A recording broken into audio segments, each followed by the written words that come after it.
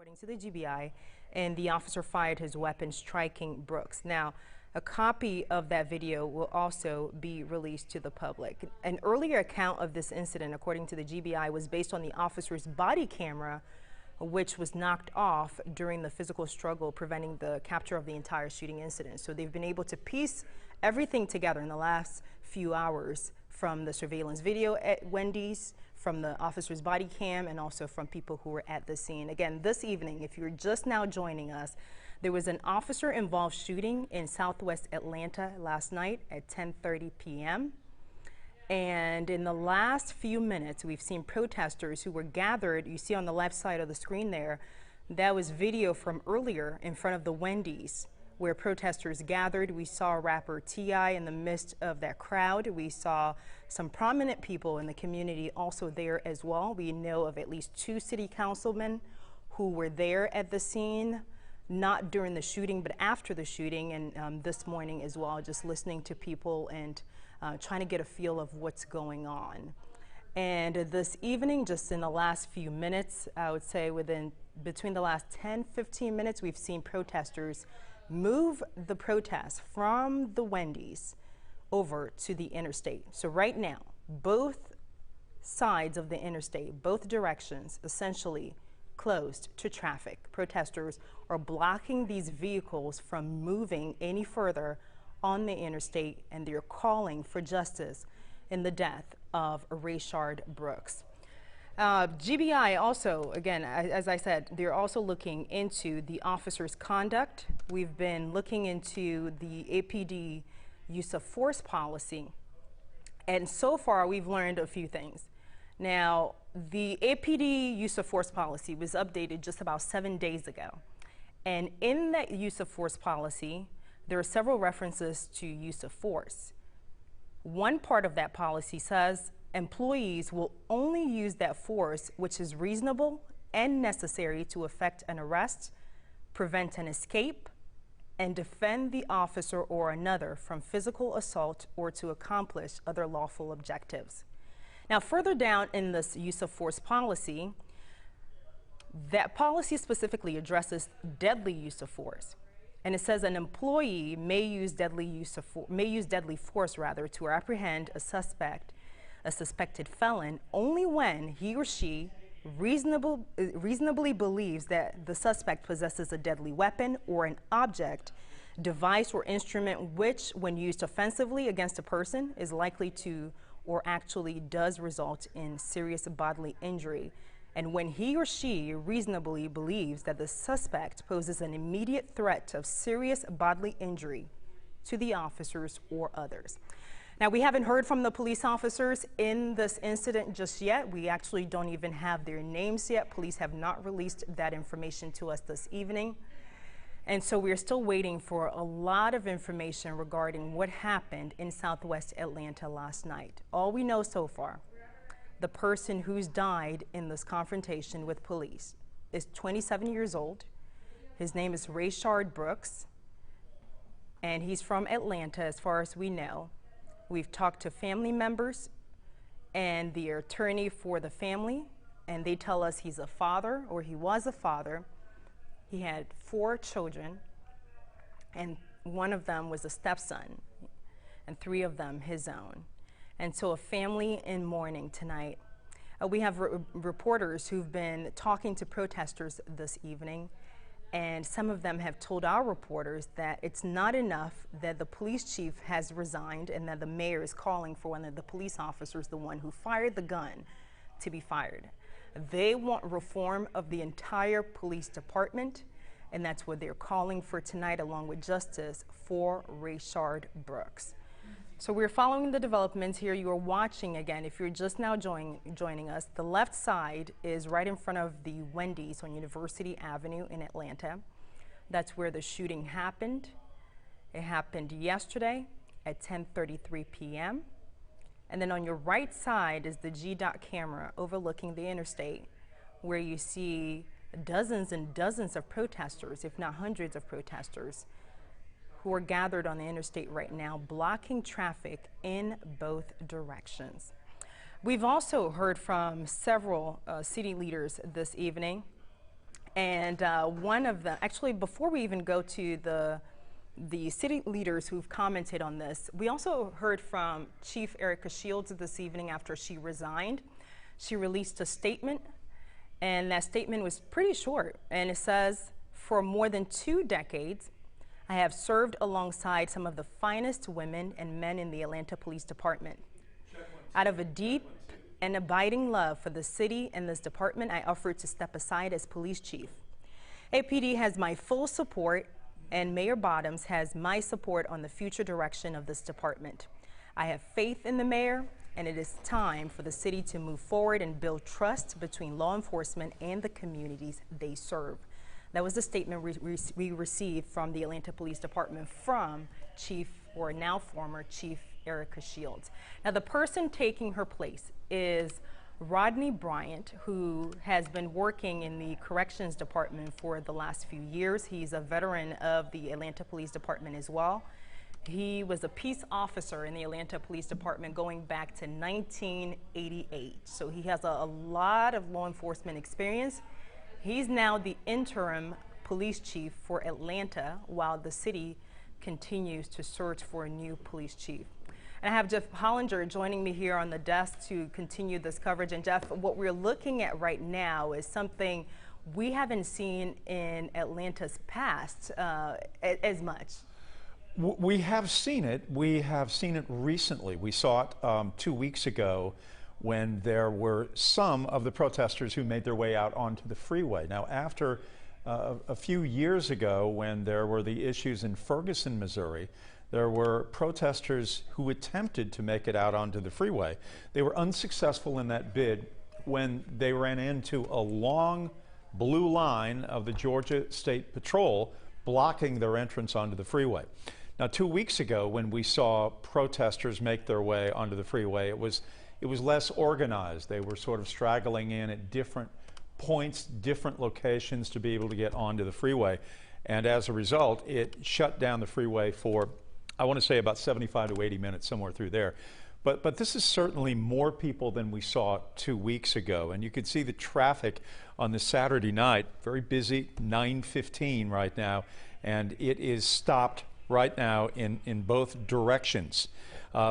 We have also seen a limited presence of Atlanta police in downtown Atlanta. This looks different than 2 weeks ago from that standpoint, when you saw essentially, in mass patrol of the Georgia State Patrol, of Atlanta Police, and also the Georgia National Guard. But that's not the case tonight.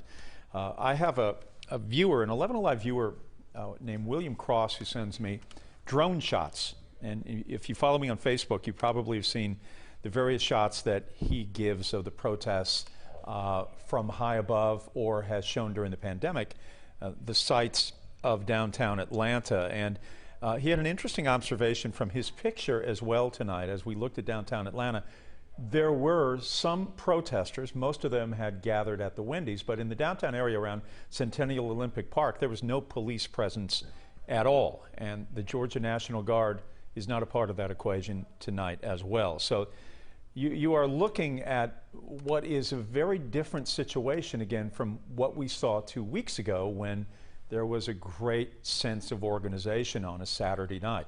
Now, that Saturday night also was an infamous one from the standpoint of the Spelman student and the Morehouse student that were traveling in the car, and they were tased by the Atlanta police officers, who were subsequently fired as a result. And then the 3 other officers were put on desk duty, and now the district attorney, Paul Howard, who is up for re-election, has them facing criminal charges. It was a very, very difficult night. And then about an hour later, that's when the officer, the 18-year veteran, who was standing next to his motorcycle on Centennial Olympic Park Drive, was struck by the drunken man who was on an ATV. So, this has been a very difficult period for Atlanta police, not only as we look at these pictures now, trying to get a handle on these protesters on the freeway, but the last 2 weeks, has been, quite frankly, a mess for Atlanta police. We're talking about, that issue with those kids.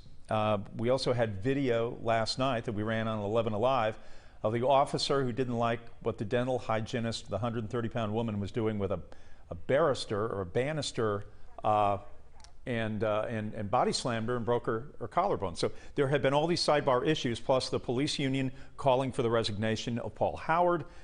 You know, you have government, you have police, you have protesters, you have activists in a very small area, and everybody's going a separate way. So now the police chief has been fired, the mayor has an interim, and a national search begins. But in the meantime, Atlanta police, you know, has issues to deal with tonight, these protesters, and as a result of the killing of Rayshard Brooks that occurred about 20 hours ago. Right. Doug Richards is downtown right now. Doug, where are you? Give us a sense of where you are so we know where you're reporting from, and it can give us some perspective. University Avenue and Interstate 75, and several hundred people have climbed up onto Interstate 75 from University Avenue and have blocked the interstate.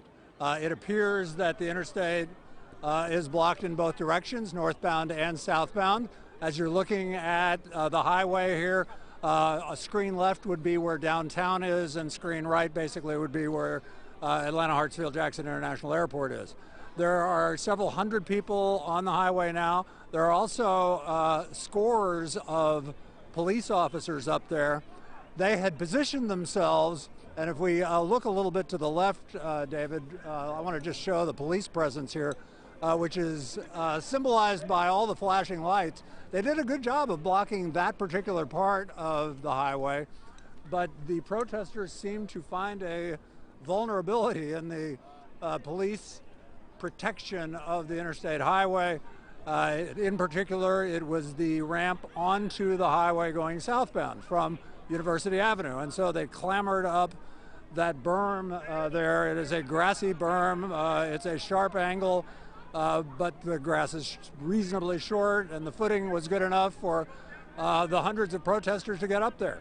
And the police that we saw on the highway were mostly on the other side of the interstate. So it appeared to catch the police to some extent off guard. And what we have now... Hey, Doug, can you hear me? ...is Yes, I can hear you. Sorry. Oh, good. I'm glad. I wasn't sure if you had communication with us or not, but I think you make a really interesting point here, which is sort of what I'm thinking about as well. I think the expectation of having this kind of protest tonight has maybe caught law enforcement off guard, and certainly given the events of what happened at Wendy's last night, there may not be a great plan in order tonight to try and stop this, or at least to try to push these protesters back. Well, I think, what you have, Jeff, are protests in several different parts of the city, and this protest went on all day outside the Wendy's. And for the most part, it was noisy, but fairly uneventful, as I understand it, and I wasn't here all day, but I got here early this afternoon and saw, a fairly tame protest. And so it may be that police were lulled a little bit. And then, of course, as the sun went down, about an hour ago, we had an incident where there were smoke bombs and possibly a little tear gas thrown as some protesters saw some cops in riot gear that they were not happy to see. There were some bottles thrown, and there was a police car tire slashed. That was about an hour ago, and that seemed to energize the protesters such that they decided to make their play for the interstate here. And as I look up on I-75 now, I can see motorists who are stuck in traffic. You might see there's a Penske truck up there, but you can see motorists getting out of their cars who appear to be recognizing the fact that they're stuck in traffic, engaging the protesters verbally, not in an unfriendly way necessarily. And now we see police in riot gear near sort of the front line of where the protests are, but again, we don't really see any confrontations. Instead, what we do see is protesters sort of willingly leaving. Best I can tell from this distant vantage point. Doug, you found yourself in the middle of these protests over the past couple of weeks. What does it feel like tonight? Can you give me a sense of the vibe? Is it a friendly crowd? Is it different from what we saw a week ago, 2 weeks ago? It's, I would say that I think all the crowds have been friendly to a degree, and this one certainly was friendly, although the mood certainly changed after the sun started setting. And it didn't change a lot, but it changed enough that there was a confrontation between police and protesters, and it changed, there was a woman. I was doing a Facebook Live post a little while ago. A woman knocked the phone out of my hand as I was doing it for no reason, except that I think she was angry about everything. And so it's not like it was a couple of weeks ago when folks were looting and where you saw hundreds and hundreds and hundreds and hundreds of people. You don't see that here, but there are several hundred people here. Is this organized? The mood is fiery. I would say it is fiery. Is it organized? Are there individuals who are in the middle of this crowd who are directing others, perhaps shepherding them in a certain direction, whether it's the freeway or not? There's a measure of organization, and yes, there appear to be individuals, or at least a collective of individuals, or several collectives of individuals who are sort of choreographing the movements here. And certainly the folks in the crowd moved in unison toward this side of the highway. Somebody said it's a good idea, let's go do this. They started marching, a lot of people joined in, and it just happened. Strangely enough, though, at the same time while that was happening, there were still a couple hundred protesters who stayed behind and just stayed on the other side where they'd been all day. So there's not uniform leadership here, but it's got some organizational heft that I'm surprised to see. Doug, let me ask two quick questions. If you would give viewers a sense of the proximity from where you are and the pictures that we are seeing to the Wendy's where last night's fatal shooting of Rayshard Brooks occurred. And the second part of this question is, and this is always tough, whether you're judging crowds at a sporting event or whatever, can you give me a sense of how many people you think are there, roughly? Yeah, last question first. I would say, I would know there are several hundred people here. I would say there are probably over 500 people here. Somewhere between 500 and 1,000, but they're very disparate in their locations, and so it's hard to count. The other question you had, help me again. The other question was the proximity to the Wendy's where the fatal shooting occurred overnight. Right, yeah. Well, University Avenue, if you get off the University Avenue exit going northbound toward downtown, you would spill right into where the Wendy's is. And we are on the opposite side of the highway from that. So we are probably 0.2 of a mile away from the Wendy's. There are only a handful of businesses in this area, and it's certainly one of them and one of the focal points of the area. And it's been a focal point of the protests and the demonstrations all day as well. And Doug, I want to bring in our traffic tracker, Crash Clark, who's on the phone with us this evening. And Crash, as you're looking at this is a main thoroughfare for the Atlanta area, and you're seeing cars backed up and protesters on the interstate right now. Give us a sense of what the impact is right now at this hour. It's unbelievable. It's amazing that you can see the entire downtown connector completely shut down, southbound and northbound. You're seeing no movement whatsoever. So this is a huge impact on the downtown connector. I'm sorry, my phone is getting a lot of texts and whatever coming through, so I apologize if I'm hesitating. But yeah, it's amazing. I have not seen this in a long time. You can see right now what we're showing, that there's absolutely no traffic coming in one direction, and hopefully they're going to keep people from getting on there, walking onto the connector. But it's just amazing that this is a complete shutdown right now. I haven't seen this in a long time. Okay. And when you're looking at this, I know you don't have your maps in front of you right now, but as you're looking at this, if you have a family member who's stuck in this traffic right now, is there any way out of this? No, absolutely not. Right now, if you're watching TV, you don't know. You're already stuck in this. But if you're going to get on the streets, you want nothing to do with this. No, we did. Take 285 around this. but there's nothing to do right now. It's a complete shutdown of the city, of the downtown connector, which, you know, we're talking about 7 lanes as we look right now. We're talking about 7 lanes of highway in each direction, north and south, that moves from Midtown to downtown, that are completely shut down. There's nothing to do but just completely avoid this. I mean, as we're looking again from the chopper, wow, I have not seen this in a long time. This is absolutely amazing in a sad way. Right, and what was fascinating to watch as I was watching this unfold earlier is how they were able to even stop traffic. I mean, cars are going at quite a high rate of speed in that area.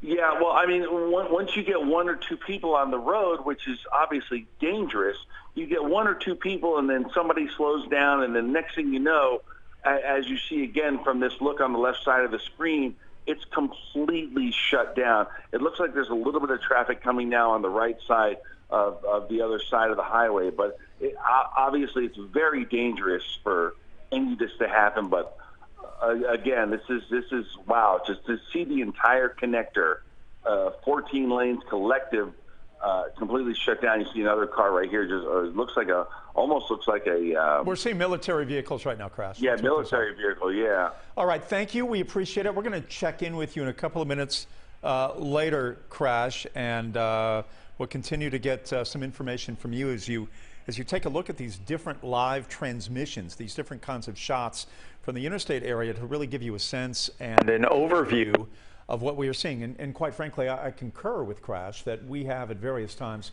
of protests over the last decade, we have seen a shutdown of the highway, but certainly not to the extent nor to the degree that we have tonight. 7 lanes have been shut down, and as you have seen, it is I'm going to stand up and walk over to the television monitor here so I can see it a little closer. But again, we're counting 7 different lanes, and right now they're not going anywhere. The only person who is going anywhere is our intrepid Doug Richards, who is now making his way onto the freeway. Last time we saw you, Doug, you were below it. Why don't you tell us where you are now? All right. Hey, Jeff. It turns out we're on the shoulder of Interstate I-75 and 85 now. Over in the distance, you will see folks who are blocking the highway. As Crash Clark, I think, said, 7 lanes of highway. Our picketing friends are all Caucasian up front. And what's interesting is that there was an organizational element, Jeff, to answer your question, where they asked the folks they asked the white people who were part of the protest to go up on the highway and to be at the front of the protest.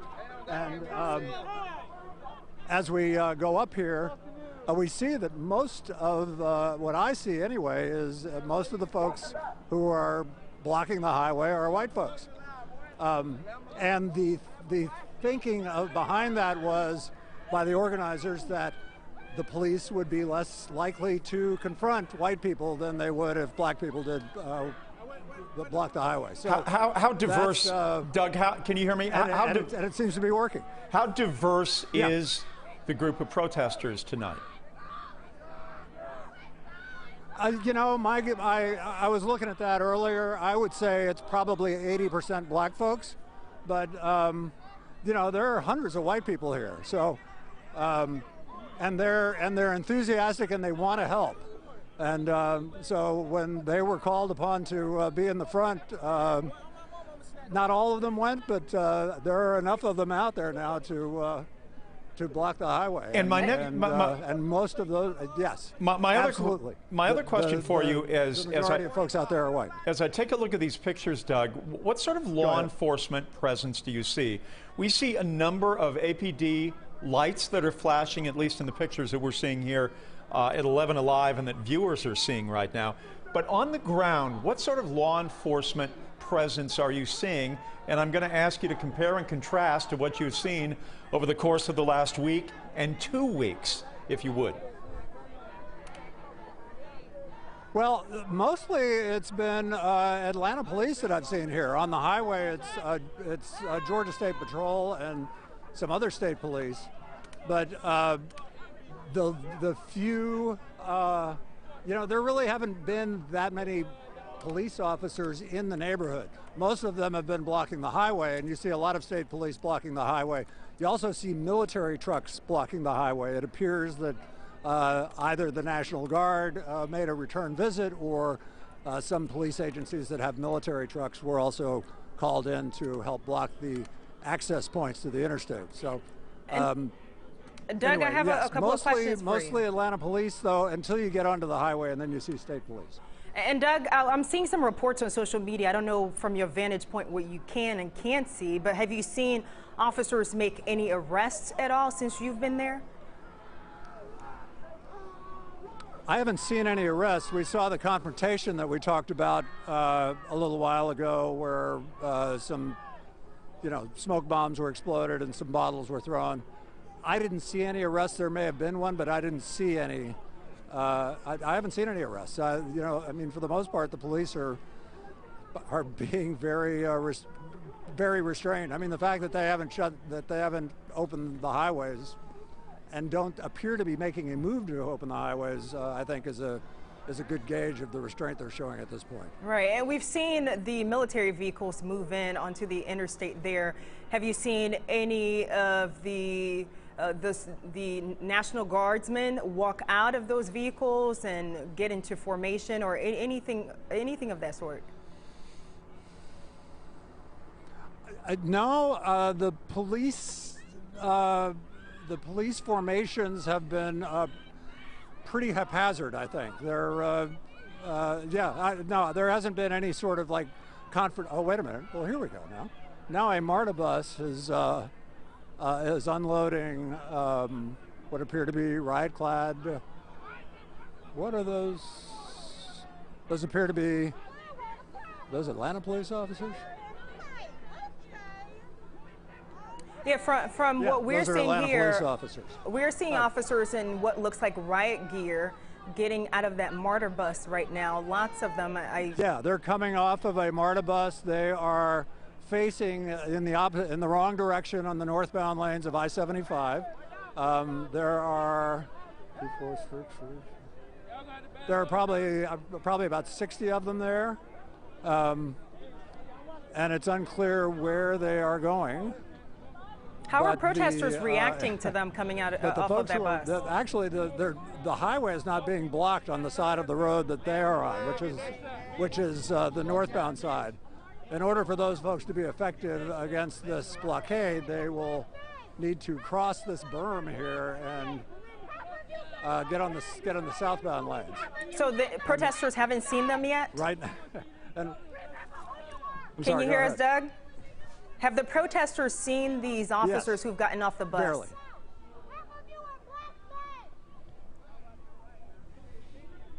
Sorry, you're going to have to repeat that question. I apologize. Have the protesters seen the police officers who've just gotten off the MARTA bus? And if so, what's their reaction? Has anything changed there?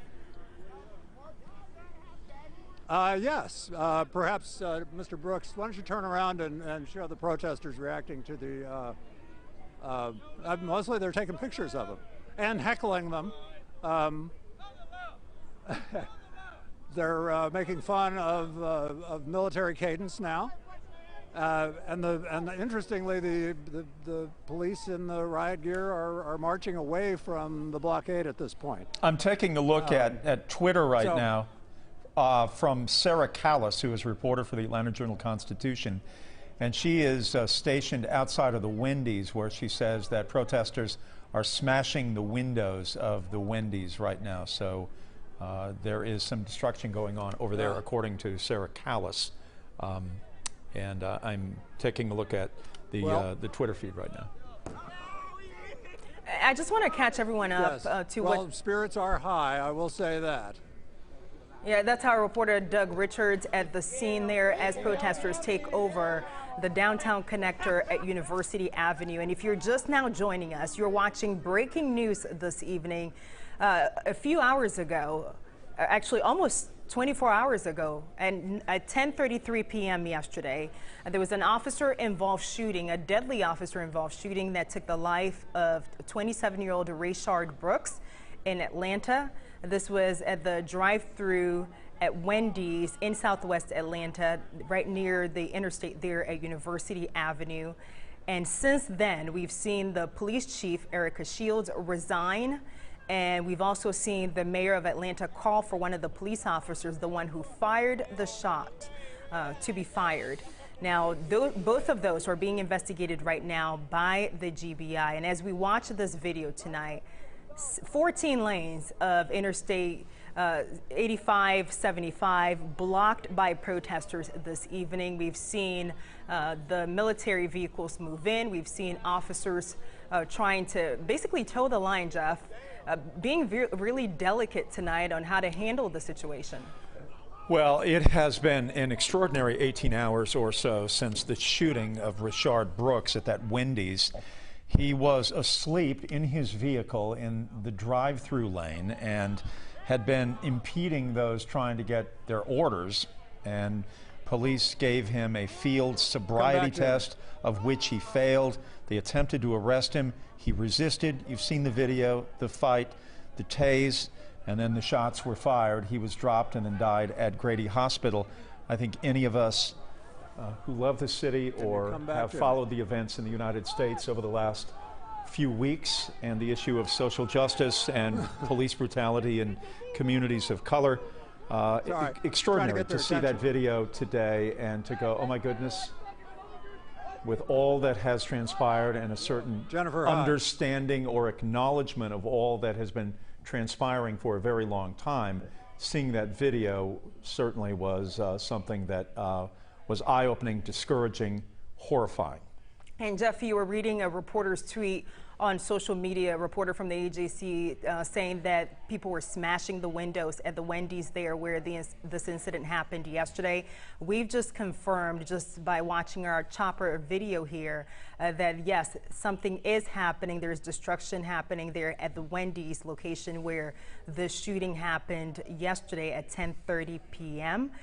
We're also seeing on social media that it appears a fire has been lit inside that building, the Wendy's building. We haven't been able to confirm that just yet, but we are seeing from our chopper video that there is some sort of damage that's happening there, either inside or right outside the building there at Wendy's. All right, we continue. If you are just joining us right now, it is 9:40. This has been going on approximately 40 minutes when protesters made their way from Wendy's, where the protests had been going on pretty much since the shooting occurred around 10:30, 10:45 last night, and it has certainly grown as the sun set. We hear this oftentimes from law enforcement and protesters alike, that there is a tale of two protests, generally what happens during the daylight hours and what happens at night. And this has taken on a different lilt as these protesters have now made their way toward the freeway. And it began with shutting down, trickling onto the freeway, stopping 3 or 4 lanes of traffic. Then it grew to 7. Now it's 14. And as we have heard Crash Clark, who has been covering traffic in the city on radio and television for a very, very long time, saying that he has not seen anything quite like this. And certainly I've been in this city quite a long time as well. And as we look at these pictures, we have seen from Sky Tracker, we have seen a log jam, a traffic jam that stretches and stretches and stretches, and it is going nowhere. So if you are in the middle of that and you are watching us on one of your devices in your vehicle, you are going to be in for a very, very long wait tonight. We have seen in the last 10 minutes Atlanta police arriving in MARTA buses on the opposite side from where all the traffic is. As you're taking a look at the screen, those MARTA buses are on the left side of the deserted interstate. And Atlanta police have been in riot gear, and we are unsure at this point as to where they have assembled. We don't have any of that video right now. I know Doug Richards was somewhat wandering through there trying to get an overview of law enforcement and protesters alike, but as this continues to grow, we will try to check in with Doug to make sure that he is in a place where he has a safe vantage point as well, and we will be checking in with him. And you know, we've seen several videos of the incident since this incident happened at 10:33 p.m. last night. We've seen cell phone footage. We've also seen the video that the GBI released, which was the surveillance video at the Wendy's location where this happened. Again, if you're just now joining us, 10:33 p.m. yesterday, 27-year-old Rayshard Brooks was in his vehicle parked in the drive-thru of Wendy's at University Avenue in Atlanta, in Southwest Atlanta. Someone called police. When police got there, they were trying to talk to him. It somehow turned into a physical confrontation. Brooks was able to run away with one of the officers' tasers, and before he got between 5 to 7 parking spaces, according to the GBI, he turned around at some point and pointed the taser towards the officers. One of the officers fired, killing Mr. Brooks there. He later died at the hospital during surgery. Now, the Atlanta mayor came out today at a news conference to say that she firmly believes there is a distinction between what you can do and what you should do, and that she did not believe that the use of force, deadly force, in this incident was justified. And so she's calling for the officer who shot Rayshard Brooks, to be fired. The GBI this evening is looking into that. And just the last few hours, we've seen protesters gathering across the metro area. We've seen them at Centennial Olympic Park, marching through downtown, and then we've seen them in front of that Wendy's location where this incident happened.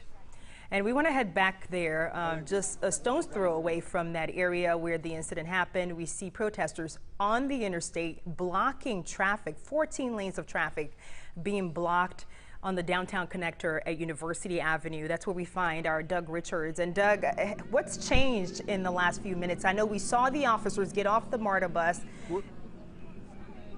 Go ahead. Well, what we saw a few minutes ago was police officers in riot gear getting off of a MARTA bus and marching off to the south. They have since crossed over the median concrete barrier of the highway, and they have deployed themselves probably about 200 yards away from, as we swing to the left, where a second line of protesters has gathered across the highway. And so what you have here is you have a line of protesters here facing the riot-clad police officers to the south. But then on the other side of the protesters closest to us, you still have several hundred protesters who are blocking traffic. And they are over there chanting. And the folks over here are apparently going to meet the riot police if and when they decide to walk forward and try to do something about this. And it's unclear what exactly it is they plan to do because they're kind of approaching the blockade from the rear, rather so they can't push protesters back from their position, the protesters who are blocking the highway. Instead, if they're coming from our right, as they appear to be, they would have to pull them away somehow. And I don't know anything about police tactics, but it seems like the shields would be more effective pushing than pulling. So that's what's going on at this point. There's some chanting going on. It's a very spirited evening here, unless you are stuck in traffic on Interstate 75, 85.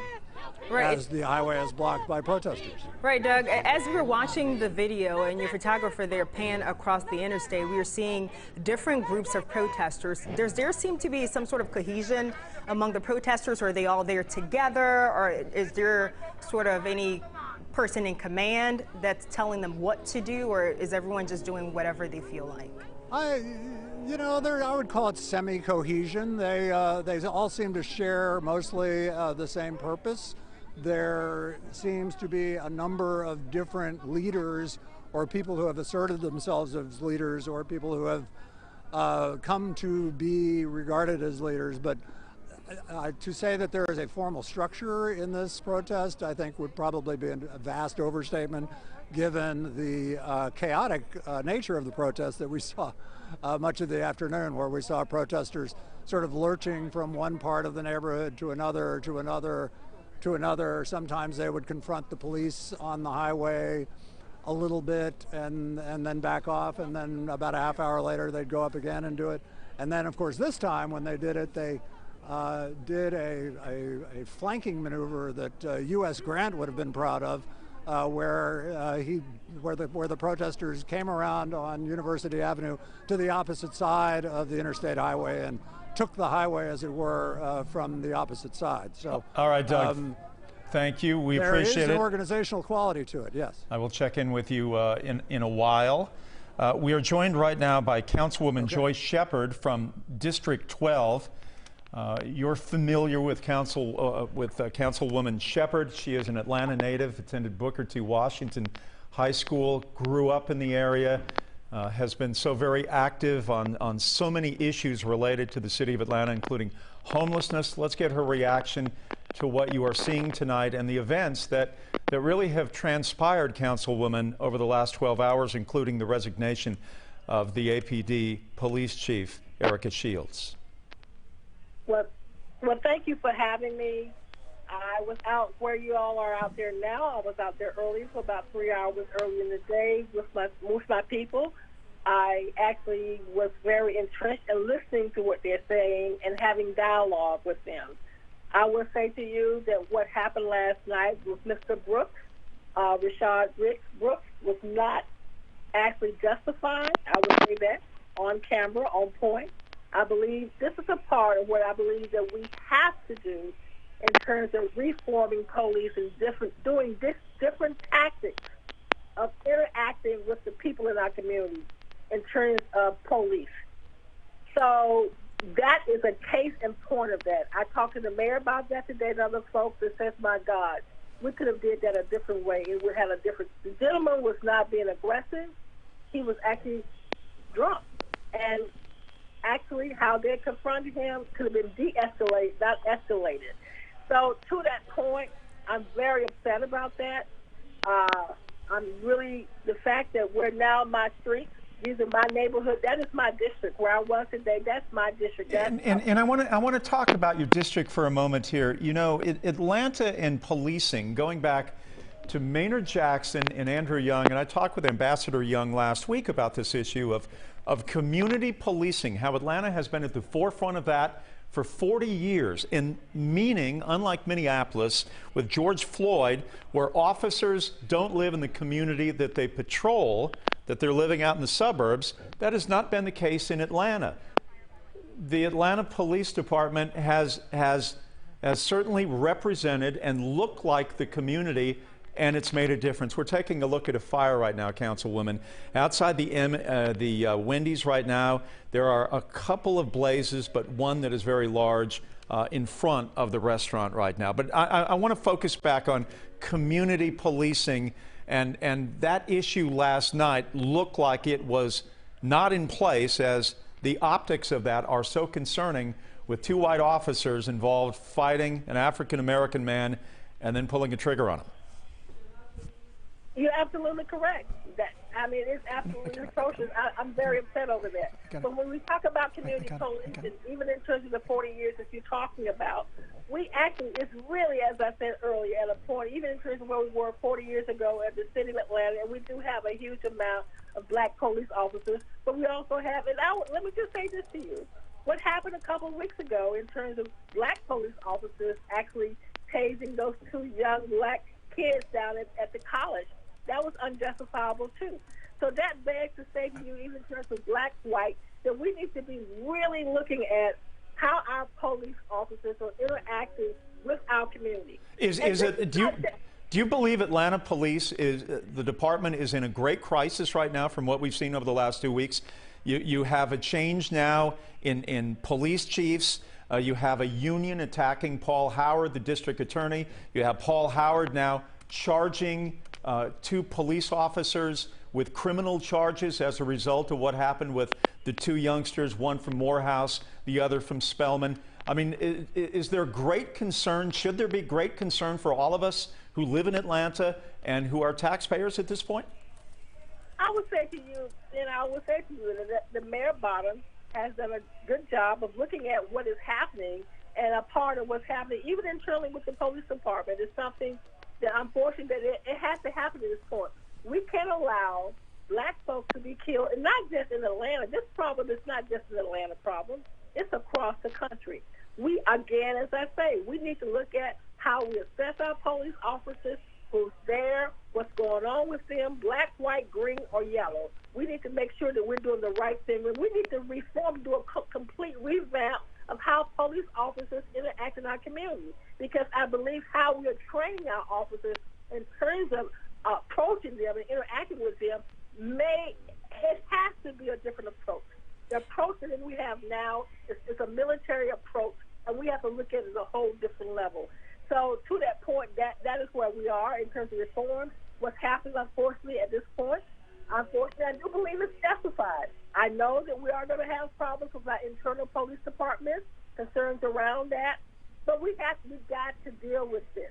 That's what's happening right now, that we have to deal with this. That's what we got to do. But we cannot continue to have black folks killed on the street. We can't have that. Yeah, Councilwoman Shepherd, this is Faith Abube here.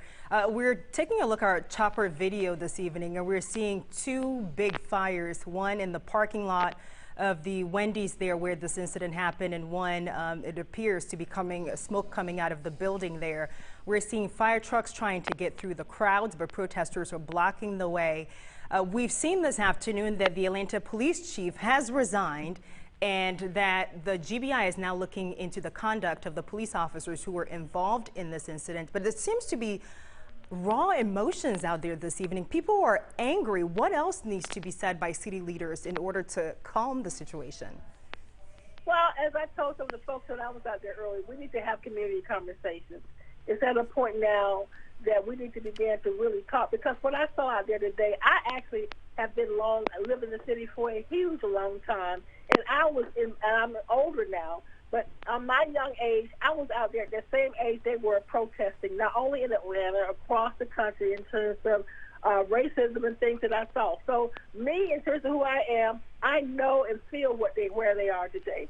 But we have to organize our folks where that energy is taken into something that's strategic, as opposed to burning up buildings and being angry. And I said that to folks out there today when they were screaming and hollering and mad. And I said, let's listen. First of all, we have to listen. We got to come up with a plan. We got to be strategic.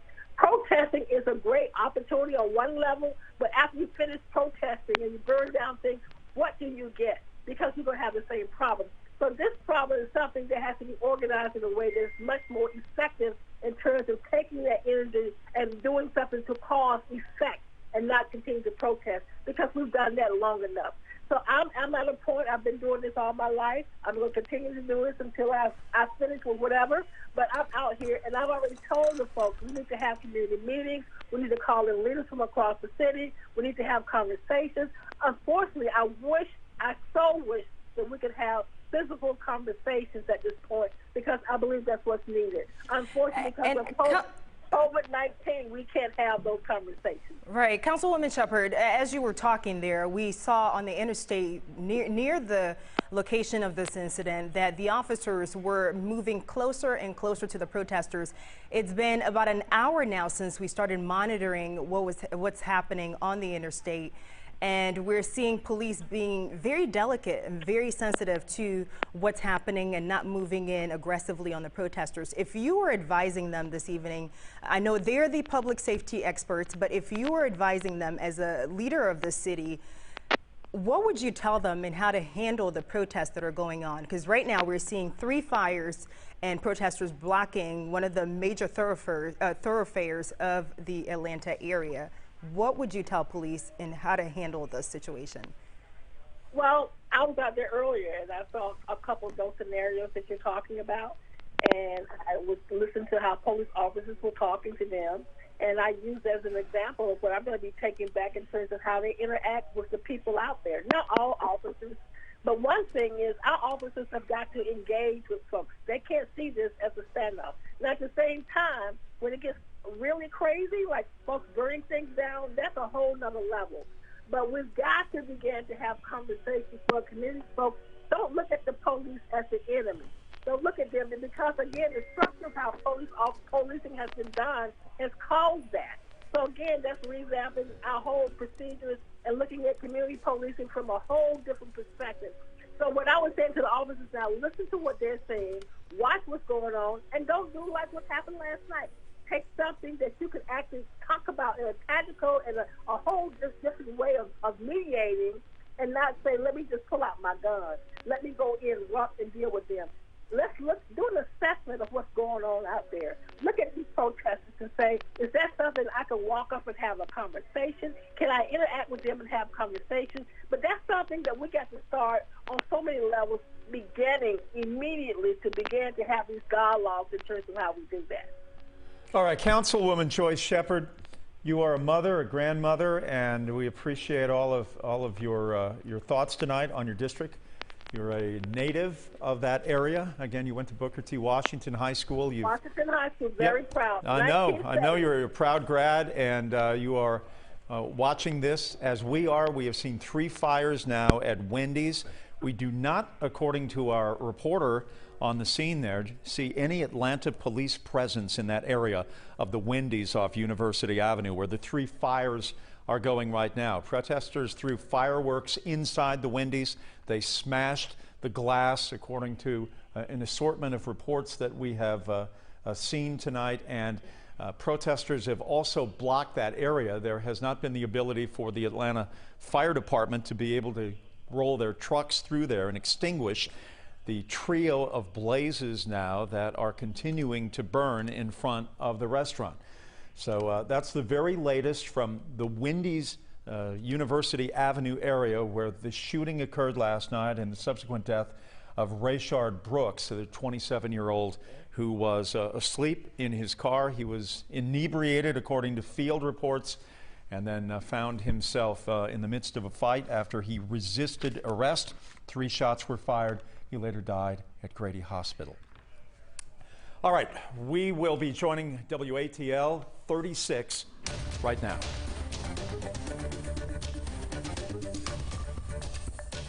And good evening, everyone. I'm Jeff Hullinger along with Faith Bube. It is 10 o'clock.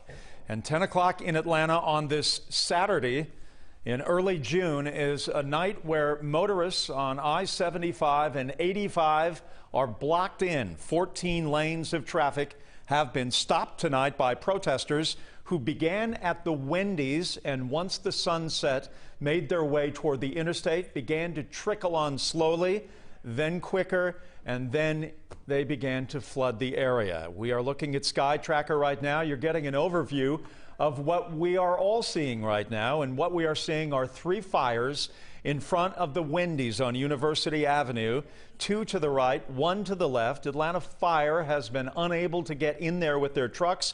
Protesters continue to ring that Wendy's at this point.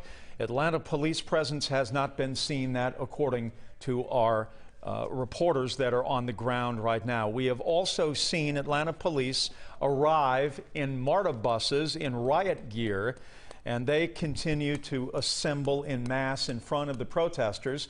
As Doug Richards told us about 30 minutes ago, those who are organizing the protests had asked the white protesters to come to the front of the line, and the African Americans would be behind them. So there is some organization of these protesters right now.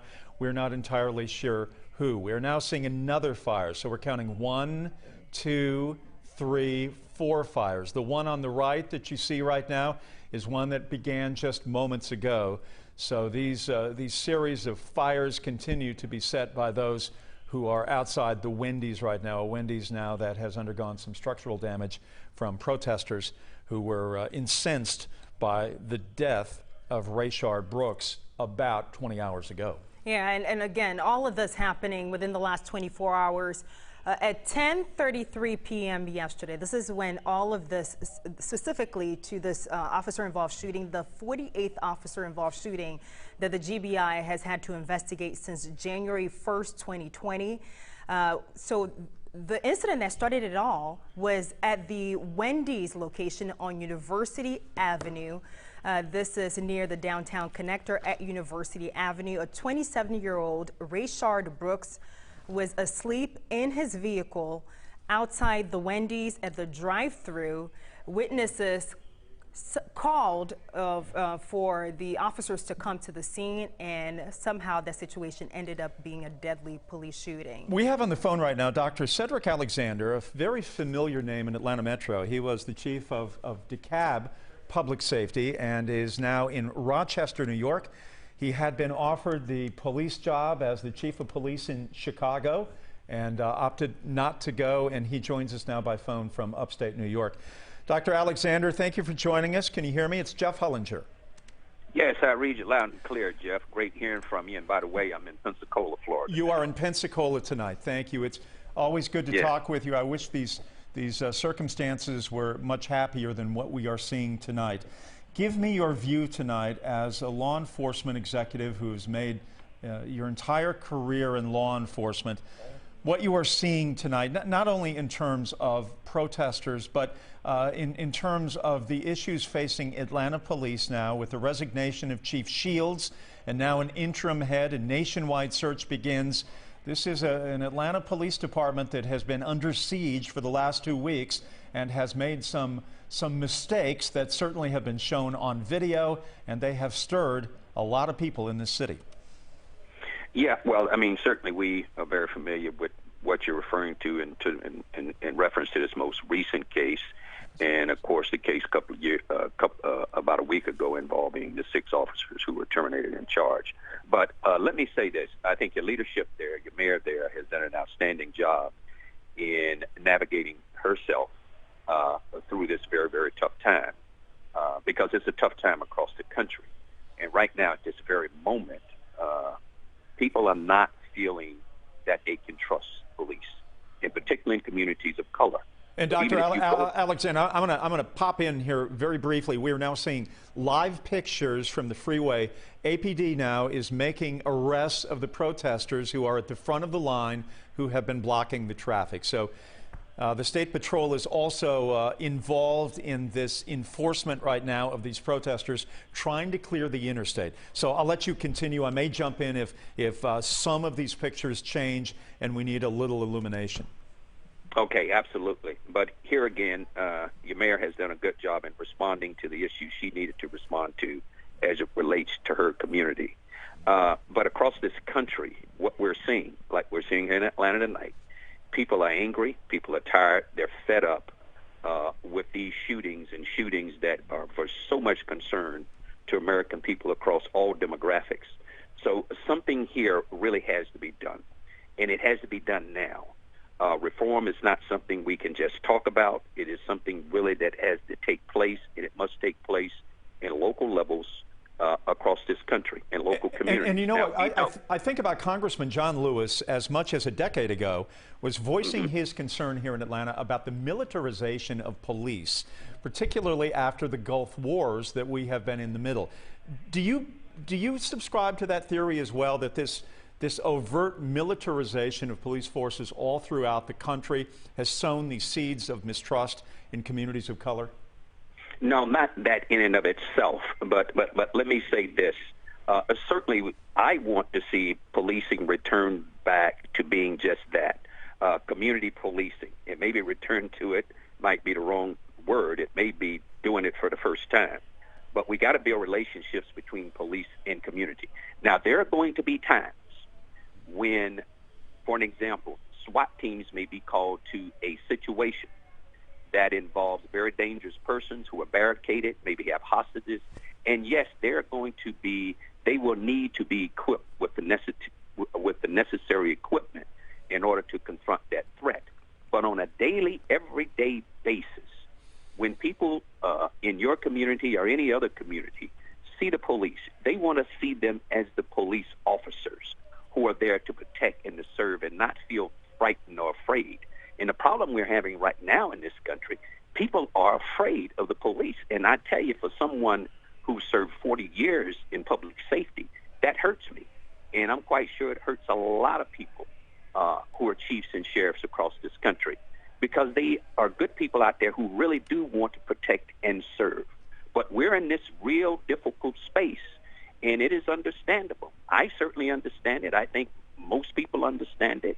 But we got to have public safety, and we got to have a community that that trust in their public safety. But you know, when you think about Atlanta, Dr. Alexander, you think about community policing that began with Maynard Jackson, the mayor, and also Mayor Young, great proponents of it. Atlanta has been a unique city in the United States because of community policing, where police officers mirror the community in which they work and live and are part of that community.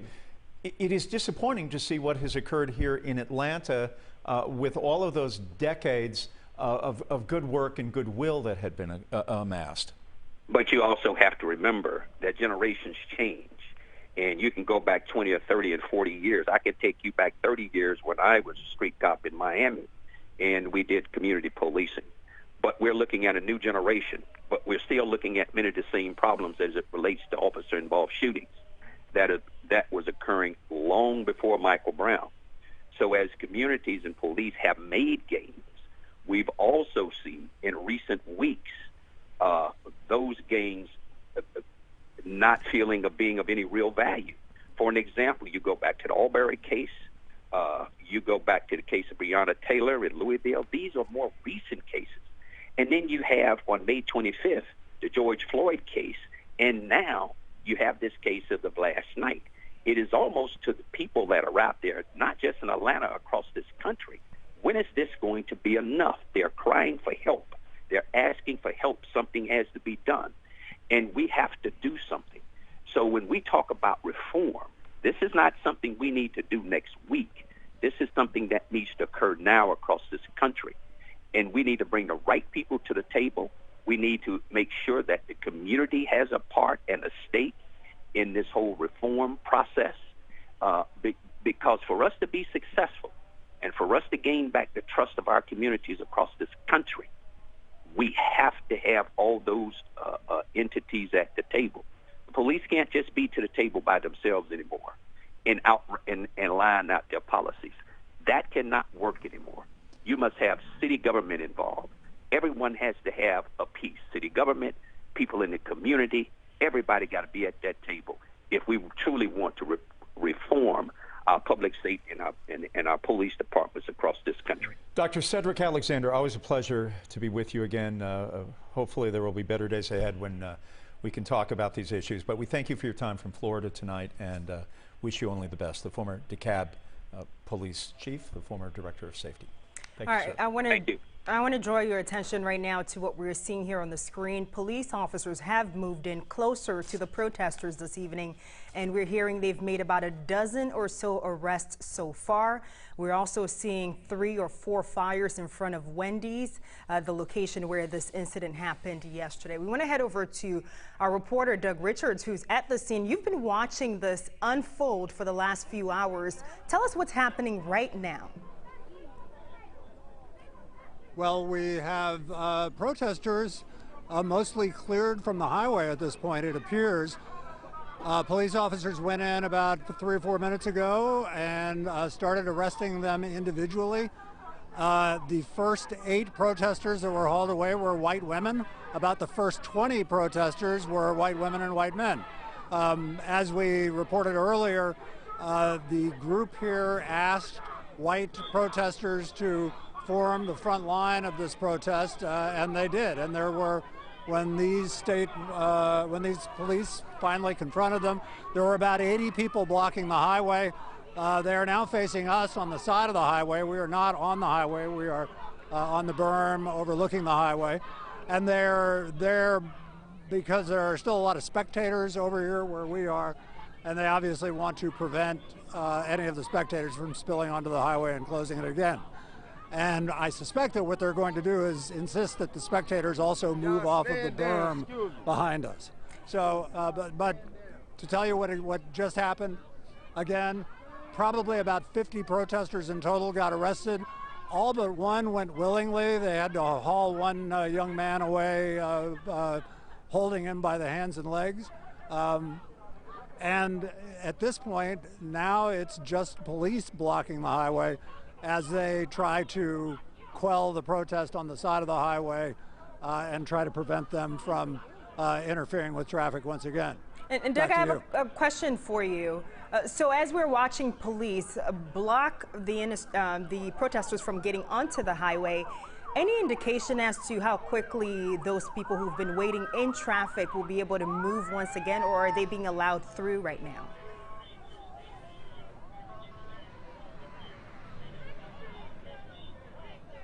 Doug, can you hear me? You know what? I want to. Doug's having a hard time hearing us right now. Please. Doug, can you hear us? I'll tell you what. Doug, we'll come back to you in a moment. I can hear you now. Sorry. Okay, you can hear now.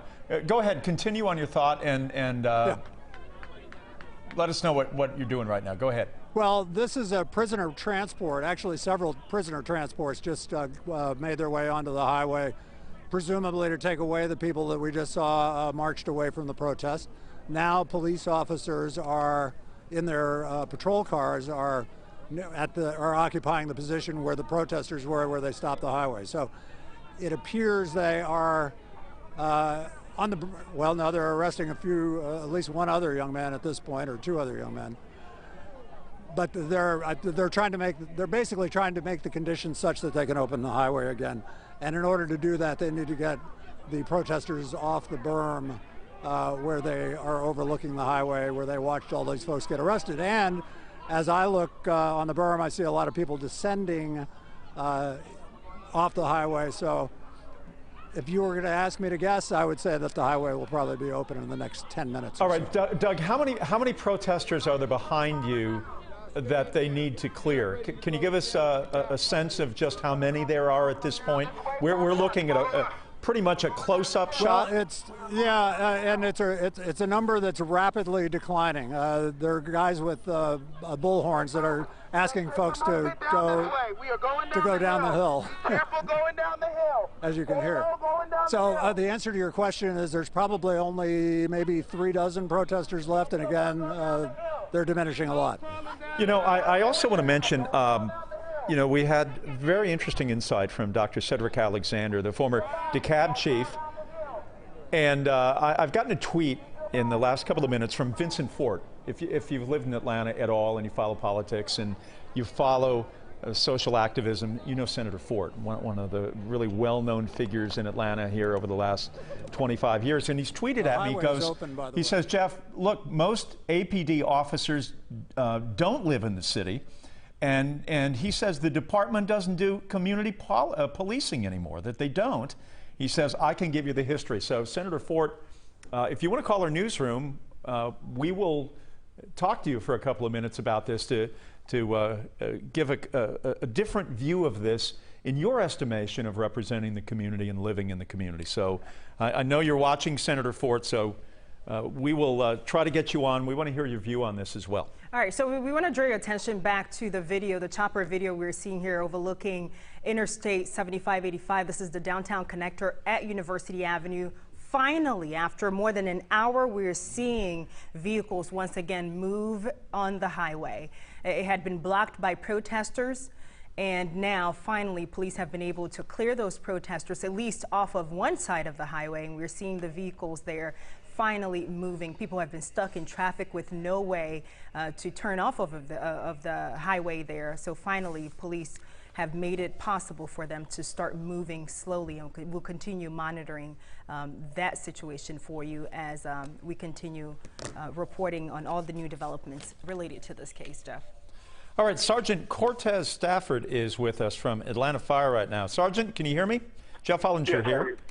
Sure. Hey, give us an update on Wendy's. A couple of minutes ago, we were looking at a helicopter shot high above. We saw four fires. It began with 2, it grew to 4, and we did not see any Atlanta Fire Department trucks rolling through. We have been told, our reporters on the ground have been told, that because of the number of protesters and individuals there, that the trucks were being blocked. Is that still true? That's correct. It's been too dangerous to try to get our firefighters and fire apparatuses in that area. We tried and we were not able to. Once we get an opportunity and we get some law enforcement assistance, and they have been assisting us to get to that location, we will be able to get in and knock out the fires. Are these the only active fires that are ongoing right now in the city of Atlanta? Is that it on University Avenue? Those, yes, 125 University Avenue, which is the address of the Wendy's. is the only fire that we are working, possible fire that we're working right now. Do those fires threaten any other buildings, any other structures in that area, or are they standing independent of anything around them? Right now, those are standalone structures, and a lot of those spot fires are vegetation fires. So the vegetation fires are contained. We aren't really concerned about that, but we would like to get in and investigate if the Wendy's is on fire. So if things stand as they do right now, and we're looking at a picture right now, I don't know if you're near a television set or not, but I'm seeing these fires for the most part that have been extinguished. We're seeing maybe 2 fires, and they look like they are beginning to decrease in their intensity. If these fires are vegetation, as you say, is there a possibility that maybe you don't go in there at all? You just let them burn out and you stay out of there? Yeah, that's a possibility as well. We are watching the situation closely through law enforcement and some of the cameras. And you know what, Sergeant? I'm gonna interrupt you. I'm seeing a fire inside the Wendy's. I'm seeing it. The drive-through window right now is ablaze. And so you spoke moments ago that if the Wendy's is on fire, the building, that you would go in there. I can confirm, looking at these pictures right now, the Wendy's is on fire. Yep, and if we can get through there to safely get to that Wendy's, we'll do our best to go in there and extinguish like our job is. But if we cannot get through there without putting the safety of the protesters in there, then we'll just have to analyze the situation the best that we can. And who makes that decision? Fire chief make it, or does the interim Atlanta police chief make that decision? No, the fire department is in charge of fires, and we have someone in command, and we are watching the situation very closely to keep our firefighters safe and also the people protesting safe as well. All right, when you and I first began talking, we didn't see the fire in the drive-through window. Now I can confirm that we're seeing a fire as well in the dining room area of the Wendy's. So it clearly has spread even in the minutes since you and I began conversing here on 11 Alive and WATL. That's correct. I mean, as you're watching it just like we are, and we have units standing by ready to go in once we get some assistance from law enforcement. But as you can see, it's a large crowd, and our safety and their safety is a concern as well. All right, Sergeant Cortez Stafford from Atlanta Fire, thanks for your time. We appreciate it. We'll hope to talk to you in a few minutes. Yeah. All right, we are looking right now, Sky Tracker on the right. That is over University Avenue right now, and a convenience store, I believe, that we are looking at right now with that awning, that blue and gold awning there. To the left is 7585, and that picture, quite frankly, has not changed over the last 2 hours and 21 minutes when protesters began flocking onto the interstate to block traffic. They've been successful. It began with 3 lanes, then 7, escalated to 14. That's where we stand now. So if you have a loved one who is trying to get home and you have not heard from them, or you have heard from them, you know what the circumstances are. It is going to be a situation of just waiting until this begins to clear. But again, there's Wendy's now totally on fire. Drive-through window on the left, dining room on the right. We saw the vegetation fires 15 minutes ago, but now this has changed. Fireworks were being set off inside the Wendy's. The windows were broken. That's when the fires began to break out. Those fires started, I'm going to guess, about 12 minutes ago, and they have grown in dimension and intensity since our conversation began with the sergeant. And Jeff, just from this vantage point, from what we saw just a few moments ago before our camera switched to the interstate, there wasn't anyone around the Wendy's anymore. There was a large group of protesters who were gathered in front of the Wendy's, but from this vantage point, we can't see them as well, and it doesn't appear that they are close to the building at this time. We have a reporter on the ground who's monitoring the situation, and we'll let you know as soon as we find out more details. Now, as far as the interstate is concerned, now, drivers were stuck on that highway, traffic blocked by protesters. They were there for at least an hour this evening, and just a few moments ago, we saw police officers were able to clear at least one side of the interstate where drivers are now starting to move. You're seeing there in your screen, but you can see on the left side of the screen, traffic still backed up for quite a while, well, quite a bit really, and it's going to take a while to clear that area. No word yet on where the protesters have gone to right now, but they've at least left this part of the interstate. And, so, you know, Faith, take a look at that. I believe that's southbound that we're looking at right now. That is open. So here we go. We're beginning to see some change. And look at the Wendy's now. Look at the Wendy's on the right side. Can you see the fire? It began in the drive-through window, escalated into the dining room all the way to the right. Do you see it on the far end where the smoke is billowing out? Well, most of the fire now is at the drive-through window. And there's a certain irony in that when you consider the fact that all of this incident really began because of the drive-through window that was being blocked last night around 10:30 by the late Rayshard Brooks, who was intoxicated in his vehicle, and it escalated into a fight and into his shooting death. The GBI at this point investigating, trying to figure out which officer fired the weapon. Vic Reynolds, the GBI director, has asked of the city patience and graciousness. Those were his words around 4 o'clock this afternoon.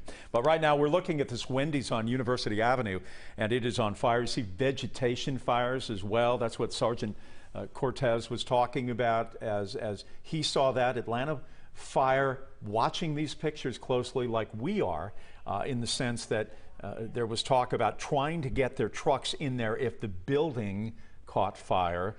But as he mentioned, and as you can see, there are still a large crowd that has been ringing this Wendy's, and that's been going on now for about 21 and a half hours. So now some of the lights have been turned out in that area.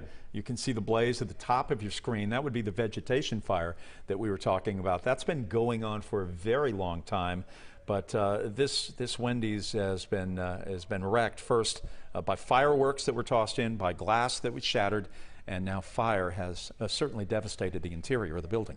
And so far, we haven't heard of any reports of injuries in that area, whether it's in front of the Wendy's where protesters were gathered earlier today into the evening, and nor have we heard of any injuries on the highway so far. Of course, police will continue updating us as they continue to clear that area. We have heard from several state and city leaders this evening. Oh, you were just watching their fireworks going off right in front of the Wendy's location there. It's been going off all night. I think that's what triggered the fire. Right. And there has been an assortment of fireworks that have been tossed in there, according to some reporters on the ground from an assortment of news media outlets. We have Hope Ford on the phone with us right now. Hope, where are you, and what are you looking at right now as you are talking to us on your cell phone? So we were on University Avenue, right by that Wendy's where the fires are happening. It got to the point where a larger group of people who were protesting started to leave that area. When they left that area, so did the very few police cars that were kind of just blocking the road to make sure that cars couldn't come down.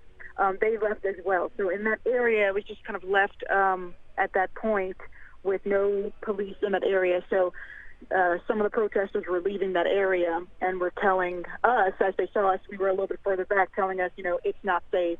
We wouldn't stay here if we were you, meaning us as a news outlet still down there at the time. So there were a lot of protesters who were walking back our way saying, hey, you probably don't want to stay in that area. You need to turn around and go. So right now we're driving a little bit further up towards where a bigger group had broken off and started to walk up University Avenue away from the Wendy's that was on fire. Are you seeing any other property damage? And certainly we when you see Wendy's on fire like this, you wonder if there is other damage to other property, or has it been pretty much centered on this Wendy's? From what we could see, at the time, it looked like it was just the Wendy's. It looked like it was on fire, and there were obviously several small fires around there. We didn't see any other businesses that were on fire at the time. There was a lot of people kind of out there surrounding that area, and again, we didn't want to get too close, so we couldn't really see if there was any small damage to anything else around it. So, Hope, when I think about reporters in Atlanta over the last 2 weeks, I think about you. You have been immersed in the middle of these protests when it began the very first day, following into the second week.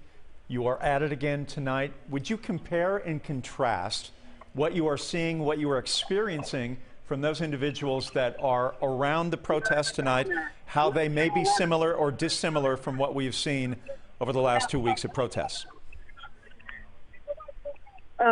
Sir, we have police who are telling us that we need to turn around and move from this area. All right, now we will as well. take it from here so that you can be safe, and we will check in with you when you are at a place of your safety and of your photojournalist safety as well. So Hope Ford, thank you. We will rephrase our question to you when we talk to you in a few minutes and we know that you're okay. Faith, we're still seeing some fires here. We are looking at the sky tracker. I really think this gives viewers a view of the proximity of the Wendy's to the freeway. Right. This wide shot, I know I've gotten a number of emails and a number of tweets tonight saying, well, where exactly is the Wendy's and how is it easy to reach the freeway from there? And I think Sky Tracker here in the last couple of minutes really has given us an overview to show you just how close the Wendy's is to the freeway, where you can take the protests and you can move onto the freeway. Doug Richards joins us again right now. Doug, you are closer to the Wendy's this time than the last time we spoke to you. You were on the freeway a couple of minutes ago. Why don't you tell everyone where you are? Left the interstate, and we are now in front of the Wendy's, which is where the shooting took place overnight, which resulted in all of these protests. While the folks were blocking the interstate, there was another contingent of folks about a quarter mile away, apparently setting the Wendy's on fire. I, of course, have no expertise in the cause of fires, but there were a lot of people here with very fiery spirits, I would say, and it's quite possible that the Wendy's was purposely set on fire. Yeah, of course, Doug. They were tossing in. They've been tossing in fireworks. There's a couple of other fires nearby as well. Yeah. They've been throwing in fireworks. That's been the reports from the last few hours. We see the fires in front of you now. Those are three of the blazes. We've been seeing these fires from Sky Tracker, but now on the ground it gives us a view that it is the vegetation fires that Atlanta Fire hasn't been greatly concerned about, according to the sergeant that we talked to a couple of minutes ago. But they have been concerned about the structure itself, the building, saying that they would go in there and they are watching it very closely. But again, they cannot guarantee their crews' safety, so we are not seeing those fire trucks rolling into that area, and perhaps we will not see. But that's one of the stories that we continue to follow, Faith. Right, and in addition to the fire trucks not being in that area, Doug, are you seeing any police presence at all? You know, I think that's a pretty good question, and I think the answer is no. I'm really not seeing any police presence to speak of in our immediate facility, or vicinity, excuse me. We know that there are cops still near the interstate highway, but in this immediate vicinity where the Wendy's restaurant is, there really haven't been police in this particular spot all day long. So the fact that it's darker now kind of makes it harder to see where they are, but the answer to your question is no, not right where we are. From your vantage point, can you see the gas station that's nearby, and is anything happening in that area? Because it's very close to where this fire is. What's out behind you? There's a gas station to the left, I think is what you're talking about, which is a BP station, which still has its open signs on and still seems to be open for business, although I don't see any cars going in and getting gas here.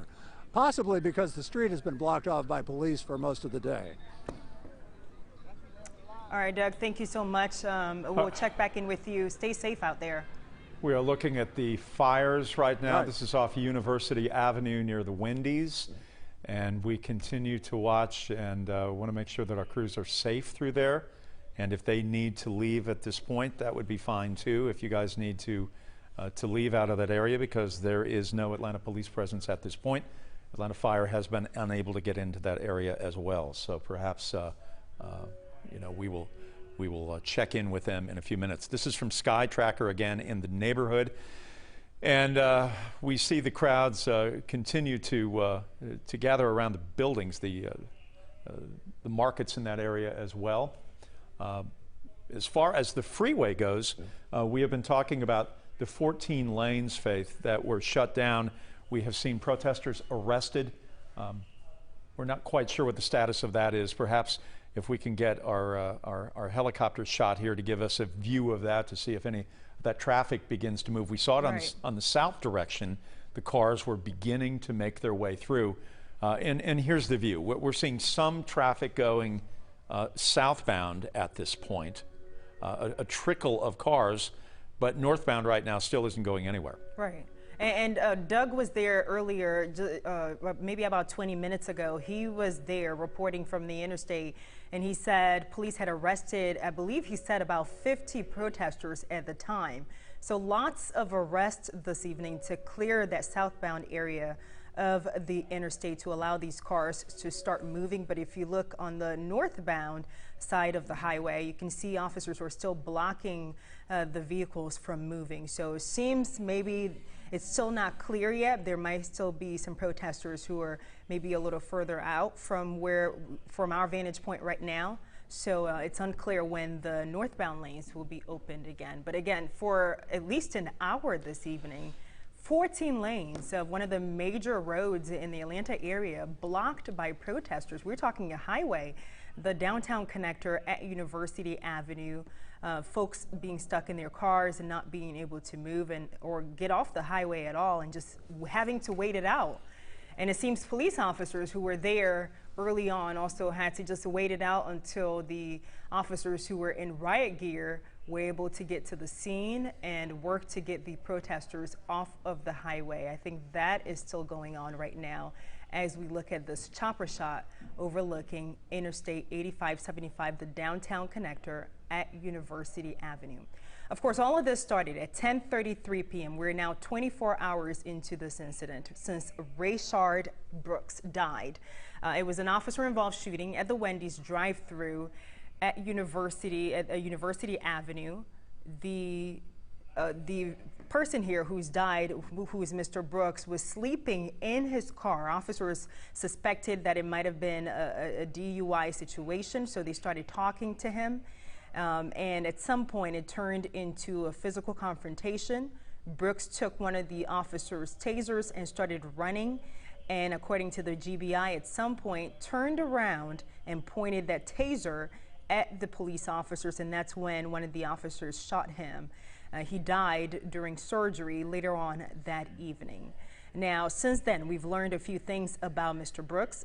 We've learned that he's 27 years old. He's a father of 4, 3 of them biological, one of them a stepson.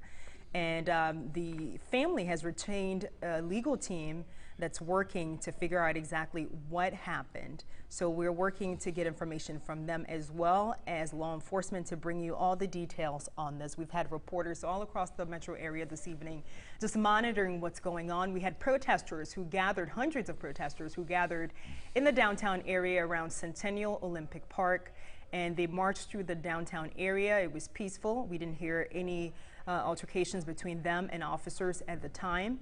And then we saw protesters who gathered in front of the Wendy's, the location of this officer-involved shooting. Again, this is the 48th officer-involved shooting for the state of Georgia that the GBI has had to investigate. And so we saw a group of protesters who've been at that location since the shooting. And then things were peaceful. Things were peaceful for several hours until just about an hour and a half ago. We started seeing protesters set fires and also head over to the interstate to block traffic. So we've been on top of this and just telling you everything else that's going on as this develops.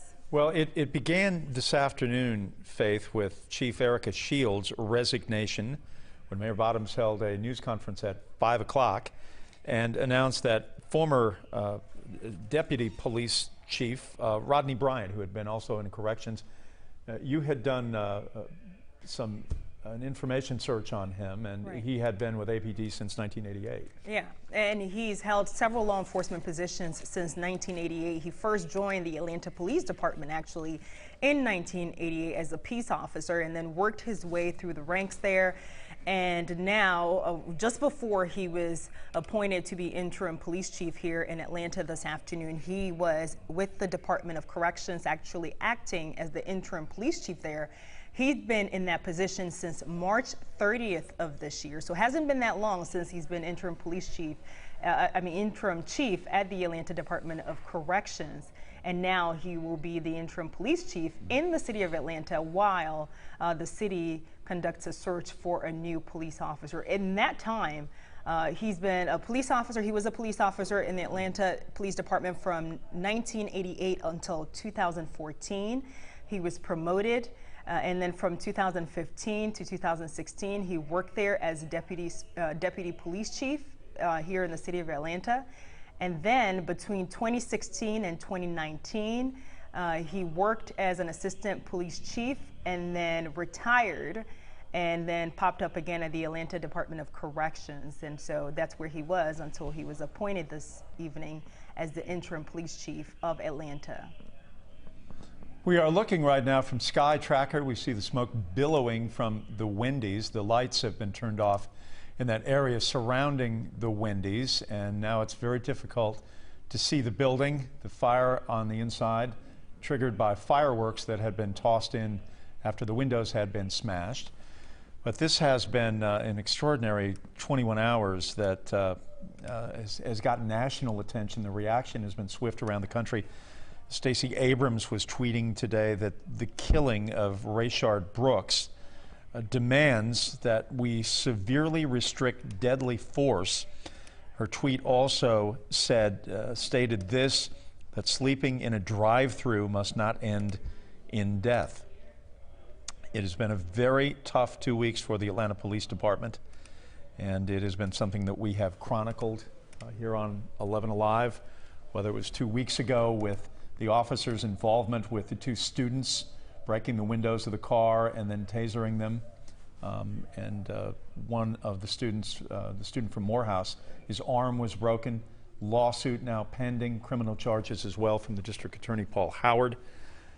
And we will see how this transpires, as we have not had these two police officers involved in this shooting overnight, have not been identified as of yet, nor has it been determined which officer fired his weapon. So we are waiting to hear that information, and that will be a part of the GBI investigation, of which Director Vic Reynolds said earlier today that he is asking for patience and graciousness from the city.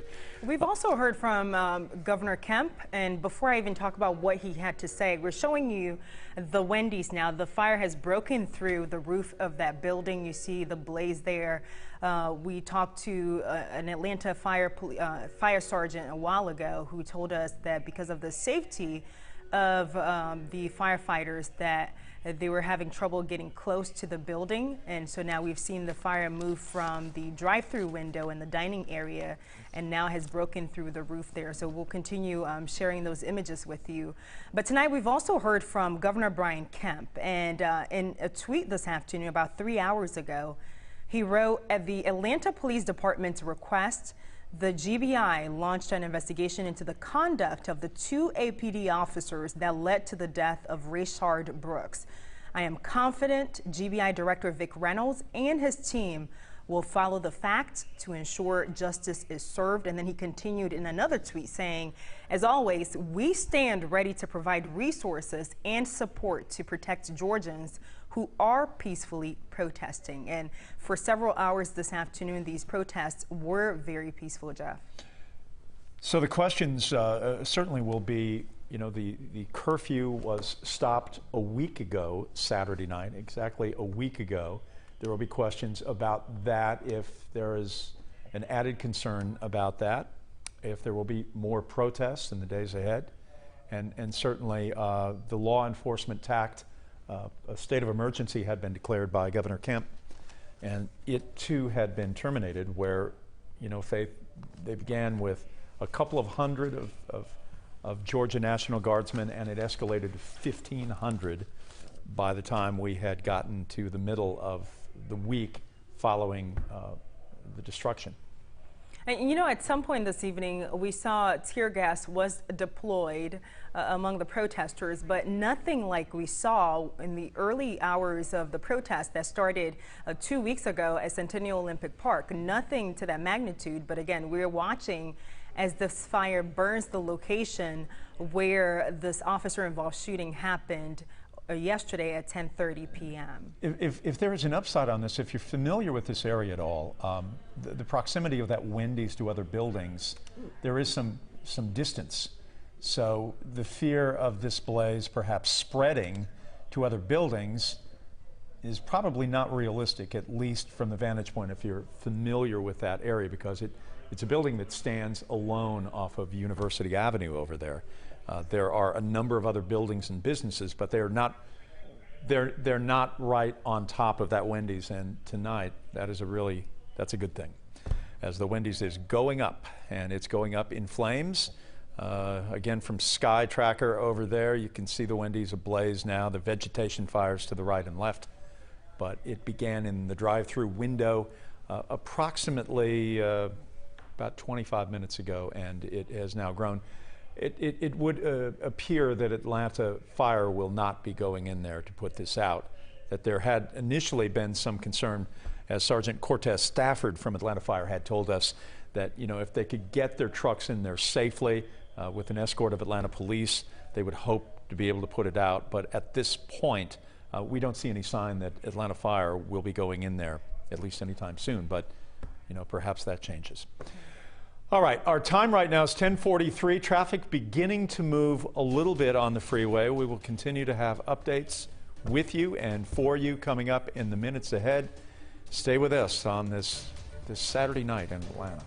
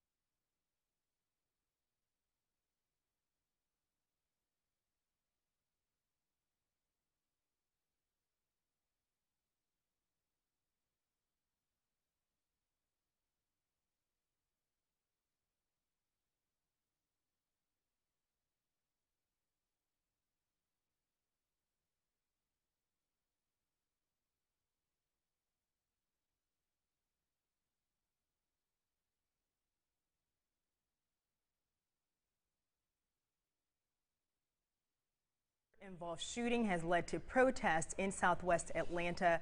The shooting happened at 10:30 p.m. yesterday. A man was sleeping in his car in the drive-thru at the Wendy's at University Avenue. Officers confronted him and it turned into a physical confrontation, and that man ended up dead later on that evening. And this afternoon we heard the chief of police resigned, and the mayor is now calling for the officer who fired the fatal shots to be fired. The GBI is now looking into the conduct of the two police officers as well as the shooting itself. So this evening we are covering a lot of developments because of the protest in southwest Atlanta. What you're looking at now is the Wendy's location where the shooting happened yesterday. It's been on fire now for several minutes.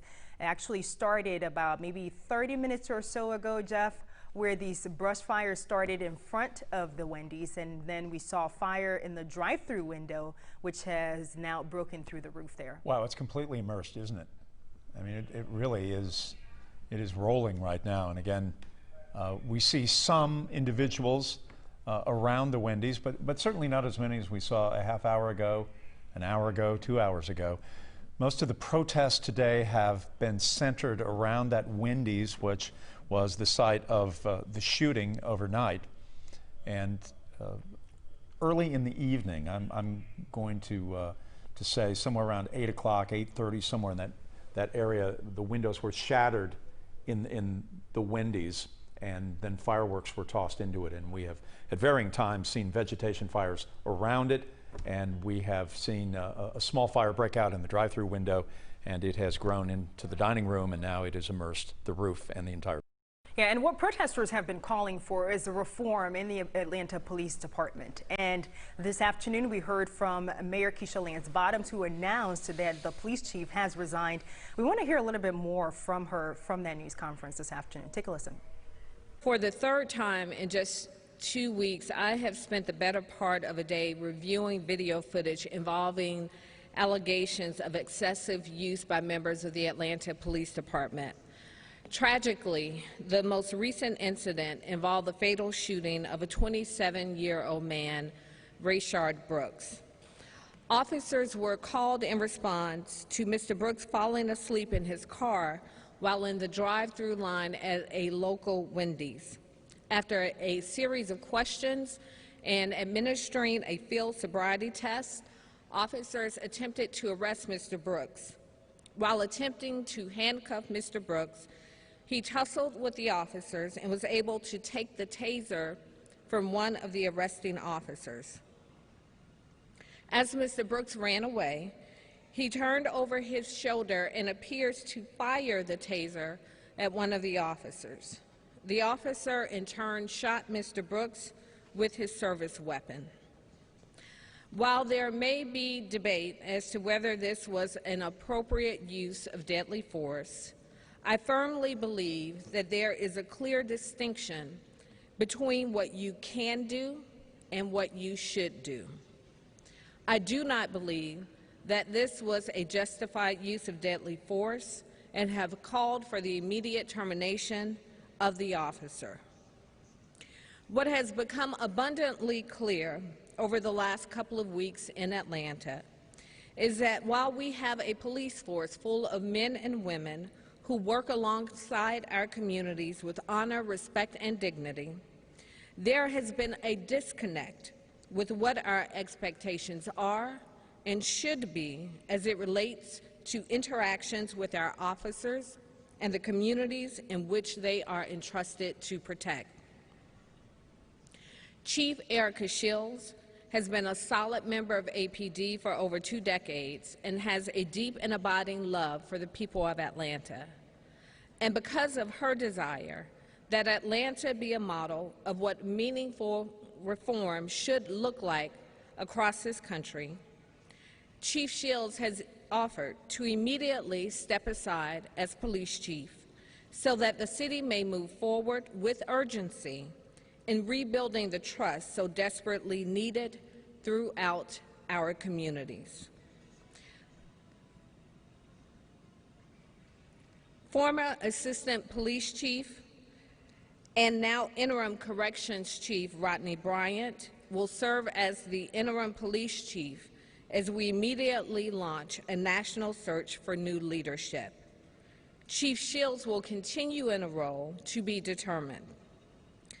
To the men and women of APD, your service and sacrifice on behalf of our communities is not lost upon me, and I remain grateful for the work that you do to keep our city safe. But as Dr. King reminded us many years ago, there is a fierce urgency of now that calls upon each of us, myself included, to be held accountable to the communities in which we are entrusted to serve. For that reason, we have already convened an advisory committee to examine our use of force policies in our city and expect feedback within the next 2 weeks with final recommendations within the next 45 days. To the family of Mr. Brooks, there are no words strong enough to express how sincerely sorry I am for your loss. I do hope that you will find some comfort in the swift actions that have been taken today and the meaningful reforms that our city will implement on behalf of the countless men and women who have lost their lives across this country. With that, I'll take any questions that you may have.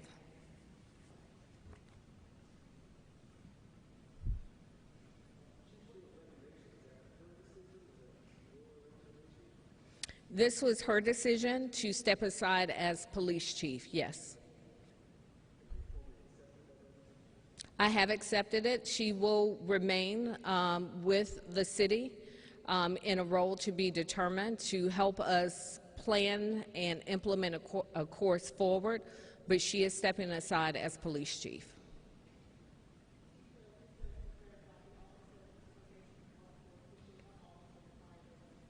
Just the one officer who fired his weapon. The other officer has been placed on administrative duty.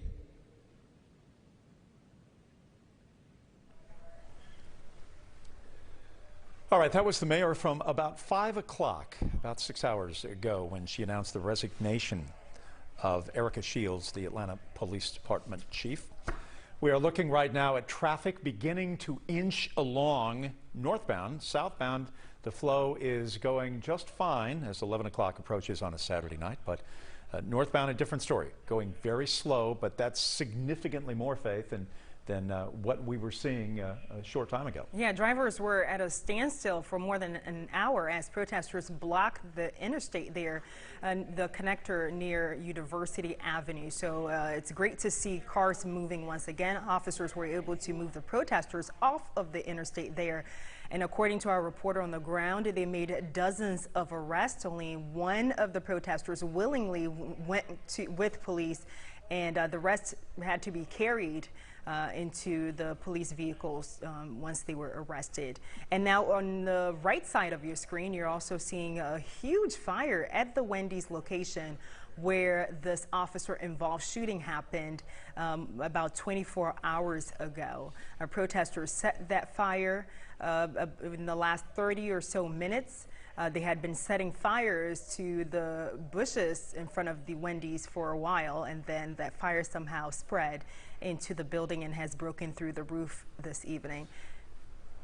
I have been getting a lot of tweets from people tonight, Faith. I think you probably have been receiving quite a few too. Mine has just been loaded, chock full of opinion, a lot of it fiery, and it has really been something to witness, something to see. And one of the tweets that came my way was from Vincent Fort, and he is a former state senator in the Georgia State Senate, served as the Democratic whip. He was elected in 1996. He represented a part of Fulton County for the 39th district, and that district included Atlanta and East Point. He ran for mayor in 2017. That didn't work out, but Vincent Fort has been an activist. He has been in the middle of the community, and he has been an individual who has spoken for many who have not had a voice in this community. And he joins us live right now via phone. Senator Fort, thanks for calling in. I tweeted out to you, I said, I want you to call the newsroom. We want to talk to you about the tweet that you made toward me after I talked with Dr. Alexander about community policing, and you take issue with that. You believe that community policing has not been happening in Atlanta, in these communities for quite a while, despite the fact that they did for many decades. They don't anymore.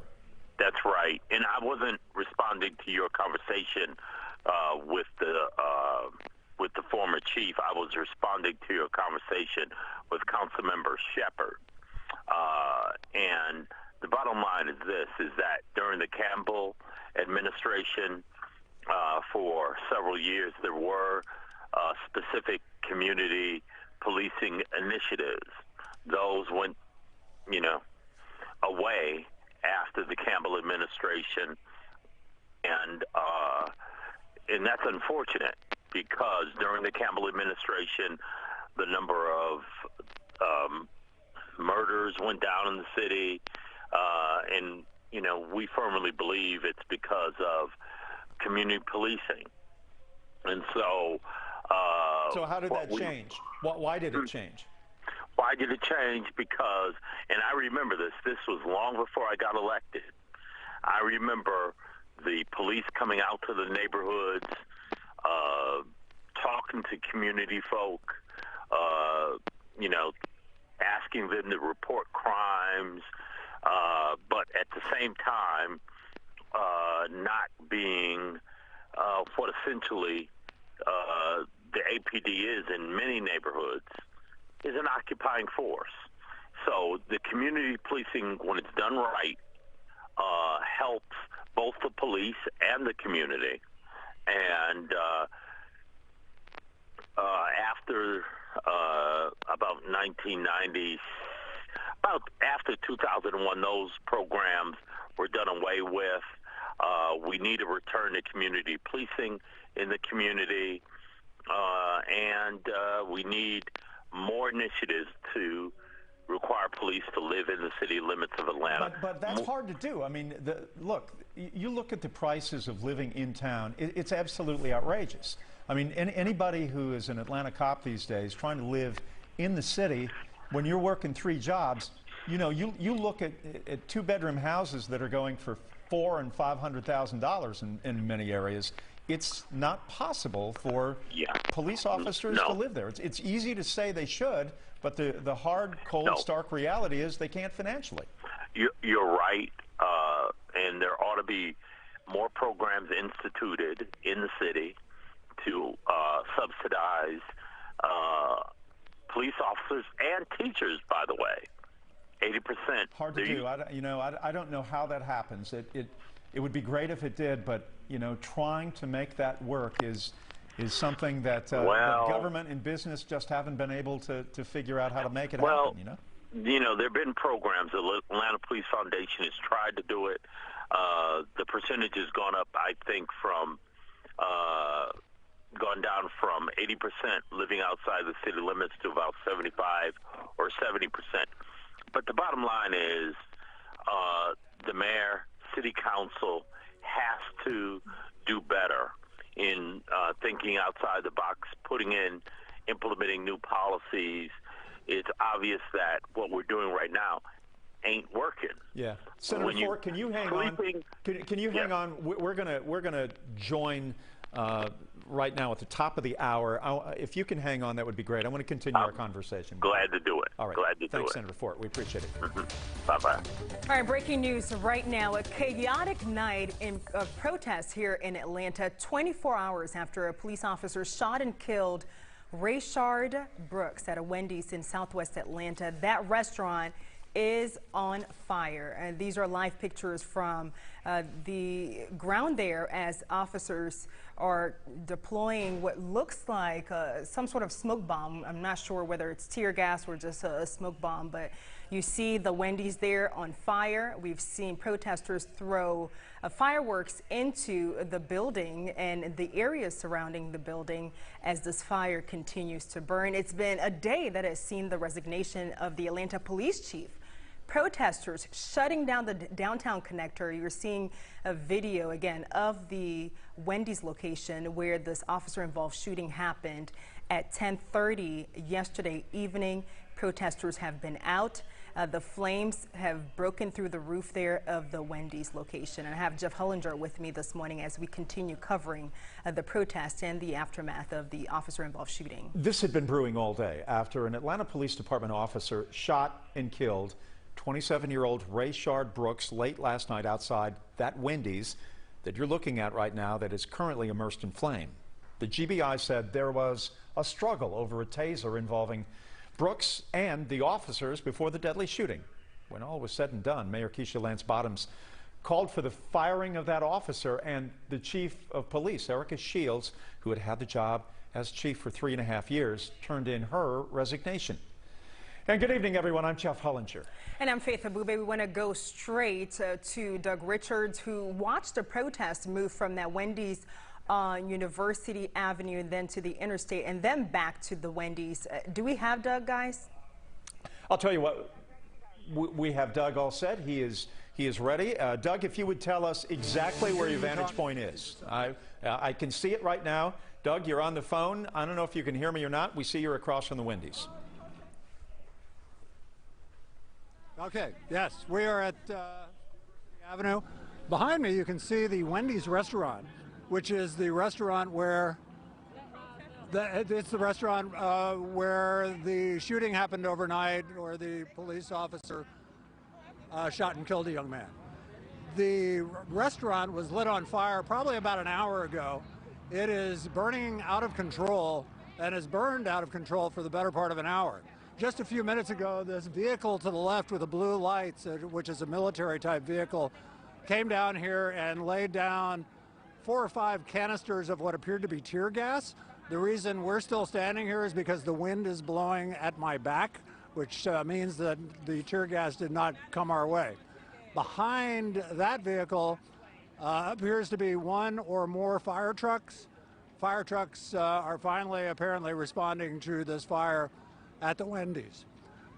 This Wendy's is located about 2/10 of a mile from Interstate 75. Interstate 75/85 is where protesters encroached onto the highway and successfully blocked the interstate for the better part of an hour.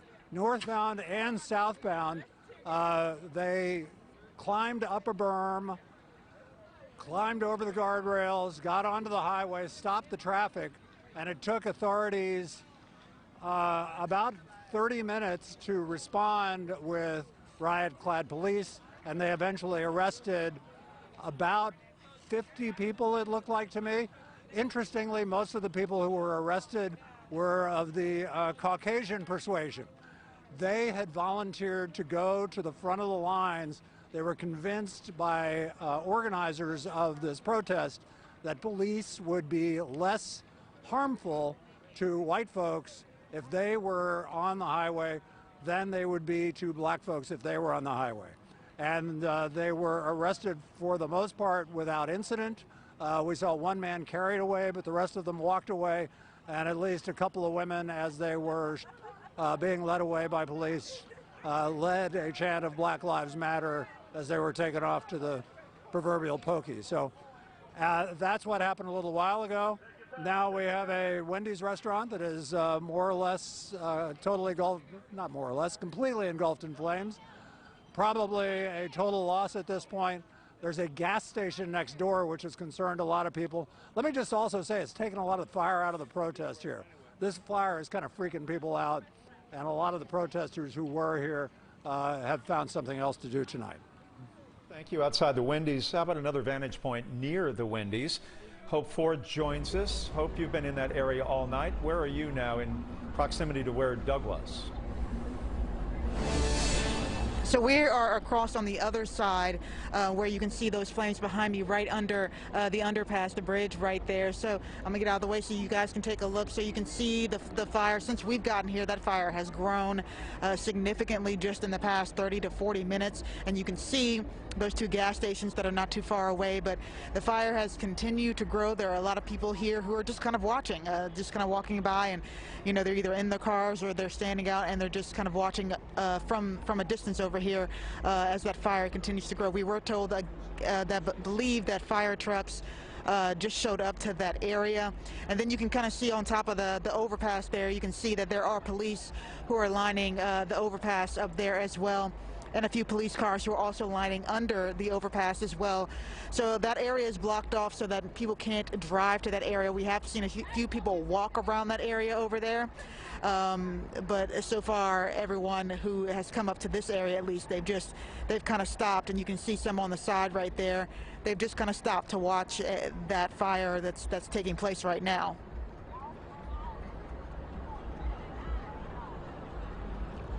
Underneath the overpass right now, are the crowds still large, or have they decreased from the last time that we talked to you? So the crowds have split up into several different areas. We had one huge group that left that area. We're not sure where they marched to. But this doesn't seem that the people that are here right now, they didn't seem to be taking part of any of the protests that we saw earlier. They've just kind of showed up, or they've broken off from larger groups and just kind of showed up to this area right here to kind of, again, watch as those flames continue to kind of just grow. And you see just kind of in the distance all of the smoke and all of the flames that are growing right there. So that's what we're seeing right here. It's not so much that that these are protesters in this area.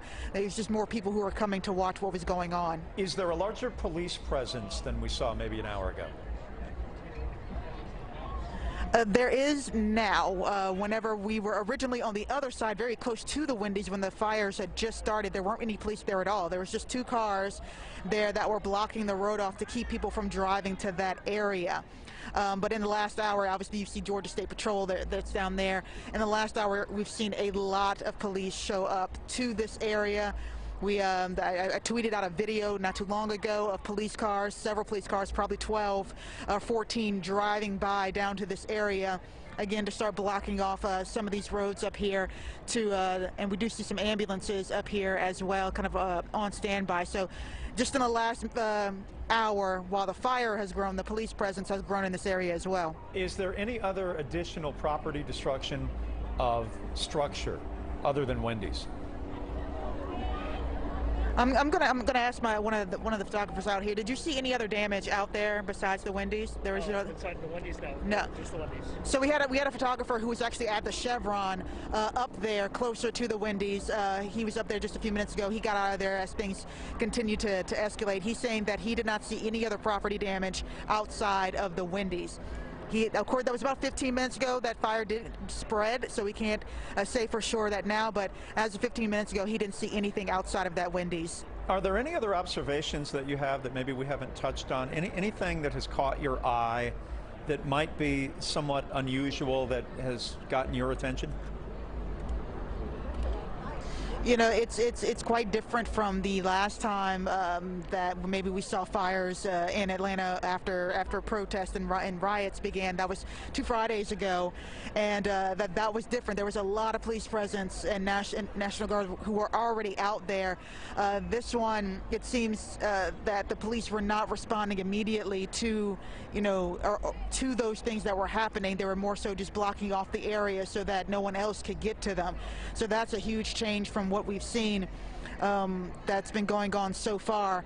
It's also been the first times that we've been told to, that it's not safe for us to be in an area by people. People were walking by us earlier, and they were warning others, turn around, don't go that way. Of course, this was when we were closer to the Wendy's. They were saying, turn around, don't go that way, it's not safe, you need to get out of there. And then they came up to us, they saw us with our cameras out, and they said, you know what, it's not safe, you need to get out of here. They ran the last, they said they ran the last guys out, so they ran us out, and they were saying, you need to get out of this area, it's not safe for you as well. So that's been a huge shift from what we saw the last time we saw fires in Atlanta after protests compared to now. Yeah, and it seems that fire is dying down from what we can see. When you've had the State Patrol, the Atlanta Police Department, and the Georgia National Guard, they have been pretty much dictating how the evening would play out. That has not been the case tonight. The police presence has been more selective. We certainly have seen it on the freeway, but on University Avenue, we have not seen Atlanta police tonight, nor have we seen Atlanta Fire. The fire department's trucks have been rolling in when they deemed it was safe about at the top of the hour. But, Faith, you make a great point about the difference in what we have seen in terms of the optics of law enforcement. Yeah, and we do hear more. We do see more cars coming up, more Georgia State Patrol. We actually hear them in the distance that are coming up, and we see them more coming and circling, around this area. It looks like the fire, from what we can see, at least, that fire has gone down right now. But it's amazing to look behind and see just the amount of people and the amount of cars that are just kind of just watching this all unfold in front of them. Yeah, Hope, Faith and I have been sitting here and watching this and listening to your report, and it has taken on a different lilt as the evening has progressed, and it seems as though every hour looks just a little bit different.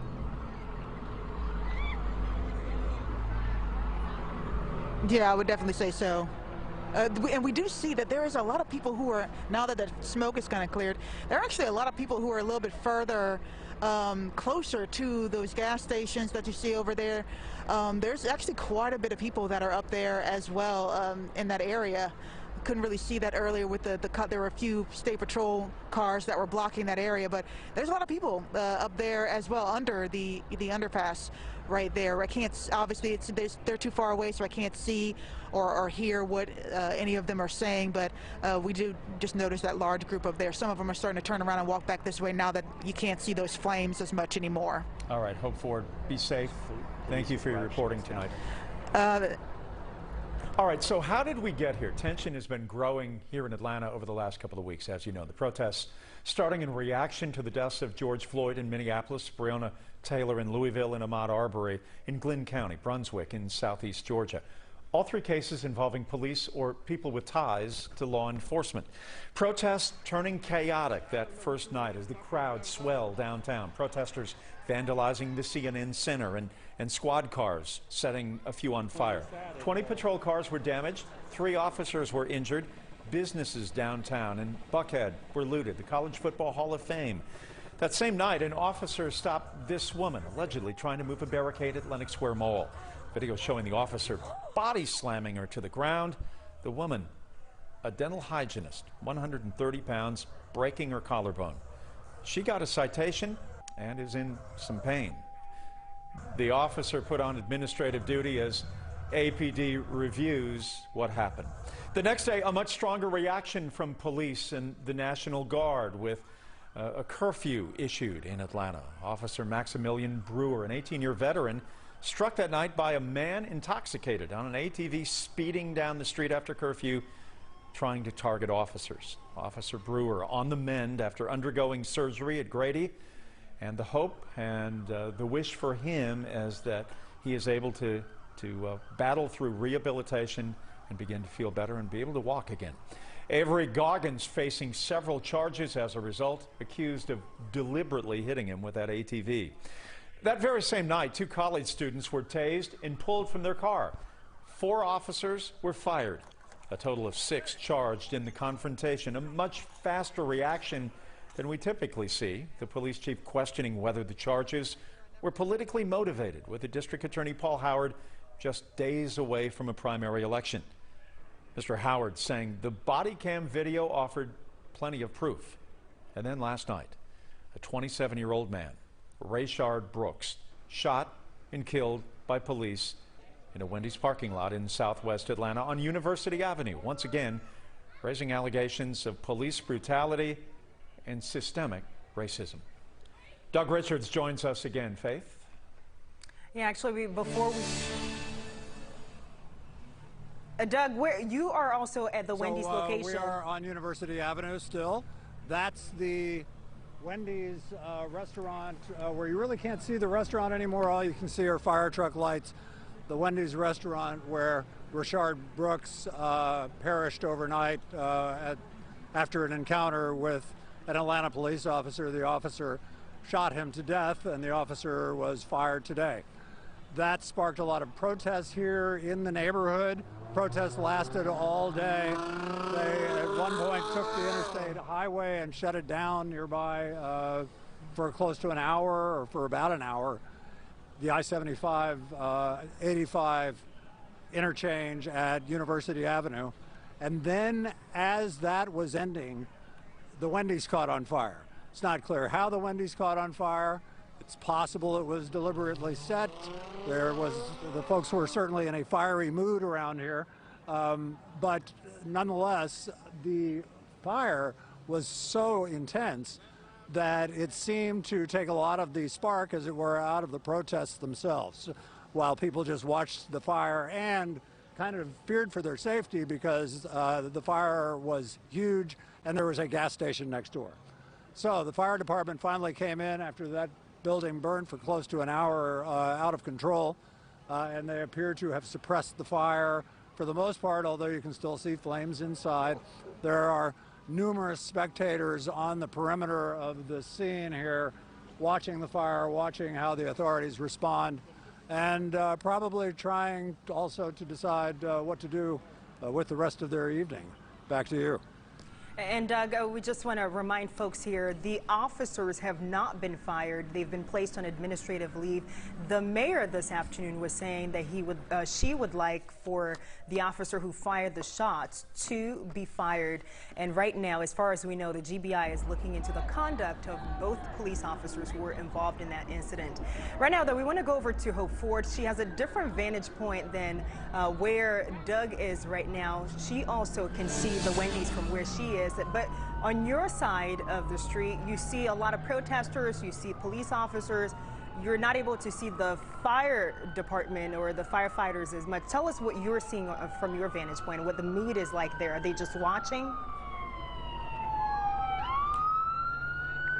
Sorry, Faith, I hear you, but you're breaking up a little bit. There are a lot of police cars that are yeah, that's excuse me, Georgia State Troopers that are pulling in right now.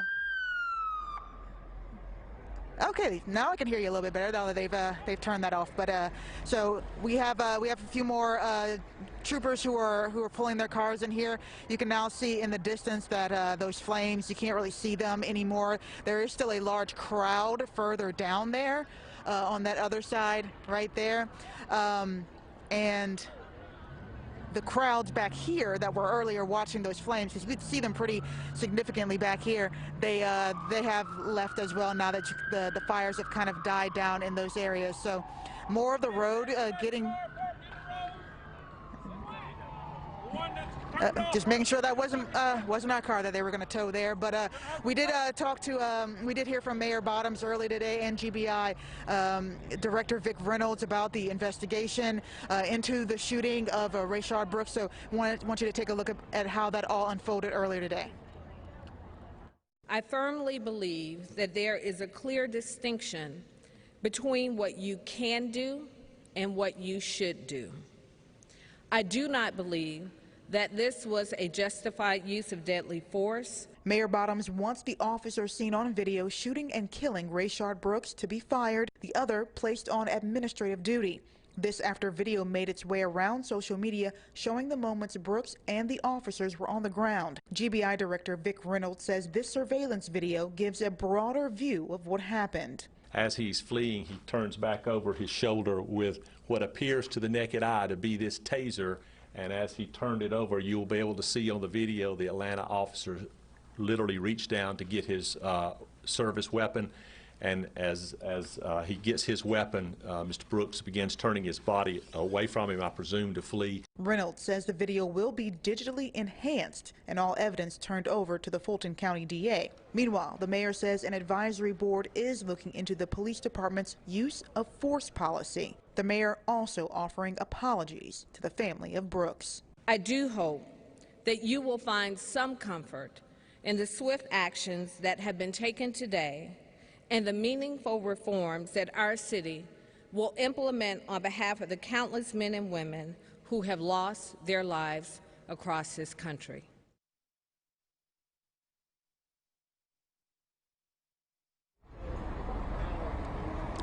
And we know that former Chief Shields, she will stay on with the department, but her next role has not been identified as of yet. She did say in a statement earlier today that she chose to step aside because she has an extreme love for the city of Atlanta, where she spent the last 20 years working for the Atlanta Police Department. So we now know that an interim chief has been named, and Mayor Keisha Lance Bottoms, she said earlier today that a nationwide search is now on for a permanent replacement for Shields. And Hope, we were looking over your shoulders. We were just looking at some of the protesters who were standing around. Are they actually protesting, or are they just there watching as everything unfolds, as the firefighters put out that fire at the Wendy's location? What's happening exactly with them at the scene right now? So we are pretty far back from them right now, so I can't hear anything that they're saying. When my coworker zooms in on that crowd down there, you can see that some of them are standing around there. There are police in riot gear who are on the other side there right now. We haven't seen anybody run from that direction. We haven't seen anyone, you know, move forward towards that police line or anything like that as well. So there are a couple of people who are, have signs that are standing in that area and who have walked towards that area, but we haven't, we can't hear anything that they're saying, so we don't know if they're still continuing to protest or if they're just hanging out in that area to watch. We did see a huge crowd closer to where I am right now who were standing out here, who were watching, because you could see the flames from pretty far back earlier today. But now that those flames and that smoke has gone down, a lot of them have left. So the people who are closer and under the underpass, they have kind of stayed in that area where you do see also police in riot gear at this time. And you've been there for a few hours now. Can you just take us through, for people who are just joining us now, take us through the development over the last few hours in terms of the protesters? It started very peacefully. People were chanting in front of the Wendy's, just a group of people, very emotional this evening before all that fire started. Can you just take us through in terms of the mood there and how it continued to develop throughout the evening? And so by the time we came on to University Avenue there was a huge group of protesters who were leaving that area. There were 2 police officers who were blocking the road, who were kind of helping them as far as traffic goes, helping them to make sure that they could get through that area. And then when you got closer to the Wendy's, and this is probably about an hour and a half ago, when you got closer to the Wendy's, you did see that there were small fires in the parking lot and around that area. And then eventually another group of protesters started to leave that area, and they were warning other people who were trying to drive forward, warning them, nope, turn around, this is not safe at this point. We're leaving this area. You need to leave this area too if you don't want, you know, your windows to be smashed out or anything like that. Make sure you turn around and head the other way. So that's when those fires continued to grow right there. We did have a couple of protesters come up to us and tell us as well, hey, it's probably not safe for you to be there.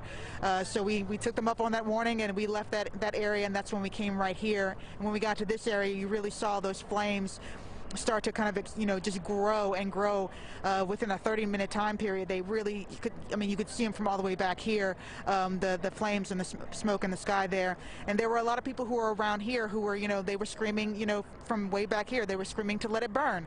And they kept saying, let it burn, let it burn. And, you know, kind of directing all of that energy towards that, you know, that Wendy's, and just really kind of saying at the time that, like, they really didn't care about that spot because it was where someone had died earlier today. So once that fire was down, the mood kind of changed, and you know, some of the people in this area, they left this area, but as you can see, there is still that group under the underpass right there that are still in that area right now, either still continuing to protest or waiting to see what happens next. There are police in riot gear at that area as well. Again, we can't hear anything that they're saying because we're pretty far back, so we can't hear if they're continuing to chant or having conversations or what's happening in that area right now. But we do know that the flames are down. There's a lot of Georgia State Police out here who are helping to direct traffic to make sure that no cars drive through that area where people are still standing under the bridge over there, closer to the Wendy's. And Hope, this all happened, this officer-involved shooting happened just 24 hours ago. The police chief has resigned, and the mayor has called for one of the officers, the one who fired the shots, to be fired. The mayor also promises some reforms in the police department as they start to search for a new police chief. So you've been there this evening. I'm not sure if you've had a chance to talk to any of the protesters. Emotions are raw. However, we've already seen some action just in the last 24 hours. Any indication as to what they're asking for now? Are they saying this is enough, this is a good start? What are they saying? Haven't been able to talk to a lot of protesters out here tonight. I have had quite a few people reach out to me on social media who, you know, they are happy that that some changes are being taken place, but they're still saying, you know, that's not enough, and there still is that distrust right now in the police department. So, you know, there were a couple of people on my social media who were tweeting at me as I was sending out videos and pictures of things that were happening earlier with Mayor Bottoms and former Chief Shields resigning, who were saying saying, you know, that's great, but that's not really good enough. There are still people who are wanting to, you know, who are still calling for accountability, full accountability, with the 6 officers that were fired, or excuse me, 4 officers that were fired and 6 officers who were fired for the tasing of Messiah Young and Tanaya Pilgrim. And then there are people who were out here tonight who were, you know, who are very upset and still do not have any trust towards the police department. Conversations that I was hearing from several people out here. So I think that from what I'm hearing and what people are telling me on social media, that, you know, this is still why they're continuing to protest every day, because they're not seeing that change as quickly as they would like it on the long term, outside of just an immediate reaction to something that happens on the day of. It's interesting, Hope, as I was listening to you talk, and you were talking about some of the people standing by about the Wendy saying, "Let it burn," you know, "let it burn." One of the most famous expressions of the 1960s came out of the 1965 riots in Los Angeles, in Watts, where the phrase "burn, baby, burn" became part of American culture after that, resulted in $40 million worth of damage of that time to Watts. But it is a phrase that certainly harkens back to a very difficult time in America, one of which, all these years later, we seem to be looking at once again. Hope Ford, thank you. We want to go to Elwyn Lopez now as she takes a closer look at the surveillance video. It was Friday night at a crowded Wendy's drive-thru in Southwest Atlanta.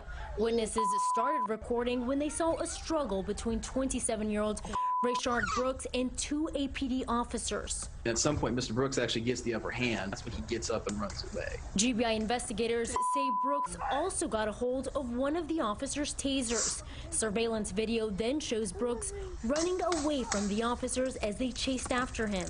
You have one that looks from the video that he has his own taser out, and it seems like he's trying to tase Mr. Brooks, but then Mr. Brooks turns. It looks like he attempts to fire the taser that he has, and then he is shot by police. Criminal defense attorney T. Greg Doucette says it's unclear by simply looking at this video whether Brooks was shot before or after he turns his body towards the officers. Sometimes the force of getting shot with a bullet will cause the body to turn. Also unclear from the video is which officer shoots Brooks. It's difficult to tell without better sound and closer video or body camera footage. Doucette says there is debate as to whether the officer's actions were an appropriate use of deadly force. If it's something where he's shot after he turns and tries to fire the taser, what the courts will say is that's probably a justified use of force. We're not going to second guess what the police decided in that split-second decision. And that was Elwyn Lopez reporting for us there on the surveillance video that's at the center of this officer-involved shooting in Southwest Atlanta this evening. All right, we have other news that's developing here in the metro. Atlanta police are looking for the driver of a pickup truck involved in a drive-by shooting. This happened near Edgewood. It left 2 people dead and at least 5 other people injured. And police are telling us this evening a person shot into a crowd of people on the 60th block of Mason Avenue. This is in the northeast area. APD says that they arrived there at that scene and found 5 people were injured and they had gunshot wounds. They have since learned at least 2 others were also shot at that location and 2 people have died from that incident. The others are in stable condition this evening. APD, though, wants you to help them in this investigation. You see that pickup there on your screen? They want you to take a look at this and be on the lookout for it. They are looking for the person who was in that pickup truck this afternoon. And if you know anything at all about this vehicle, they're asking you to call the Atlanta Police Department. The person shooting looks to be coming from the passenger side of this vehicle. And police are offering up to $2,000 for the arrest of the suspect. So if you know anything at all about this incident, make sure you call Atlanta Police. No justice, no peace. Now that's chanting from both the Roswell community and the leader of the police department. Earlier today, Chief James Conroy joined Eagles Nest Church Pastor Lee Jenkins for a protest at Roswell City Hall. And you're taking a look at the video from that event there. It was called a Solidarity March. It was focused on speaking out against racism and police brutality. They also took to the streets in Henry County for the Walk for Justice and Peace. That march there in McDonough was led by the local faith community leaders there. They said that their message is ending systemic racism as well as the injustices that we've seen in communities across the country. There was also a march through downtown Atlanta in honor of Kendrick Johnson earlier today. Johnson was a Valdosta teenager whose body was rolled up in a gym mat inside the Lowndes High School gym. They found his body in the gym mat, in the gym there.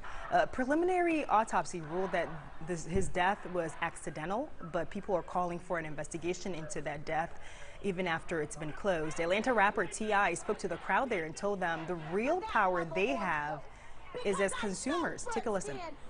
We stop spending money, they start paying attention.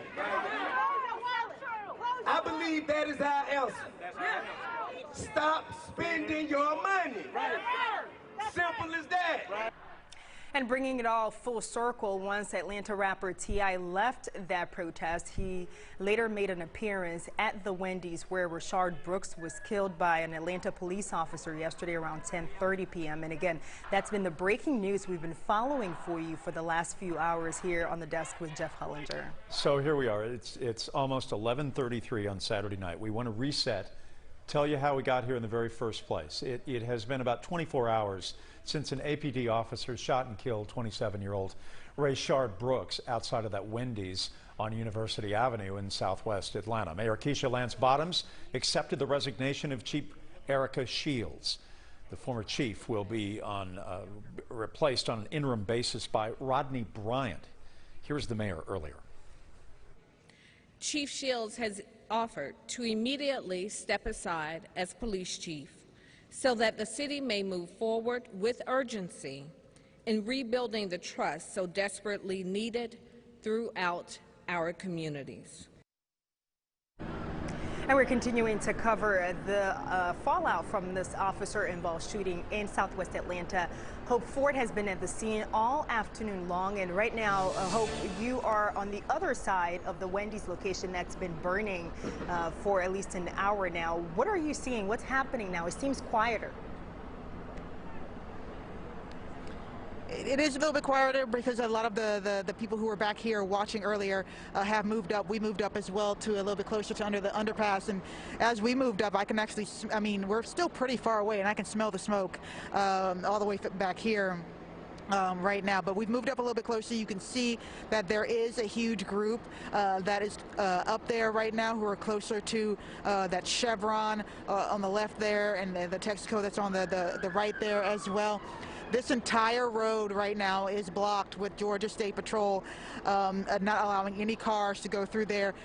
People are free to walk into that area because we've seen quite a few people do that so far. So right now there's that huge group that is back there right now. We do see signs up in the air. We're not close enough to hear what they're saying, but we do every once in a while hear some yells or something like that, but obviously we can't make out exactly what those conversations are right now. We do know that there are police in riot gear who are on the other side of that line right there, and we don't see any more flames. Obviously the fire has been put out at the Wendy's there.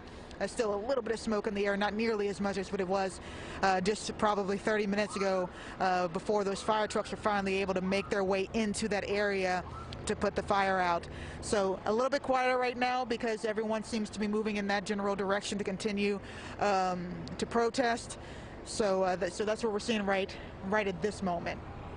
Indication at all that any of them will be leaving soon? I know we don't have a curfew in place tonight, but have you gotten any indication at all from your vantage point as to what they plan to do? Do they plan to stay there all night long, or are they planning to leave soon?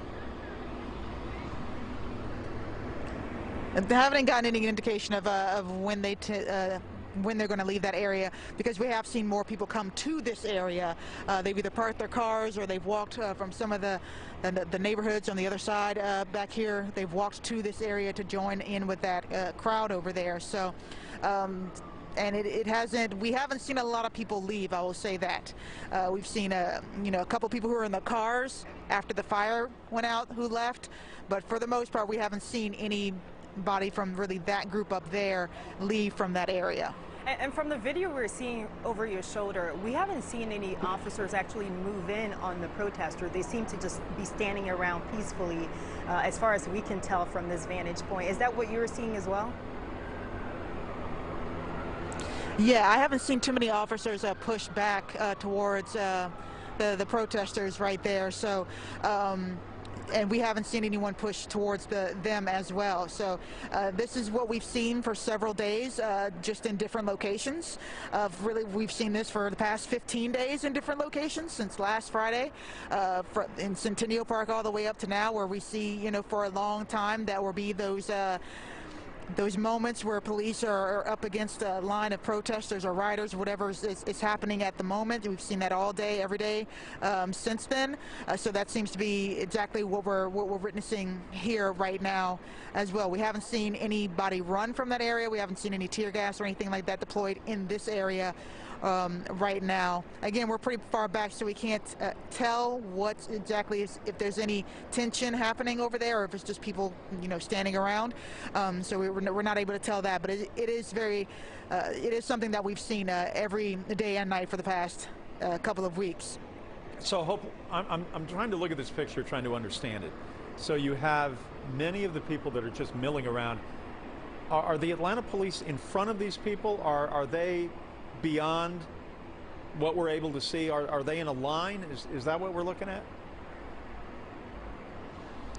So I believe they're in a line with those riot shields on the other side, going towards where the Wendy's was at the time, or where the Wendy's was. And so that group that you're seeing, they're closer to us, whereas the police line is closer, it's farther away from us. So that's where we are at our vantage point at this point in time. So the question is, you know, how long will this standoff go on? Does it get cleared at midnight? We are about 22 minutes away. And, you know, we have seen that in the past as midnight approaches, but who's to say how long this may go on tonight?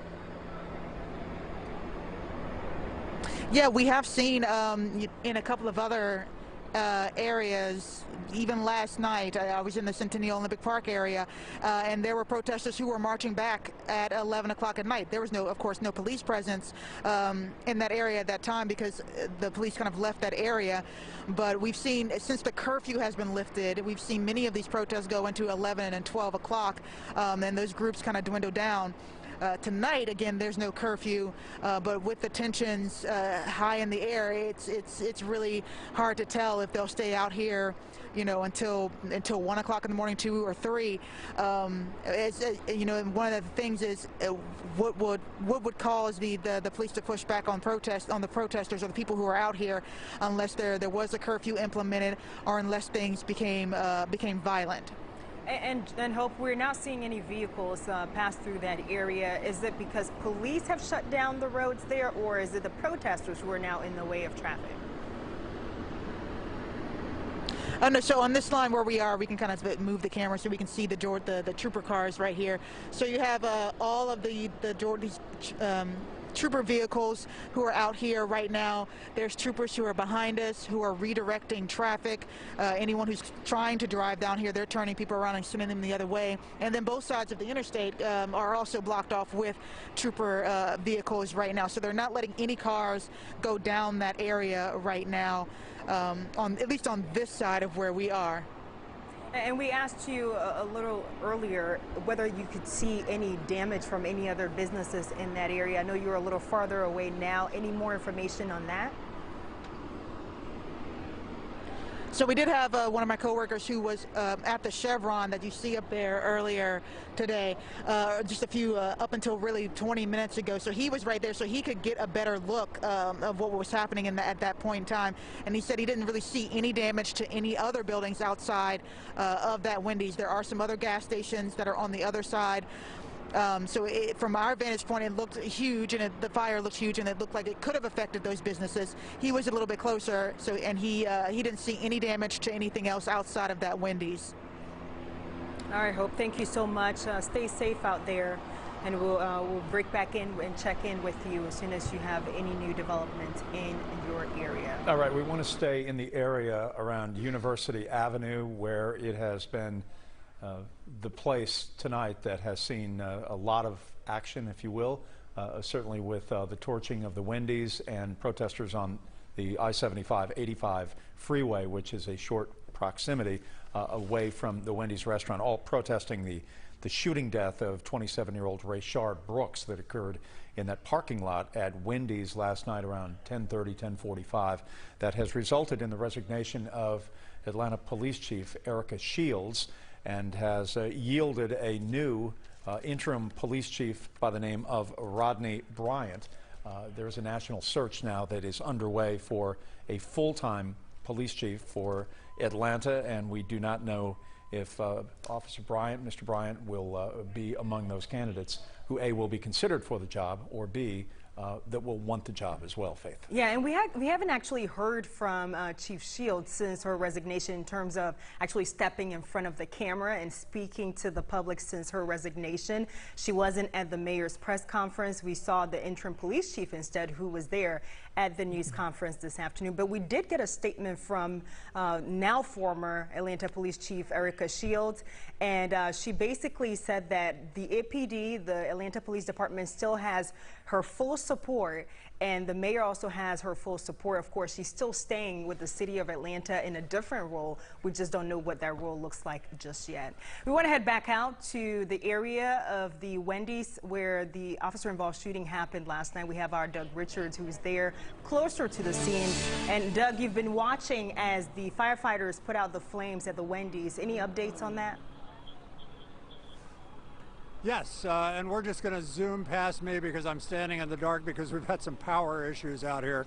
But what you see here, first of all, are 5 Atlanta police officers who were brought into the scene in a SWAT team truck. And they were brought in advance of the 3 Atlanta fire trucks that were brought in to extinguish the flames at the Wendy's. The Wendy's had burned out of control for the better part of an hour before the fire department got here, and the reason they didn't get here is because the scene wasn't secure.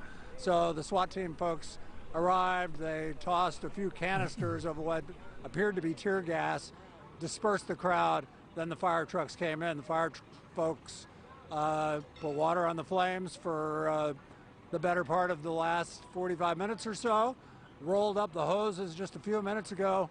Looks like they are fixing to go, as we say here in Georgia. And that presumably means that this small but impressive-looking police presence here will also likely move on. And at that point, it's unclear how this neighborhood will react. The Wendy's fire was impressive.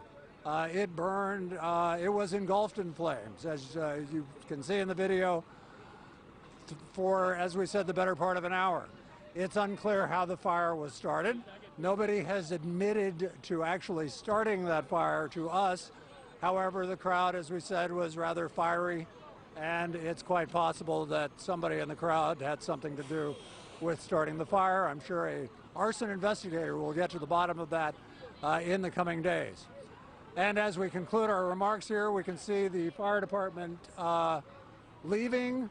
We can also see people, bystanders, taunting the police officers here, whose jobs are to make sure that the fire department can get out of here safely, and perhaps other activities as well.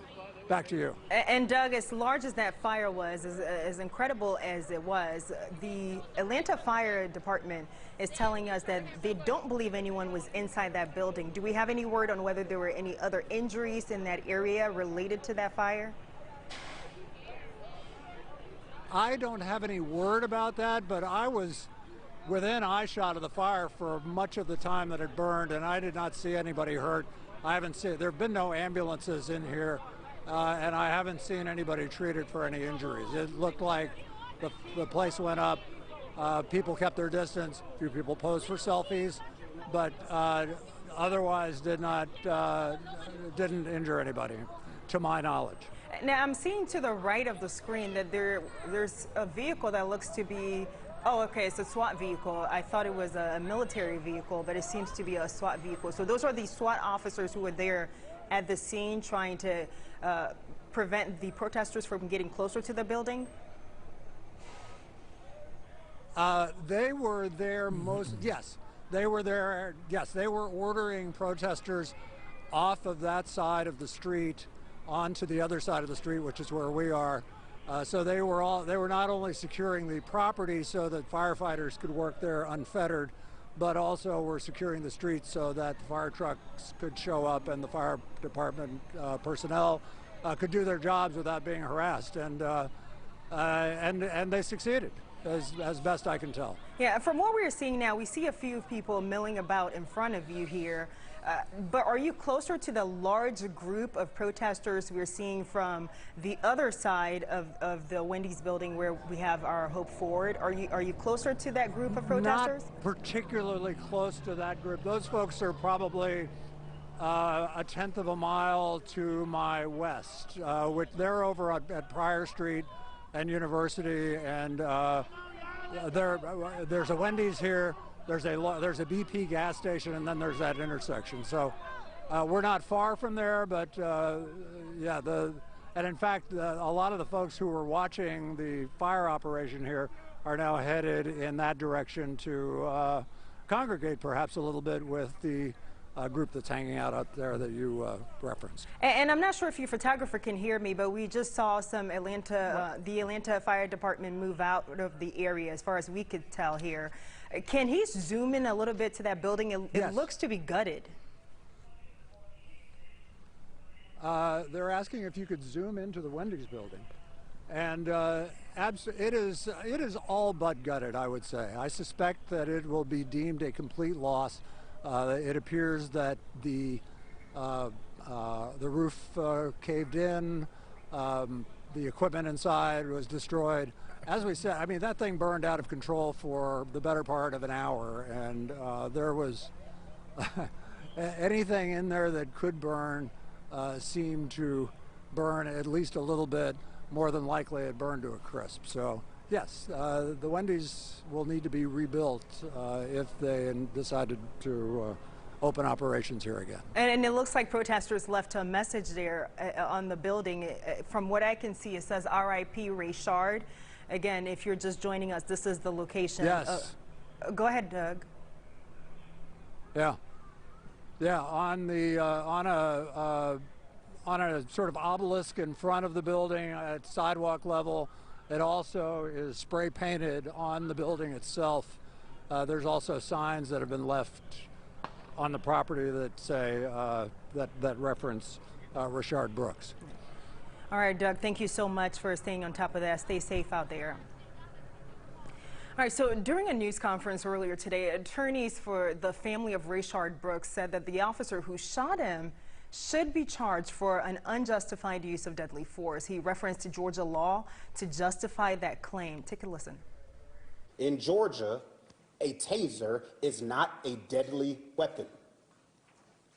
That's the law. That's what the cops are trained to do. It's not a deadly weapon. I've had cases where officers have used tasers on victims, and they argue with us in court that tasers aren't deadly, that tasers aren't harmful. That's the case law here, that tasers are not deadly weapons. So before we even hear from their lawyers, who are going to say the same old thing they always say, you cannot have it both ways. You can't say he ran off with a weapon that could kill somebody when you say it's not deadly. So we agree with the mayor saying that the officer that fired the officer that fired his weapon should be terminated, and he should also be prosecuted. The family met with Paul Howard, and they've opened their investigation, and I can even say we want justice, but I don't even care anymore. I don't even know what that is. And I've been doing this for 15 years. I don't know what justice is anymore. Is it getting them arrested? Is it getting somebody fired? Is it a chief stepping down? I know that this isn't justice, what's happening in society right now. And the world is talking about this Rayshard Brooks shooting here in Atlanta. It's now the #3 trending topic on Twitter right now. Folks from all over the world reporting on this officer-involved shooting, the 48th officer-involved shooting in the state of Georgia that the GBI has had to investigate since January 1st. All right, right now we want to head over to Hope Ford in southwest Atlanta, near the location of this officer-involved shooting. And Hope, things are developing really quickly where you are. What are you seeing? So we did see quite a few people. We moved up a little bit closer and we saw quite a few people start to run in a different direction. I think now you can probably see a little bit better those officers with the shields out right there. They kind of moved a little bit further up, and that kind of caused that crowd to break up a little bit and start to leave. We have seen a huge group that has left this area. Obviously still a lot of people here. Right now, since we are a little bit closer, we do see a lot more Atlanta police officers in their riot gear, and then SWAT officers out as well. Move out of the way so you can see those guys on the side right here as well. They're kind of hanging out more towards the back, where you can see the officers with shields are more towards the front of that crowd right there. So there's a little bit of a circle right now. And I believe there's more officers who are walking through the crowd right now toward us right now, and I can hear a lot of people who are yelling in their direction. Can't exactly hear what they're yelling, but there are a few people who are yelling towards them right now. So this is what we're seeing right now. We have seen a big chunk of this group right here leave.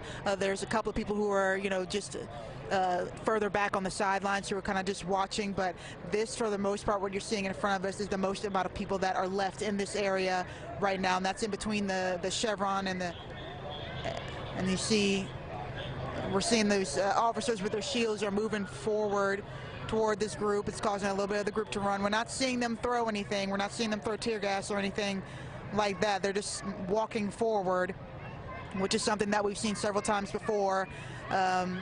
Whenever there have been curfews. There's not a curfew right now, but they have been just standing there for the last couple of hours, and now that fire is out and this group has still been out here, now they're starting to walk forward, and that's causing people to run out of the way right now. So those police officers are moving forward. You're seeing they're throwing we don't know where it came from, but there were a couple of people who were throwing something towards those officers right now.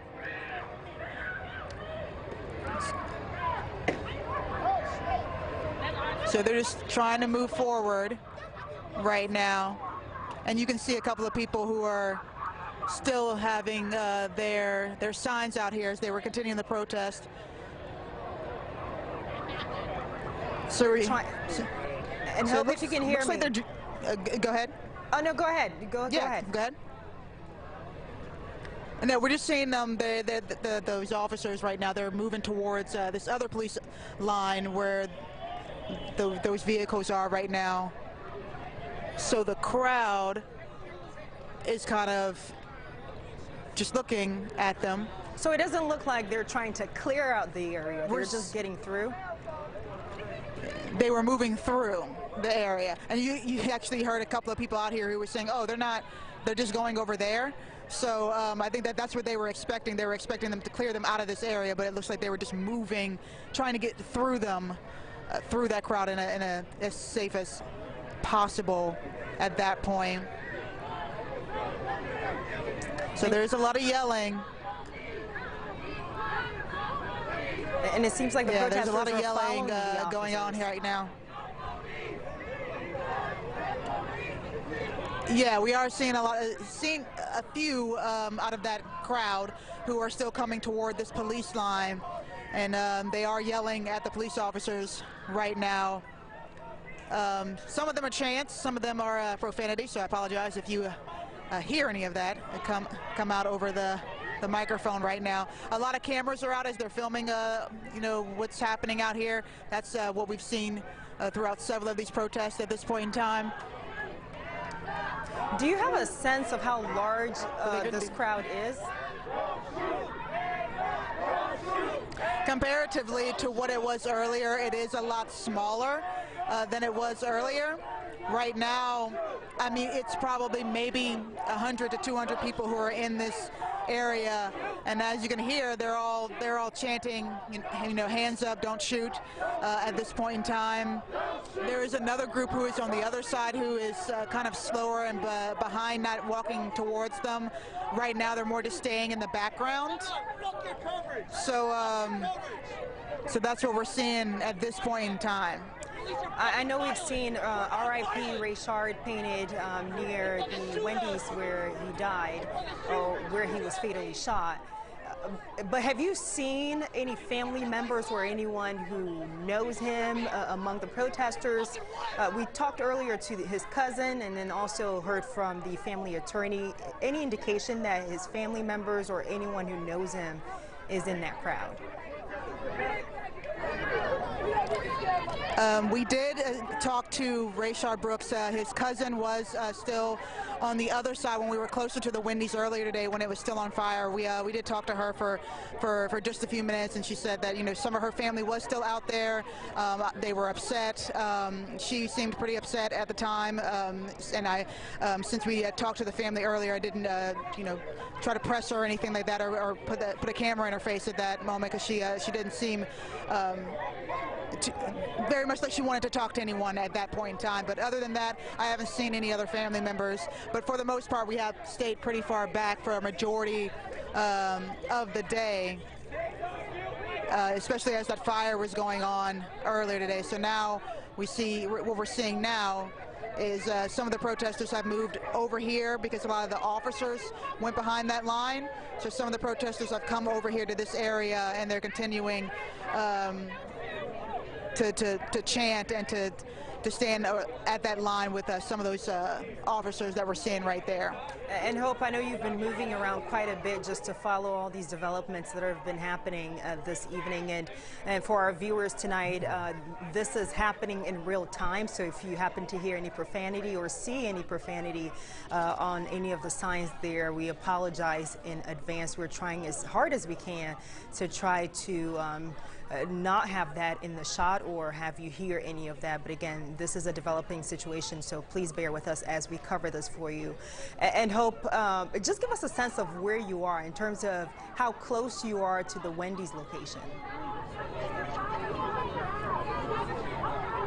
You broke up a little bit there, Faith, but I think I heard you ask me how close we are to the Wendy's. So the Wendy's is to our right at this point, past a couple of traffic lights. We are more towards the Chevron and the Texaco that are on one side of it right now. So we're not too far away. We can still see some of the smoke, and we can still smell some of the smoke now. But now that fire's been out here for about 30 minutes at this point in time. And it seems like the protesters are turning their attention directly at police right now. Before, they seemed to be just milling about, but now with the riot officers moving through, or the SWAT officers moving through, it seems they've directed their attention to them. Is that what you were seeing too? I'm sorry, one more time, directed their attention towards the police officers who've just moved through, and so they're paying attention to the officers now instead of just milling about. Is that what you were seeing? So earlier they were pretty far away. They were on the other side, so I can't really tell you if they were or weren't interacting with the officers the same way they are right now. We do know whenever they started to move through, a lot of the protesters ran off, and then a lot of them came, some of them came over to this area. And then there's still a little group that's behind us that are just hanging out and filming and what they're seeing right now, but they're not going towards this line that you're seeing in front of us. So I can't talk about what happened earlier. I can only say that right now, this is what they seem to be doing there. I believe there's a car that wants to get through. So we're going to move out the way too, so that way they can do that. So Hope, they seem to be kind of be honking in support of everyone. Are you seeing any arrests? Are there any arrests that are any arrests being made so far in the last 40 minutes? Have you seen any? I have not seen any arrests in this area. I know that there have been some arrests. I didn't see any, so, and I don't know how many. But as long as I've been down here in this location right now, I have not seen anyone be arrested.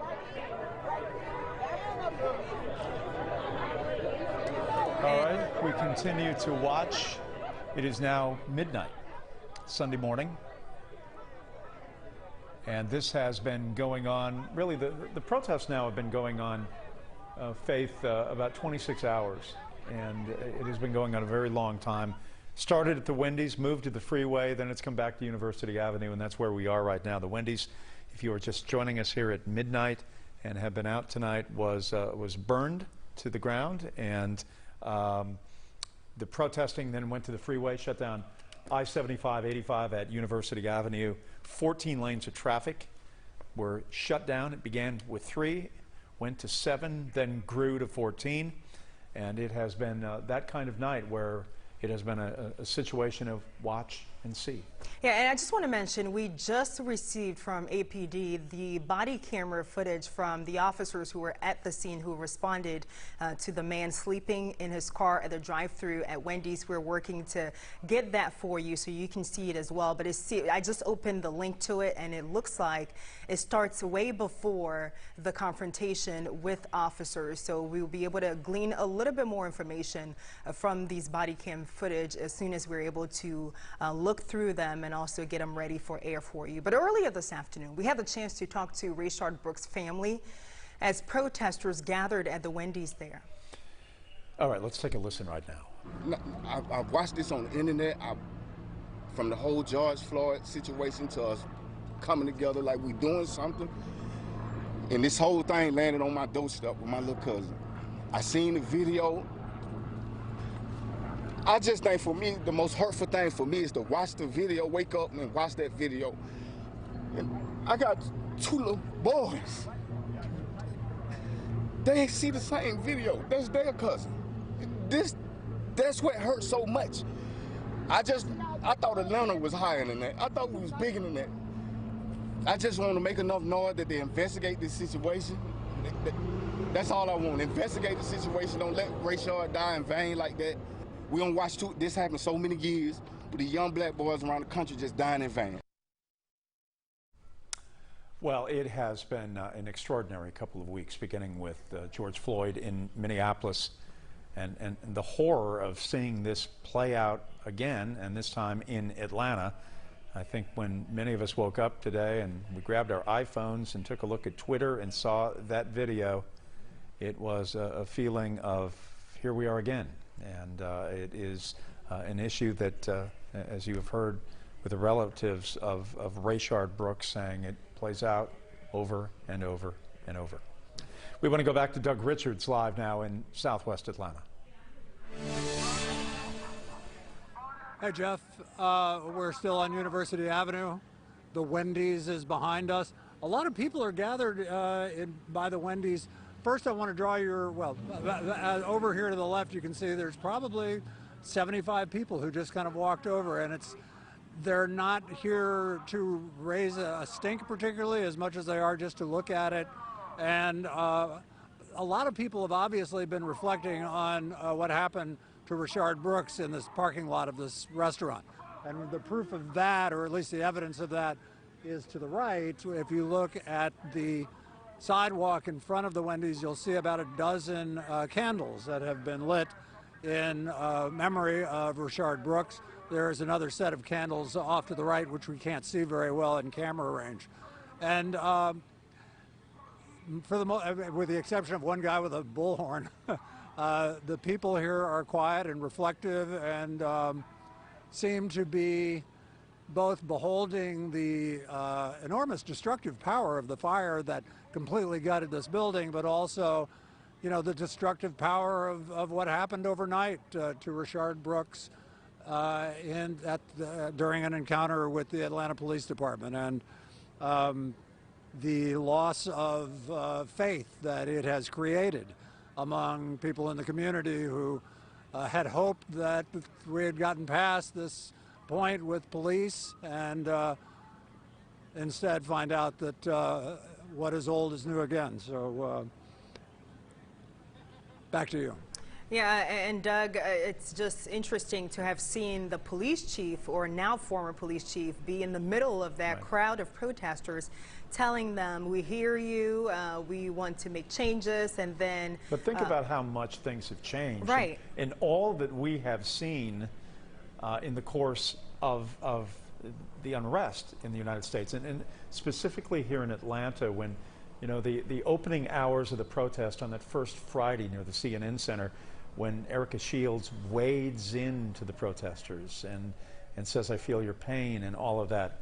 24 hours later, it was a hard line that sounded like Nixon and Agnew as far as dealing with law and order and protests, that it was not going to be put up. And we have seen this evolution with the events that have gone on and on and on here in the country with police brutality and issues and the unrest. It has taken on certainly a different lilt, seemingly, with every day that has transpired. Yeah, and it's interesting what Mayor Bottoms said during the news conference this afternoon. And she made sure to say that Chief Shields, or now former Chief Shields, is not leaving the city of Atlanta. She will still be employed by the city of Atlanta. And the mayor said that she'll be part of the conversation to chart the course forward for the city of Atlanta. So not clear what that means, whether she'll be part of the conversation to reform the police department and its policies, or what exactly that means, what her role will be going forward. But and there's so many moving parts to all of this. The Atlanta police in the last 2 weeks, some of the most difficult in decades, of which they have been a part of. You have the Atlanta Police Department, you have a change in their leadership, you have the issue of the mayor, you have the district attorney, Paul Howard, filing charges. You have all of these elements of government that are seemingly going in different directions, which has made this stunning in trying to determine, where does Atlanta police go and what does policing look like in the months and the years ahead. Right, and just minutes ago, I would say about maybe 15, 20 minutes ago, we saw the firefighters leave the area of the Wendy's where the officer-involved shooting happened last night. But you can see here a crowd gathering in front of that Wendy's again. We're seeing smoke billowing from that building and what appears to be some flames inside the building. So I'm not sure if the fire is back. So let's head over to Doug back at the scene. Doug, what are you seeing? Are those flames we're looking I'm seeing at? what you're seeing, which is a little hot spot that seems to have burst open anew on the right side of this Wendy's restaurant, probably back in what used to be the kitchen. It certainly is not as troublesome as the fire was about an hour ago. And it is surprising, given the fact that the fire department was here, spent 45 minutes putting it out, declared their work done, and drove off here about 15 minutes ago or so, 20 minutes ago. So it doesn't seem to have drawn any attention except merely as a curiosity from the spectators here. But there are, as you've been pointing out, a number of spectators still. There's still probably 75 or 100 people here, maybe, most of them just standing there looking at the building. One woman tried to start a chant, a protest-type chant, and there wasn't a lot of enthusiasm to join in. It's folks just looking at the destruction of the building and perhaps, as we said earlier, focusing on the erosion of trust that took place with the shooting death of Rayshard Brooks overnight on the property of this Wendy's that's now the subject of so much interest here in Southeast Atlanta. Back to you. So to be clear, there are no firefighters in that area right now that you can see?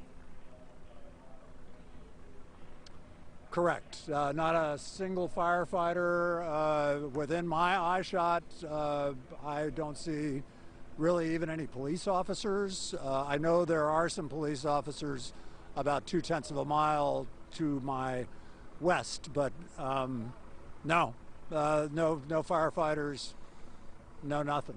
And the truth of the matter is that fire, probably the fire that's in there, is probably not going to do a whole lot more damage than what's already been done. All right, Doug Richards, thank you. We want to go back to Hope Ford, who is down the street from the Wendy's on the other side. more activity, more protests, more police, certainly where she is standing as opposed to where Doug was a moment ago. Yeah, so we are closer to the Chevron right there, where there is that line of police officers. Oh, they're actually coming back out with riot gear, with their shields right now. They had gone further back, but now they're coming back out. So I just want to say, a few minutes ago, someone threw something towards the police, and the majority of the crowd out here said, no, we're not here for that, we don't want that. So they moved, so a lot of the protesters moved out of the way because they were like, no, we don't want anything to do with that. And then now that that's happened, you see these police officers who are coming back out with their shields right now. But a lot of the protesters backed up and they said, no, we're not throwing things at you, this is not right, don't do that. And now they have come back out here with those shields right now. So yeah, and you hear running from somebody that's not having intentions of hurting nobody. That man was running from him. He was in fear for his life. He didn't want to hurt that officer. He should not have been shot 3 times. He deserved to be here right now. I don't want to hear about you fear for your life. He took a taser. You can go to Walmart and Target. Juveniles can buy tasers. That wasn't a deadly weapon. That man did not want to hurt that police officer. He was trying to get away. He should not have been shot 3 times. And this message to Keisha Lance Bottoms, you do not win your election by a landslide. I think you won about 700+ votes. If you don't arrest the officer by Monday, you will be voted out. You will be voted out. And Paul Howard, you didn't win your election Tuesday. You're up for a spinoff. Indict the officer. If you want to calm the city, indict the officer. Keisha Lance Bottom, 2 weeks ago, you arrested 6 black officers. We need to have the same energy and arrest the white one too. Period. It's not that simple. It's not that easy. Stuff that's going on now. When the police is we are tired. It just makes sense to just we are tired. Aggressive to make we are so tired. Last night that could have been avoided just by waking him up and telling him to go home, and maybe just telling Wendy. The man is sleeping in his car. He's drunk. He don't have this ill will to hurt no officer. He's in his car. Whether he's drunk or not, he don't want to hurt no officer. He's in his car drunk. Don't tell me you had to take his damn life. Now you got 3 kids without a damn father. You know how hurtful that shit feels as a black man? Kids growing up without fathers, y'all don't know the pain that we all are out here. This shit has been happening for decades. Kids growing up without fathers, y'all make fun of us. White people, I'm not racist, but y'all make fun of us. And those are 2 protesters there at the scene near where the officer-involved shooting happened yesterday around 10:30 p.m. Of course, emotions are raw. This was a father of 4, 3 of them biological kids and 1 a stepson, and now those kids, as the protester was saying, are without a father. We apologize for the profanity used there in that soundbite, but that was live. Those protesters just walked up to our cameras and started speaking and talking about why they were there and what they felt happened during the officer-involved shooting yesterday. And we're hearing from our NBC News affiliates, the NBC News reporters on the ground saying that the Atlanta police officer involved in Friday's deadly shooting has been fired, according to APD spokesperson, and that the second officer who did not fire the gun has been placed on administrative leave.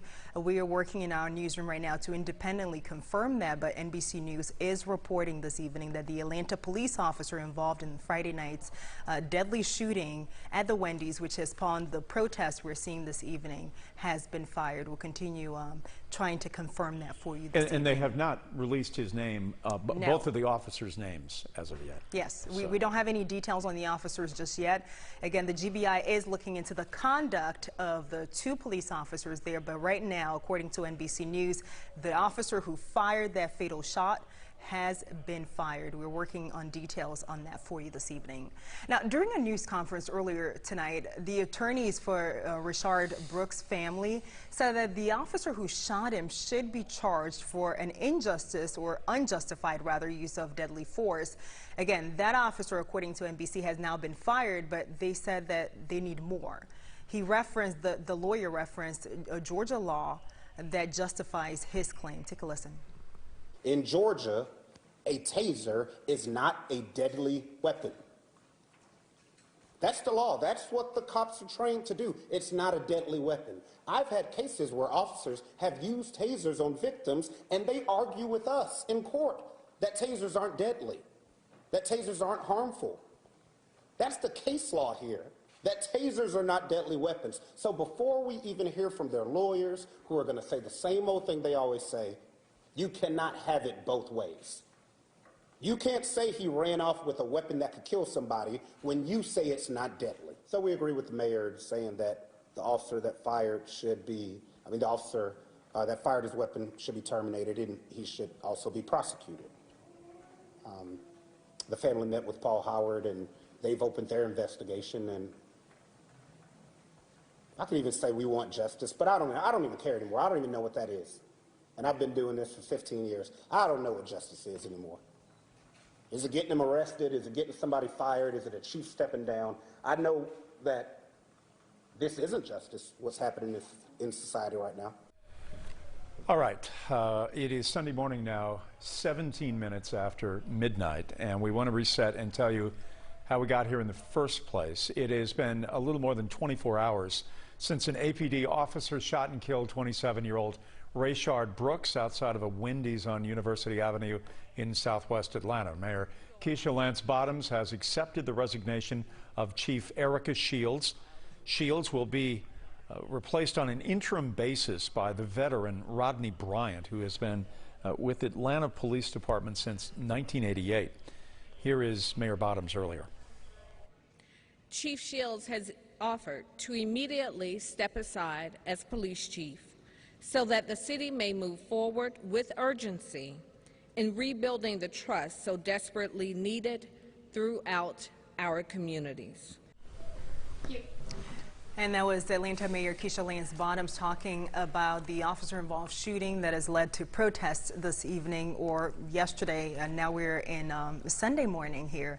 Now, earlier yesterday in the afternoon, we had the chance to talk to Rayshard Brooks' family. He's the person who's died in this incident. He's 27 years old and a father, and protesters have been gathering at the Wendy's where he died since then. All right, let's take a listen right now. I've watched this on the internet. From the whole George Floyd situation to us coming together like we doing something. And this whole thing landed on my doorstep with my little cousin. I seen the video.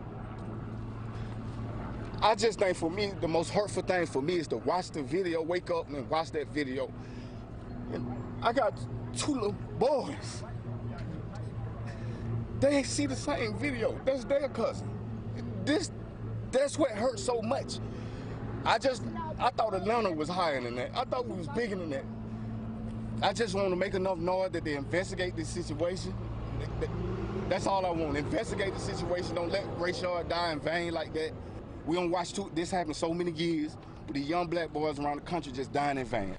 Stacey Abrams had tweeted out earlier in the day that this killing demands that we severely restrict deadly force, and she went on to state that sleeping in a drive-through must not end in death. That's from Stacey Abrams and her Twitter account tweeting earlier in the night. And we also heard from Governor Brian Kemp, who said that he trusts that the GBI will look into all the facts related to this officer-involved shooting and come to a conclusion that gives us some answers on what exactly happened. We've been hearing this evening that the officer who pulled the trigger has now been fired. The second officer who is involved in that incident has been placed on administrative leave. And this evening, we also have seen a lot of protests in the Atlanta area at Centennial Olympic Park, but mostly in the area near where the shooting happened, at the Wendy's near University Avenue. We've seen the protests go over to the interstate, the downtown connector at University, where they shut down 14 lanes of highway this evening for at least an hour, where drivers were stuck in traffic, unable to move on that highway. Officers eventually arrived to the scene and were able to clear the highway after about an hour or so, and we're told by one of our reporters at the scene that they made at least 50 arrests or so on that highway. And then we started seeing fires at the Wendy's location where this incident happened. on Friday at 10:30 p.m. and that location is now completely gutted. The fire has burned almost everything. We saw firefighters at the scene earlier. They threw water on the fire and everything seemed to have calmed down, and then we saw the fire reignite again in the building, and no one was in the building at the time. We haven't heard of any injuries in that area. We also have heard today from the director of the Georgia Bureau of Investigation, Vic Reynolds, who asked for patience and asked for generosity and graciousness from the community as this investigation into the shooting death of Rayshard Brooks will continue now in DeKalb County at GBI headquarters. We want to go back to Southwest Atlanta right now. We'll check in again with Doug Richards. Doug is across from the Wendy's, as he has been most of the night, where there still are some local people that are milling about in that area right now. There are people milling about. I'd say we've been here for the better, for about an hour and a half. It's been an eventful night where we've kind of crisscrossed the neighborhood a couple of times. It is not particularly eventful here now, though. As we've reported earlier at the Wendy's, we still have a lot of people on the grounds seeking sort of solace, I suppose. That's kind of how it feels from across the street. Certainly that feeling is enhanced by the fact that there are a number of votive candles that have been lit outside of the Wendy's. First of all, directly in front of the building, near the sidewalk, near the drive-in where Rayshard Brooks probably drove in last night. It's actually the only entrance, so it is where he would have driven in last night. There's another series of votive candles off to the right on the other side of the drive-in here. And, the surveillance camera that was referenced during the GBI director's news conference today was a surveillance camera that was mounted on the Wendy's restaurant itself that was accessed by investigators. It showed a large swath of the parking lot, and it showed the encounter between the police officers and Rayshard Brooks and his shooting death thereafter. And that was what Vic Reynolds, the GBI director, said was the clearest image of what appeared to happen in the moments prior to Rayshard Brooks' death.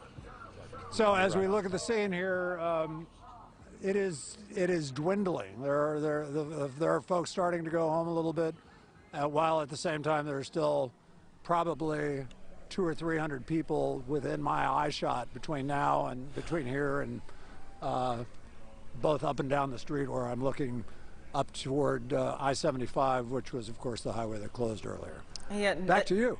All right, thanks, Doug. And that area that Doug is talking about, we have our reporter Hope Ford, who's there closer to the protesters and where police are forming a line of defense in front of the protesters. And Hope, a protester, actually two of them, stepped in front of the camera the last time we were talking to you and started talking very emotionally about the death of Rayshard Brooks.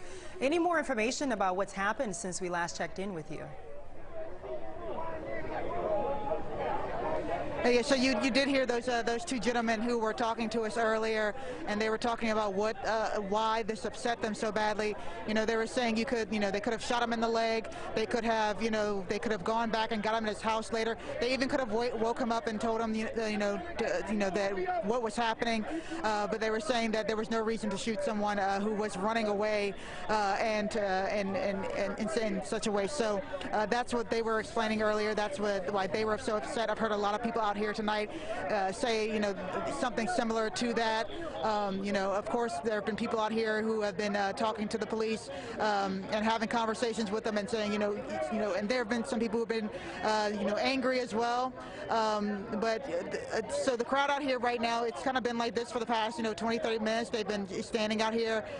Not too long ago, the police, they walked back with their riot shields, but then they brought them back out to the line right here. So they've been standing standing right there right now for a few minutes here, and you see a lot of people who are standing out here. You know, they're recording. Some people towards the front, they're having conversations with police. So there are a lot of people who are walking around who are having conversations with each other about what they want to see happen. We've had a couple of people come up to us and start to talk to us about what they also want to see happen. They've said that they want a full investigation. We know that one of the officers will be terminated, or the mayor wants one of the officers to be fired, the one who fired towards who shot and killed Brooks, and the other one has been placed on administrative duty. So that's what's happened in that case. But a lot of people out here were calling for the two officers to be arrested.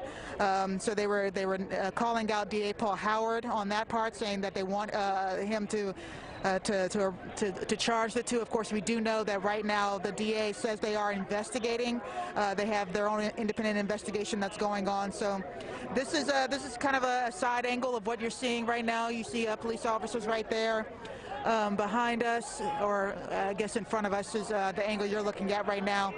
And then you see that there is a group right here who is still continuing to protest and continuing to chant and continuing to talk to those officers right there. But everything's kind of stayed the same as far as what we've seen. No one's moved forward or back besides those officers who came out with riot shields not too long ago. And Hope, you have a very unique perspective here, because for the last 2 weeks, you've been on the ground being our eyes and ears into what's happening on the streets here as far as the protests are concerned. Usually, just from my vantage point, usually right around this time, things begin to die down. Compare what you've seen the last 2 weeks around this hour to what you're seeing there now. Well, for the most part of the 2 weeks of protests, there's been a curfew in place. So towards that 8, 9 o'clock hour, that's when the curfew went into effect. A large group of people would go home, and then there would be a few people who were still out, and that's when you would see those images of tear gas being thrown and those trying to get people to go home. When the curfew lifted, we saw the National Guard leave, and then we saw a lot of the police. They would stop with they would drop their riot shields, and they would take a different tactic to urge people to kind of go home. In the last couple of nights, even last night, I was in the Centennial Olympic Park area, and it was a little bit after 11 o'clock, and you saw a group that was marching towards Centennial and Marietta late at night, and they were marching towards that area, and they kind of stayed in that area for a little while longer, and then around 12 o'clock they ended up leaving. So what we're seeing right now is a little bit different. Again, there is no curfew. There is a large police production out here. They do have riot shields out here. The group out here is still pretty large compared to what we've seen most nights around this time. It looks like it looks like a group of officers walked out, and now there's a part of the crowd that is going towards those, or following behind or next to those officers that have moved out. So that's why you're seeing a little bit of the group kind of move and dissipate at this point. Yeah, but we have seen some people leave, but for the most part, this group has stayed about the same size for probably the last 30 minutes. In terms of what the protesters were asking for, I know just within the last 24 hours, or the 24 hours since the officer-involved shooting, we've seen the police chief resign. We've now seen the officer who pulled the trigger has been fired, another placed on administrative leave. The GBI has taken over the case and is looking both into the police conduct as well as the events that led to that shooting as well. But the protesters say that they want more. Can you just articulate some of the things they've told you that they want? So outside of what happened today, a lot of the conversations that I'm hearing out here, obviously, they want. One gentleman walked up to me and he said that there was being too much money being spent on the police department, and there should be more money that should be spent on education and in schools. Of course, we've covered that before. We know that that's called that's part of the defunding the police movement that some of the protesters want. Some of the protesters and some people on my social media who have come and had those conversations with me have said that they want more change within the department, not just when something happens. That they want long-term goals that they've wanted for a long time. That they want less police force. They want less lethal force. Especially out here, what a lot of conversations I've heard are people saying you didn't have to shoot him in the back as he was running away. If you did feel the need, why didn't you shoot him in the leg? So we have heard a lot of those conversations out here. So it's not so much just the police chief resigning and the officer that's going to be terminated. Excuse me. A lot of the people out here are saying that they want something more done all the time, not just when something like this happens. In terms of the mood, the several protests we've seen over the last 2 weeks, we've seen situations where people are angry, people are overwhelmed, people are at the brink of tears. We've seen people dance in the middle of the streets. Here at this location where you are this evening, what would you say the mood is like? Would you say it's anger? Would you say, just explain what you're seeing, how you're feeling in terms of the mood there. I would say yes. I would say yes to all the things you just said. There are people out here who are angry. There are people out here who are on the verge of tears. There are people out here who are, I saw two people having a conversation with police officers, and the police officers and them were laughing. I've seen people who are further back in the streets, and they don't want to go up towards the police line, and they're just staying quiet. They're just watching what's going on. So there are a lot of different emotions out here tonight, and I don't think you can really sum it up with just one word, because it depends on where you kind of walk in the crowd at this moment. Will depend on how the people out here are feeling. Yeah. Well, Hope, thank you so much. We'll check back in with you. Please stay safe out there. You're doing a great job just being our eyes and ears there on the ground as protesters continue to stand there in front of police officers near the scene of the officer-involved shooting that happened at 10:33 p.m. on Friday night in Southwest Atlanta. And Hope, before we let you go, can you tell me whether officers are actually speaking with any of the protesters? I see some of the protesters getting in the faces of the officers, but are officers talking back at all? Yeah, we have seen that. It's more with the officers. You see some have shields up, and you see some don't. And then it's more like on the corners that at least I've seen the conversations happening. I've seen quite a few of them talking to the protesters. There's a conversation happening right here, right there in front of us. You see that he's listening to them, and he's talking to them as well. So we've seen that throughout the night. We've seen that throughout all of these protests, where people are having conversation with police, and police are having conversations back with them. So that is the same right there. So. And Hope, something important happened. I believe it was the last time we checked in with you. There were protesters who were saying that they wanted this to be a peaceful night. Can you elaborate on that a little bit? Oh yeah, I mean there have been plenty of people who are out here who said no, we want this to be peaceful. Keep it peaceful. There was one person, just one person, who threw a bottle towards the police line, and almost all of the protesters out here turned around and just said nope, and they started backing away from the protest line. They're like, nope, we want no part of this. Y'all are not throwing things. So they actually scolded that person who threw something at the police officers, which is why you didn't see the police officers move forward at that point in time. So there's no one out here, at least that I'm seeing or have heard from right now, that wants anything other than to protest, than to get those emotions out, to be heard, and to make the point that they've been trying to make for the past 2 weeks now. I Hope, thank you so much. We appreciate it. We'll check back in with you in just a little bit. Well, we have body cam video that we're going to share with you very shortly. It has been released in the fatal shooting of Rayshard Brooks at the Wendy's overnight. We will be looking at that momentarily, and you can make your own determinations about this. It will give you your own view about this. The names of the officers, we are still working on that, and we will have that information for you shortly as well. Let's go to John Schierick. Our colleague is outside the Wendy's right now off University Avenue. John?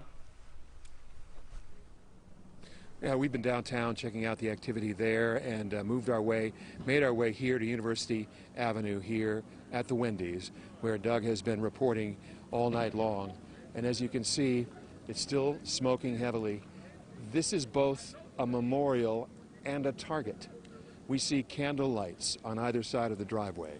We see some flowers and some other items that people have left here, beginning to leave here as a memorial to Rayshard Brooks.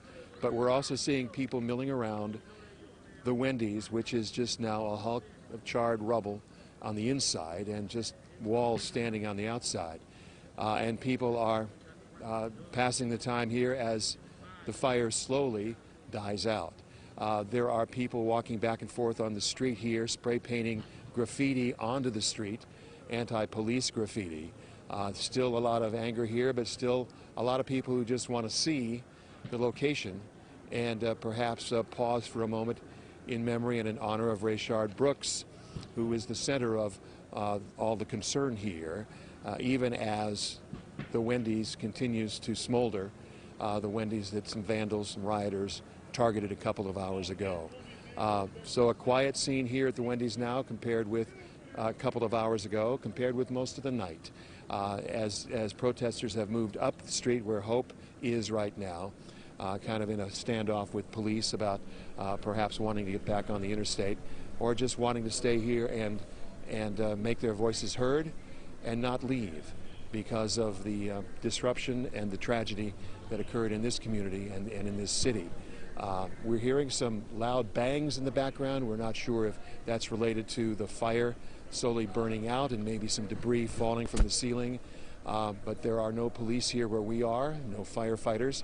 It is a quiet scene. Somebody's helicopter overhead buzzing along, trying to get an overview of what is happening. But University Avenue, where we are right now, is a ghost town compared to what it was a short time ago. John, are these smaller crowds now? Are people leaving? Are they still, walking up and down the avenue there, or are you seeing a decrease in the amount of foot traffic?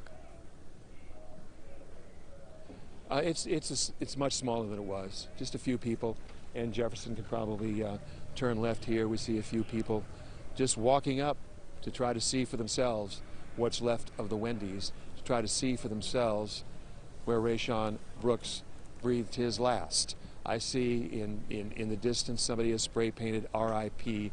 Rayshard. People are looking at that. They're taking pictures of the candlelight on the sidewalk and taking a picture of the Wendy's as they can see it in the dark, trying to get a view of it. But very few cars here. Of course, there's a police barricade, but they're letting residents through. And so that's the scene. Just a few people wanting to see for themselves this location, this infamous location now. John, you're one of the longest running reporters ever in Atlanta, and you have covered everything here going back so many years. You've just covered more than anyone else that I can think in Atlanta. I can think of a couple of other reporters in our city. But what is it like for you, having covered all of these events and seen what has played out here in our city over the last 2 weeks? Jeff, I can think back of many stories over the years that we've covered that gripped this city and tripped this city up for a while and took a while for our city to get back on its feet. But short of cataloging some of those, I'm thinking of the last couple of weeks and how this has impacted our city. When I listened to Chris Stewart earlier tonight saying enough is enough, the attorney, Chris Stewart, who's now representing the family of Mr. Brooks, saying, where do we go from here? We thought maybe we were making some headway and getting some understanding as we saw people, black and white, all over Metro Atlanta, joining together, marching, protesting, peacefully, trying to get their message across, trying to urge the police department and police departments everywhere to examine themselves, re-examine themselves, look inward and see where they can do better. We saw our now departed police chief pledging to do better. And then what happened last night? We've looked at the policy, and that's what investigators will be doing to see how these officers, in a split second, with their training and experience, responded and complied with policy that they were supposed to follow. And so did they or didn't they? How did this happen? How did this happen?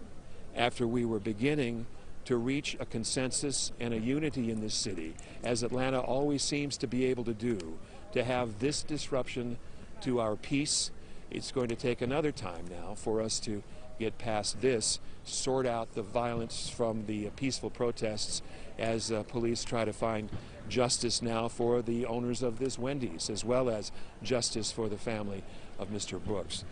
So, yeah, that's all you can think of is how disappointed everyone is in our city, and how hopeful everyone is that maybe the last couple of weeks has shown that we can begin to come together, and we can get past this as well. Thank you, John. Appreciate your perspective as always. Atlanta police have just released the names of the officers involved in the shooting of Rayshard Brooks. They are officers Devin Bronson and now former officer Garrett Rolfe. Rolfe was terminated. He had been with the department for 7 years since 2013. Bronson has been placed on administrative leave. He joined the department just 2 years ago in 2018. Again, those are the officers. The one on the left is now on administrative leave. The one on the right has been terminated.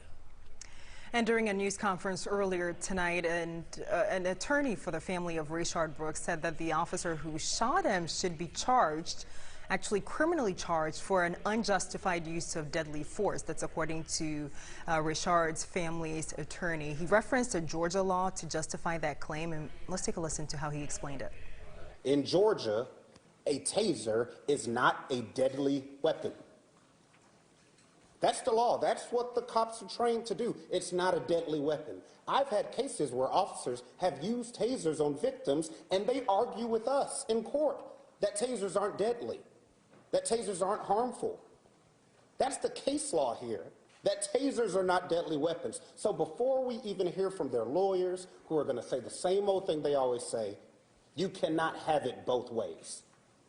You can't say he ran off with a weapon that could kill somebody when you say it's not deadly. So we agree with the mayor saying that the officer that fired the officer that fired his weapon should be terminated, and he should also be prosecuted. The family met with Paul Howard, and they've opened their investigation, and I can even say we want justice, but I don't even care anymore. I don't even know what that is. And I've been doing this for 15 years. I don't know what justice is anymore. Is it getting them arrested? Is it getting somebody fired? Is it a chief stepping down? I know that this isn't justice, what's happening in society right now. I want to go back out to University Avenue right now. Hope Ford joins us. Hope you're on the other side of where we saw John Chiric a few minutes ago, and you are still seeing quite a group of people right now in front of law enforcement. Yeah, there's still that group that is out here right now. You actually probably can hear drums. Someone came out here with a drum set not too long ago, so they're in the crowd right there right now. But it continues to be the way it has been for probably the last 30 to 40 minutes at this point. You see people out here that are having conversations with some of the officers that are out here. You see people who are just kind of walking by with their signs. You see people who are having conversations about what they want to see done in the future. And then you see some people who are having some pretty passionate conversations within either their groups or saying things to some of the officers that you see there. So there's a lot of different emotions out here, you know, depending on where you're kind of staying at any one point in time. We haven't seen a whole lot of people leave this area. We haven't seen a whole lot of people come to this area either in the past probably half hour. It's kind of stayed around the same size as you see in front of you right now. All right, Hope, is the crowd centralized now? And you can't see the television set that we're seeing right now, but we have a fairly tight shot on the protesters right now. Is this an expansive crowd, or are we seeing a centralized group right now that are facing law enforcement? Can you say that last part one more time? Yeah, just to make sure I understand the question before I start answering. Are the group of people concentrated together? Are they packed in together facing law enforcement? Or is it expansive down the line? In other words, the shot we're seeing right now, we're seeing it. Yeah, so you do see, I'll have John kind of sweep around here. So you see this group right here that is in front of the police, and then you see there's a little group towards the end who are kind of just watching it. Then you see there's a whole group more towards the back who are just, they're either hanging out back there, or sometimes they'll walk up and sometimes they'll walk away. They have their signs out. So that's kind of what you're seeing out here right now. Are you hearing from the group how long they will stay tonight? What does the time frame look like? Have you heard? If they'll leave, if the protesters will leave? Yes. If there's a time frame, I don't there's no curfew in place, so they're out here until they're until they're ready to go home at this point. So. And are you seeing any interaction with the police at this point? What does that look like? So we, not too long ago, some of the police officers came out with their shields, and they came out and they put them in front of the line. Some of the officers, you can even see they're having conversations with some of the protesters out here. But as it has been probably for the last hour, this line has just kind of stayed the same, with some protesters who are talking to officers, some who have their shields up, who aren't really engaging with any of the protesters. They're just kind of holding that line there. And then you see that there are officers who are still up there in different locations as well, up on the bridge there, and then up higher on the grass. And there are a lot more police and state patrol who are farther back down the road, but they haven't come up to this line here in the past hour. So there has not been any attempt to try to get back up on the freeway? No, not from what we've seen. This group has stayed here. There have not been any attempts for anyone to get back on the freeway. I'm not sure if they would even be able to right now. Last time we saw, there were a lot of troopers who were blocking this road to make sure that cars don't come down this way, and then there were troopers who were blocking some of the ways on and off of the interstate so that people couldn't get on that way as well. Is anyone organizing them now at 12:48 Sunday morning? No, we've seen a couple of people who have walked by and they've started to lead chants, either Black Lives Matter or No Justice, No Peace, but we haven't seen anyone. As far as some of the organizers that we've seen at all the other protests, we haven't seen any of those folks out here tonight. Anything else, Hope, that we're missing right now that you think viewers should know? Nope. We're kind of like listening in on some of the conversations that some of those officers are having there. But as far as what we've seen, everything's pretty much staying the same. If people, we've seen a couple of people, walk away, but this crowd has stayed the same. This pretty much the same size for the last at least hour that they've moved over to this location, and things continue to be the same. We do see there's a couple of people behind us as well, but not too many people towards the Wendy's that was on fire earlier tonight. But everything is seeming to remain the same as this conversations continue to happen, and some of the chants continue to happen as well. All right, Hope, thank you. We'll talk to you in a few minutes. We want to reset you this morning now about how we got here. Let's give you an update. Let's give you some information here. It's been more than a day and a night since an APD officer shot and killed 27-year-old Rayshard Brooks outside of the Wendy's on University Avenue in southwest Atlanta. Mayor Keisha Lance Bottoms has accepted the resignation of Chief Erica Shields. Shields will be replaced on an interim basis by the veteran Rodney Bryant, who has been with Atlanta Police since 1988. Here is the mayor earlier. Chief Shields has offered to immediately step aside as police chief so that the city may move forward with urgency in rebuilding the trust so desperately needed throughout our communities.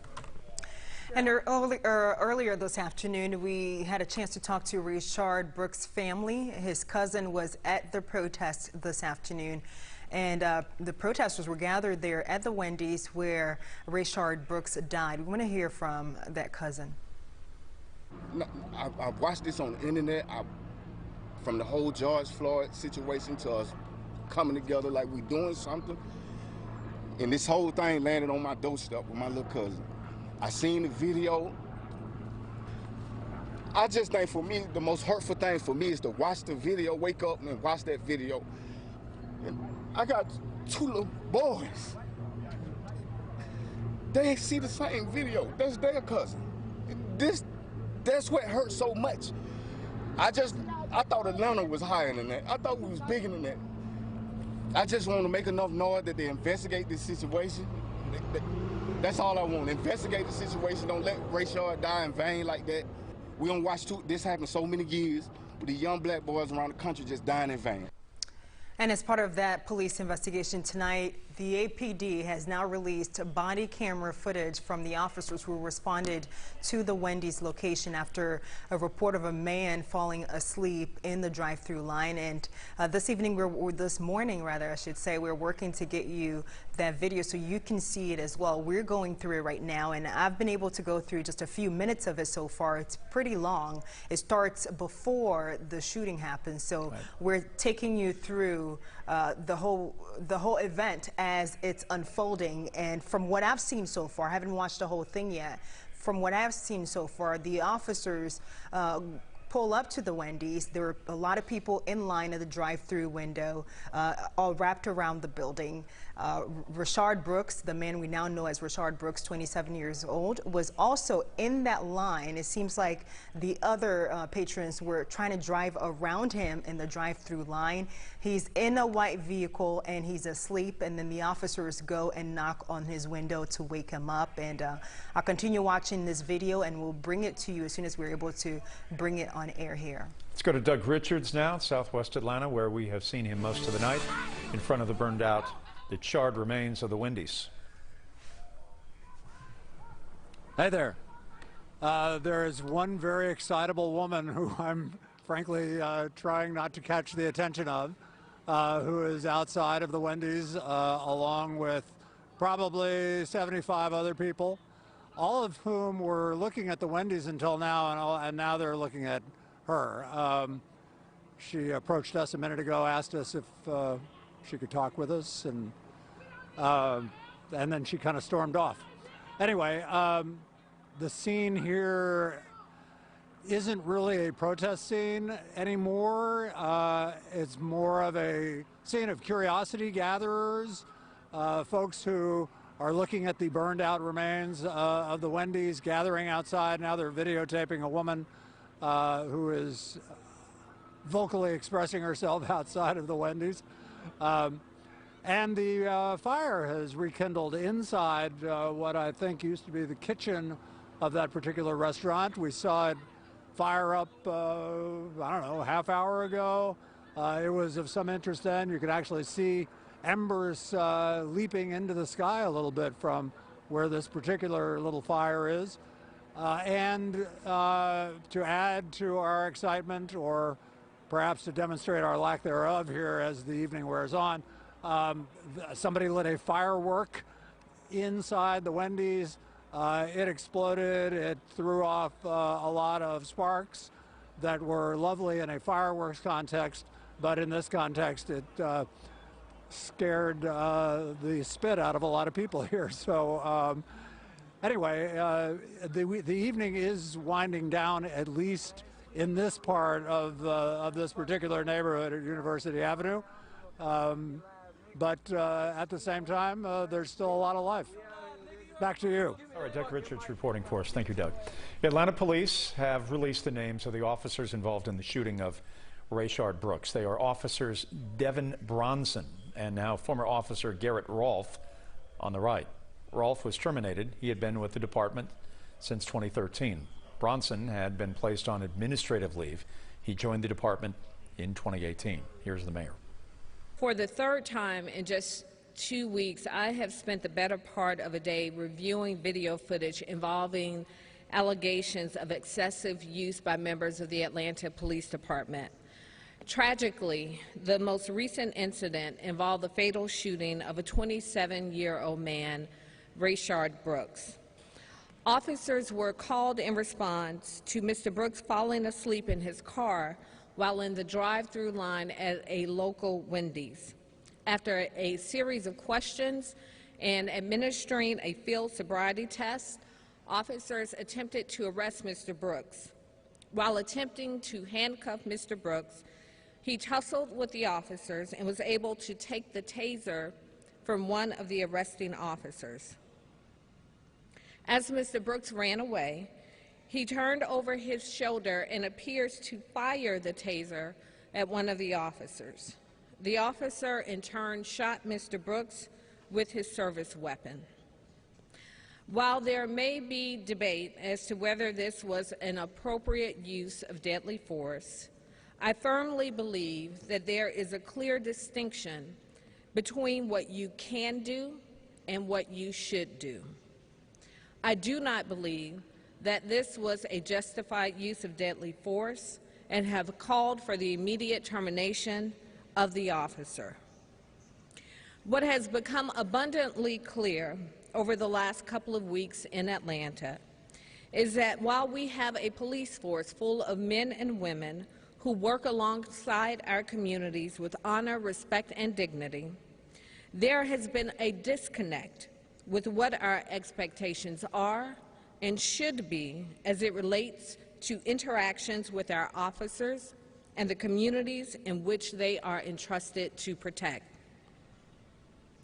Chief Erica Shields has been a solid member of APD for over 2 decades and has a deep and abiding love for the people of Atlanta. And because of her desire that Atlanta be a model of what meaningful reform should look like across this country, Chief Shields has offered to immediately step aside as police chief so that the city may move forward with urgency in rebuilding the trust so desperately needed throughout our communities. Former Assistant Police Chief and now Interim Corrections Chief Rodney Bryant will serve as the Interim Police Chief as we immediately launch a national search for new leadership. Chief Shields will continue in a role to be determined. To the men and women of APD, your service and sacrifice on behalf of our communities is not lost upon me, and I remain grateful for the work that you do to keep our city safe. But as Dr. King reminded us many years ago, there is a fierce urgency of now that calls upon each of us, myself included, to be held accountable to the communities in which we are entrusted to serve. For that reason, we have already convened an advisory committee to examine our use of force policies in our city and expect feedback within the next 2 weeks with final recommendations within the next 45 days. To the family of Mr. Brooks, there are no words strong enough to express how sincerely sorry I am for your loss. I do hope that you will find some comfort in the swift actions that have been taken today and the meaningful reforms that our city will implement on behalf of the countless men and women who have lost their lives across this country. With that, I'll take any questions that you may have.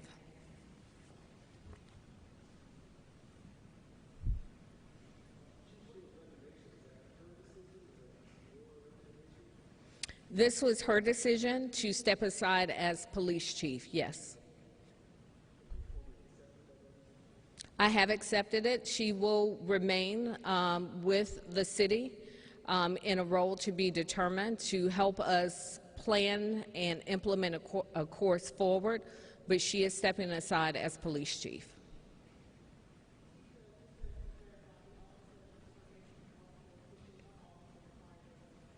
Just the one officer who fired his weapon. The other officer has been placed on administrative duty. And again, we want to go back live to the scene where protesters are gathered this evening, just a stone's throw away from that Wendy's location where this deadly shooting happened. We have our John Sherrick with us this evening. John, what are you seeing from your vantage point? Faith, where we are right now is, you can hear people yelling in the background. They are now walking up the ramp. All of a sudden, a few people started calling other people to this off-ramp, and all of a sudden, several people are now walking up the ramp as if they're trying to get back onto the interstate. Police were not blocking that intersection. They were blocking this other intersection where Hope has been showing you the standoff between the crowd and the police. But as Jefferson now turns around to the other side, we can see the police standing there at the intersection with very few people. That barricade is holding. Some people are now throwing water bottles at the police. The crowd has gotten very boisterous and raucous just in the last 30 seconds. More and more people are throwing water bottles at police in their riot gear with their shields. Now police taking somebody away who was apparently causing a disturbance. And as all of this is going on here, where police were holding this barricade so people would not get back up onto the interstate, on the other side of University, where police were not, people started walking up the ramp, and Jefferson can probably turn around and see where people are trying to get back onto the interstate. So it's a very fluid situation, as you can imagine. It goes on for several minutes very quietly and in some sort of sort of a standoff, I guess, with the police is the best way to put it. And yet all of a sudden it just erupted and people are now trying to get back up on the interstate. So I would guess that police are going to call in some cars very quickly to head them off and to make sure they can't endanger themselves or anyone else by climbing back onto I-75, I-85. Now the crowd has calmed down a little bit, and many people are working their way back to where police are. Many holding up their hands, saying, "Hands up, don't shoot," and wanting to confront police one more time where police are standing firm. So just that quickly things turned, and now they're again in a sort of a stable state, and no telling where it might go in the next few minutes. And yet, not that many people, relatively speaking, are here now, compared to what it was a half hour ago or an hour ago.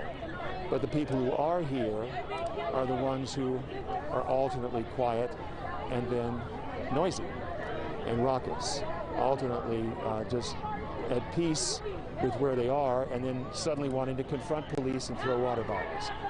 Atlanta police standing firm, not really responding except for taking that one woman away, as we saw. And now we're hearing some sirens.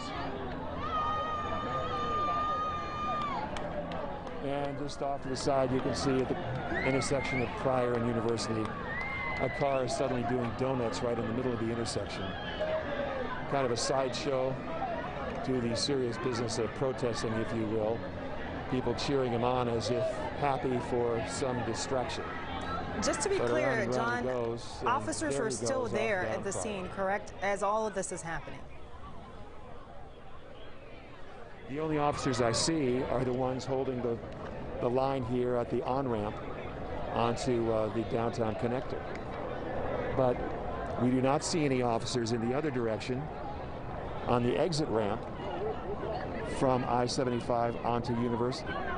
And people in the dark, as we move our camera around, a couple of dozen people are still walking up there. Nobody's stopping them.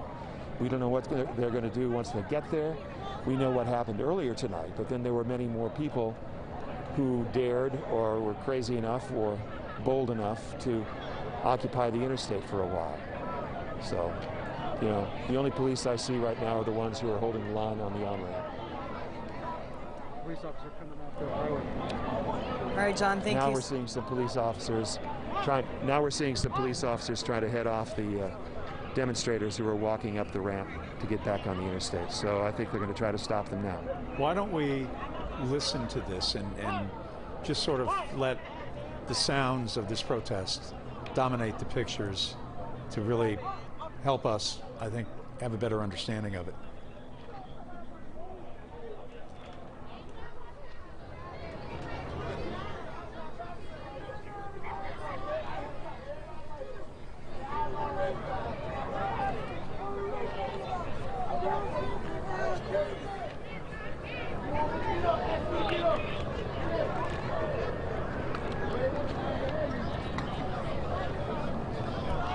And Hope, our reporter Hope, has a different vantage point from where John Sherrick is. So we want to go over to her to see what she's seeing on her side as we're getting more information about what is happening on the side where we're seeing now, which is where John Sherrick has been reporting the last few minutes. Hope, can you hear me? Yeah, I can hear you. So, I'm kind of looking in a different direction because there's something towards. There's been a car that's been coming out and kind of doing donuts and things like that, but it looks like there's another fire. Yep, yeah, there's another fire over there. So I'm not sure what that is. That happened just in the last couple of minutes. The police earlier when you saw those people running away from running around towards where John is right now, so there's still just a few people who are standing in front of that police line. We did see them put on their gas masks, and from previous experience, I know whenever they put on those masks that they tend to throw tear gas into the crowd. So some of the people, you know, they laid down and they said, you can, you know, I speak English, you can ask me to get up, do not just throw tear gas at me. If you want me to move, ask me to move. But they have since gotten up. There are a couple of people still right here in this area. They did, again, put on their masks, so you see everyone that has their mask on right now. And then behind me, it looks like that something else has been set on fire, although we can't see what business that is right now. So the crowd is kind of spread out and kind of dissipated in this area. There's some people on this side. There are a couple of people in front of the police right there. There's some people up on the road walking back towards this way, I believe. But it's not, this is what we're seeing right now in the last couple of minutes. That's how things have changed. Things were kind of stayed the same for the past hour, where you saw a bunch of people kind of hanging out and still in this one area, and now they've kind of dissipated, kind of broke out and from all of these into different groups here right now. All right, Hope, thank you so much. We have some new video we just want to share with you at home this evening. APD just released the officer's body cam video in the Friday night deadly shooting of Rayshard Brooks. And these are the two officers, Bronson and Rolfe. Bronson is the one now on administrative duty. Rolfe is the one that was terminated. And, you know, we want to give you this warning. This is very unsettling. It's difficult to look at any time of the night, but unsettling certainly at almost 10 minutes after the hour of 1 o'clock here on a Sunday morning. But this is body camera video of when Officer Garrett Rolfe first approached Rayshard Brooks at the Wendy's on University Avenue about 10:30. Police called after reports of a man who was parked in the drive-thru had fallen asleep. Now you can see Officer Rolfe asking Brooks a few questions before Brooks took a field sobriety test. The GBI says when Brooks failed the test, there was that struggle over a taser between Brooks and the officers. and we're going to show you a portion of that video. And again, a warning, this video is disturbing.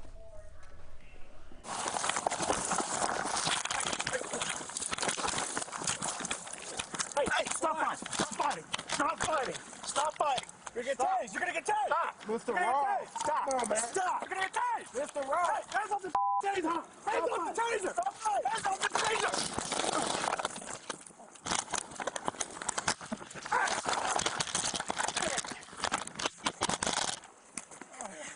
Stop fighting! Taser!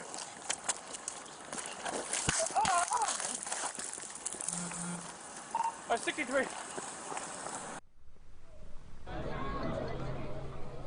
And that was video of Rayshard Brooks in a physical confrontation with two police officers in Atlanta. That moment ultimately led to his death just a few moments after that. In the videos we've seen related to this incident, we've seen Rayshard Brooks actually grab one of the tasers from the officers and start running. And according to the GBI, he turns around just about maybe 5 to 7 parking spaces away from the police officers and turns around and points that taser back at officers, and that's when one of the officers shot him, and that shot proved to be fatal. He later died during surgery later on. So that gives us a perspective, Jeff, from the officer's viewpoint with their body cameras there. I think as I watched that, other than, you know, just feeling incredible sadness of how, you know, it began just so harmlessly. I mean, in the white car was a guy who had fallen asleep, was intoxicated, and it seemed like a sort of gentle stop of just sort of, you know, trying to help him, and it escalates above and beyond that with that violent confrontation with the officers, and then escalates into a shooting resulting in his death. I mean, hard to look at, hard to think about, and hard to fathom how quickly that turned. And I just want to be clear with our viewers this morning that that's just a short piece of the long videos we've received from APD. We have several links of body camera footage as well as dash cam footage from the shooting.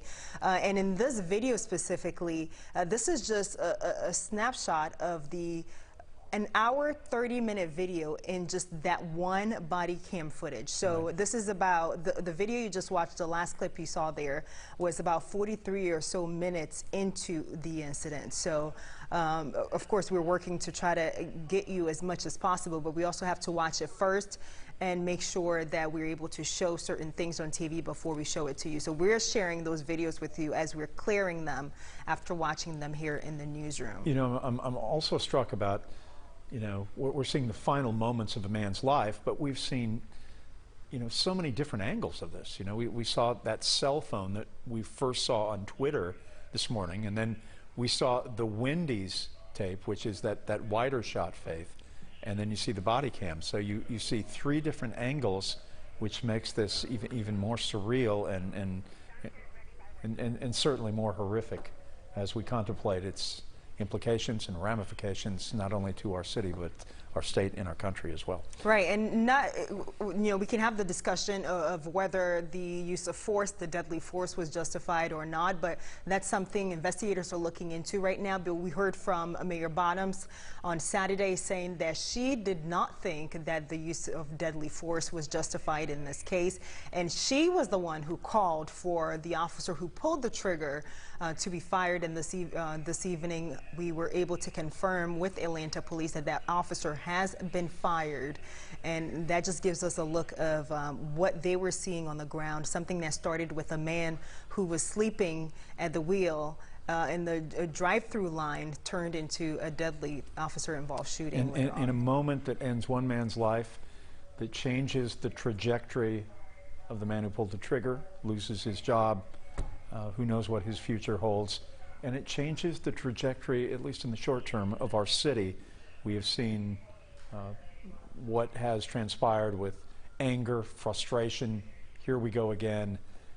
Just the result of this moment in time that happened around 10:30 on a Friday night. Right, and not to forget the Atlanta police chief also, a 20-year veteran of the police department, also lost her job this evening. She's still with the city of Atlanta, but she's no longer the police chief, and as far as we know, she's no longer part of the police department. We're waiting to figure out what her role will be in moving forward, but a lot of lives have been affected just in a short period of time by this one incident here in without Atlanta. being too philosophical, I think it also illustrates certainly just how fragile life is and how events can change, in the blink of an eye. Yeah. All right, let's go to John Sherrick. He is outside that Wendy's on University Avenue.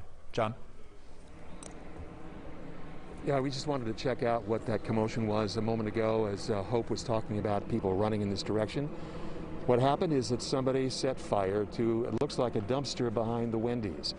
And it is burning. It's been burning for several minutes now. I'm not sure what is in that dumpster, as you can imagine what might be in the dumpster behind a fast food restaurant. But it is continuing to burn, and something is burning into the air that is causing some smoke that is causing eyes to burn. So it is not a comfortable place to be right now. There are several people trying to get a closer look, and as people like to do, take pictures and videos of what is before them. And so that's what they're doing right now as this fire burns itself out in the dumpster behind the Wendy's. Who set it afire? Why somebody would have set it afire? I don't know. They are leaving, as you see, the business to the left, the BP station, as we might be able to turn the camera in that direction, leaving that alone. There's a liquor store across the street. They're leaving that alone. So far, they're just continuing to try to cause further damage to this Wendy's here on University Avenue.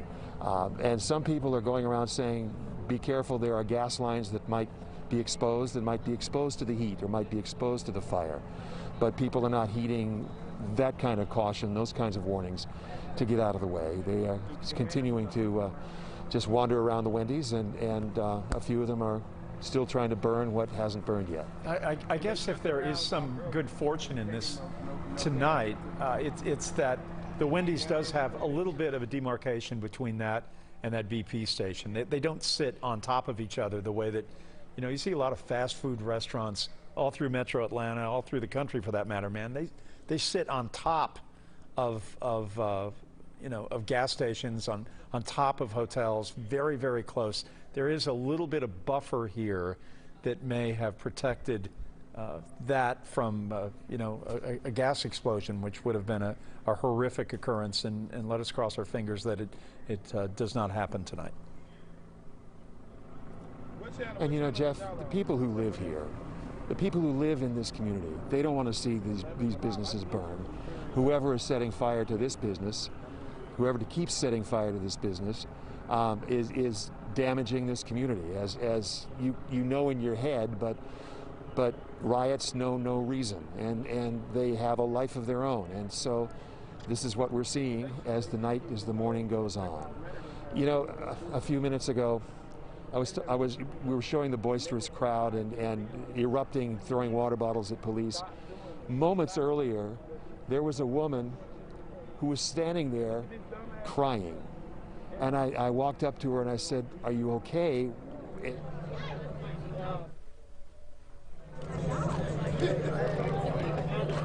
All right, we've lost John, and we'll try to get back to John Sherrick for his story. Let's bring in Hope Ford right now. Hope. Yeah, we're still in that area. You can see more people have come back to this line right here where the police earlier put on their gas masks. There were a few people who started throwing a lot of bottles towards the police, and that's when they put on their gas mask there. But and the crowd kind of thinned out at that moment. Some people have walked back up to this area and continue with their protest into the night here. Some people still going up to the police, trying to have conversations with them, and then for the most part, people just kind of walking around and having conversations amongst themselves in several different groups. So that's what we're seeing from this angle right now. The police have not moved to do anything else after putting on those gas masks there. And there is still a pretty decent crowd behind us that have kind of just spread out amongst themselves along this road here tonight. Now you can see that right there, that there's still several people who were out here this evening. Hope it looks like a little bit of a smaller crowd, a little bit. It was that whole crowd that was up here earlier that we've been watching all night that is now spread out and backed up. There are some who are further back on the road. There are some who are to the left of us and some to the right of us. They're all kind of hanging out back here. Hey, look, y'all ain't dropping his name, but boy, I just got a good grin on his face, baby. Trying to listen to that conversation there, not really.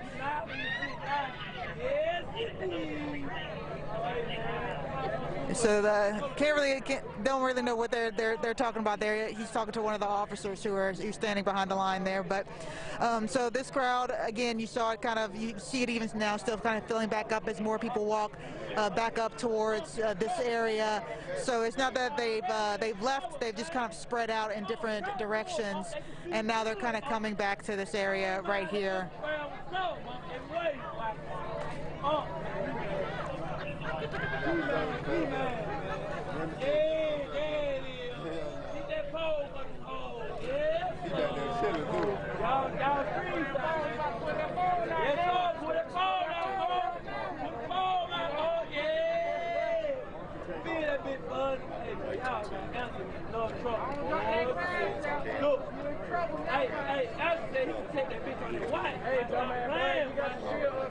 We want to apologize for some of the obscenity you may see on signs. It is inadvertent on our part, and it is a part of covering this event as it is, and we apologize.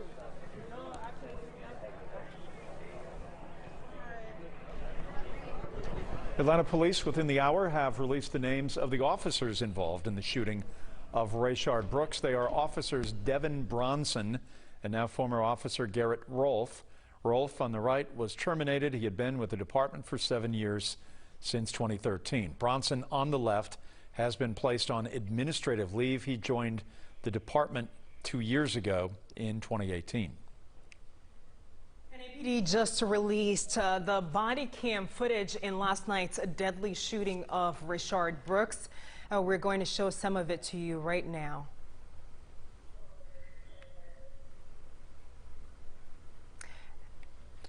And this is the body cam video of when Officer Garrett Rolfe first approached Rayshard Brooks at the Wendy's on University Avenue last night around 10:30. Police were called there after reports of a man who was parked in the drive-thru had fallen asleep.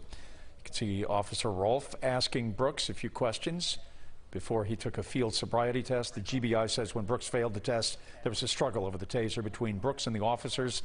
We're only going to show you a portion of the video. Again, a warning, this video is disturbing.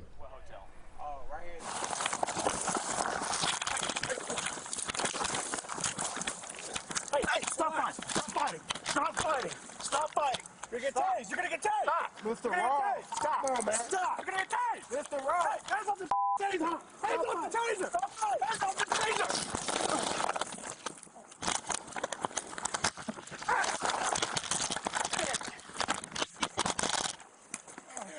Stop fighting! Taser!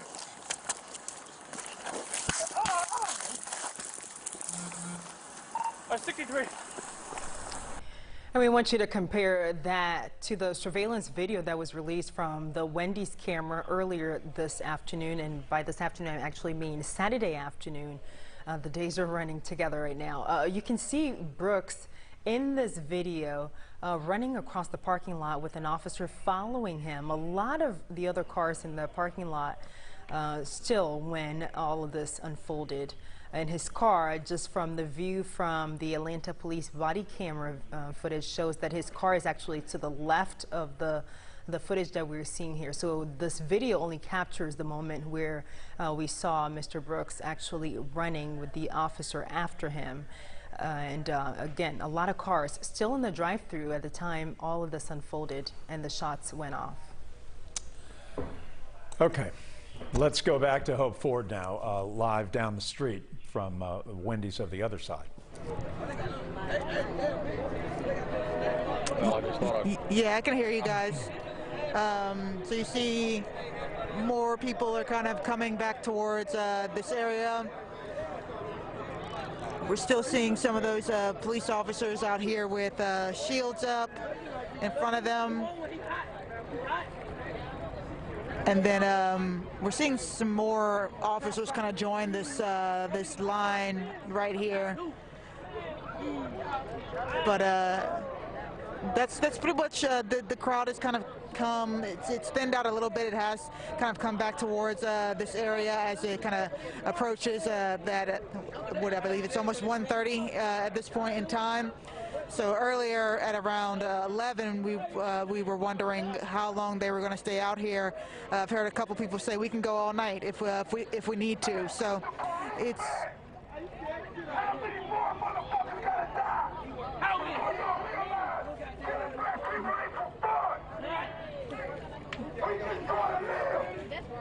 All we want to do is go home. You think that somebody has a taser, you scared of your life? Then you need to turn in your bag. Who got your bag? You think that man killed that man? And we was a pussy. If you overweight, you motherfucking weight. Then you need to turn in your bag. I got drugs in the middle. And all y'all black police. If any of y'all are going home, this shit is good. I killed somebody who was okay. You need to turn in your bag. You done got it off the panel. We love it here in Atlanta. We love that black police here. We don't want to have all white police. But you see what happens. But you got partners. You got somebody standing right next to you that think killing that man was okay. They think that shit was okay. All we want to do is live. I want to go home, go to sleep, play my 2K, and not come out here. Y'all killing us. Ain't nobody doing nothing to y'all for y'all to be killing us. Y'all can't run. Get to the track. Learn how to run. Learn how to catch somebody. Not to try to kill somebody. You think we hate y'all. We hate what y'all do to us. I moved all the way from Texas to come here because of y'all black police. Every one of y'all looking at me. I moved here because of y'all. I thought y'all would make sure that these white racist motherfuckers wouldn't kill us. Now my son's asking me where the hell we gonna move, Dad? Because even the black police don't protect us. We need help. We need training. We need y'all to start turning in y'all partners that going around saying racist shit. I'm pretty sure somebody gonna take care of you because you get fired, because you looking out for us. But every time I talk to a black police officer, they say that they decided to work for the police to make a change. Where the fuck is... All right.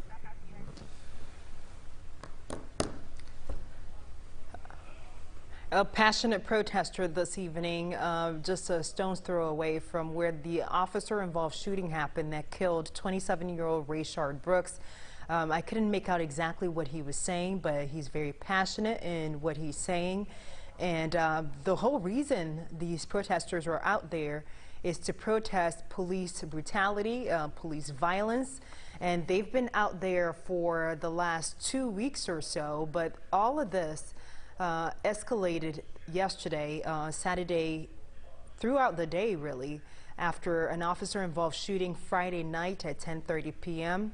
at the Wendy's on University Avenue in Southwest Atlanta. So a lot of people have been out there in that area of the shooting, protesting all day.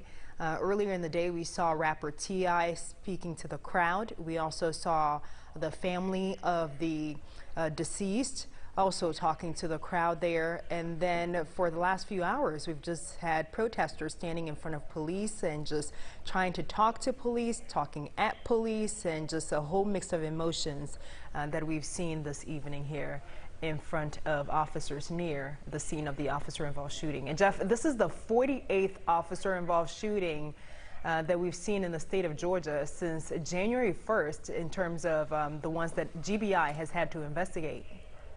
You know, we sit here and we share the news of the day. We do that on our various broadcasts, and it has been a very familiar beat, a very familiar story that we talk about all the time, even among those of us who are in the journalism business. It has been a year of violence and police violence, and these stories continue to percolate all around America and certainly in our state as well. And it is deeply troubling to everyone. Right, and our reporter John Sherrick said something during one of his hits earlier in the evening on Saturday.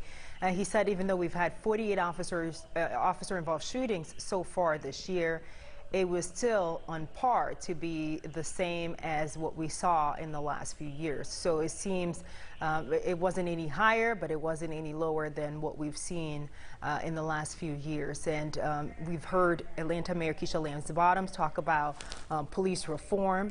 When we talked to her about a week ago about the whole defund police movement, she said that in a sense, police is being reformed in Atlanta, and that they've directed money towards a lot of social programs in the last few years. And this evening, or Saturday evening rather, as she was talking about this specific shooting in Southwest Atlanta, she talked about potentially reforming the police department. And that started with letting go or accepting the resignation of the police chief here, Chief Erica Shields, who is no longer with the police department as far as we know. And we're waiting to hear from the Atlanta mayor on what she will be doing, Chief Shields, that is former Chief Shields, what she will be doing for the city of Atlanta going forward. It's 1:31 a.m. right now. You're watching 11 Alive. We're covering this breaking news for you. We'll continue with more after the break.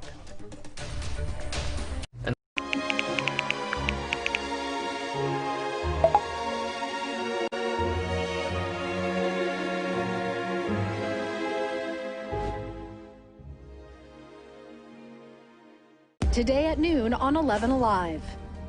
We are seeing that lack of smell or altered taste can be a symptom.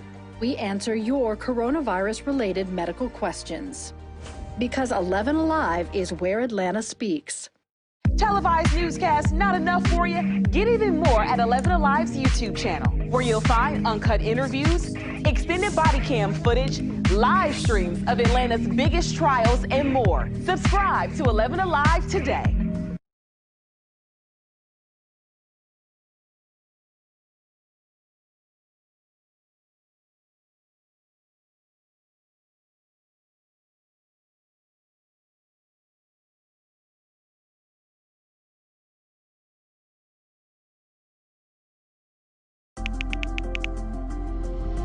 Let's start with a viral message going around. Quote, vast majority of people who died had ibuprofen Advil in their system. This message is fake.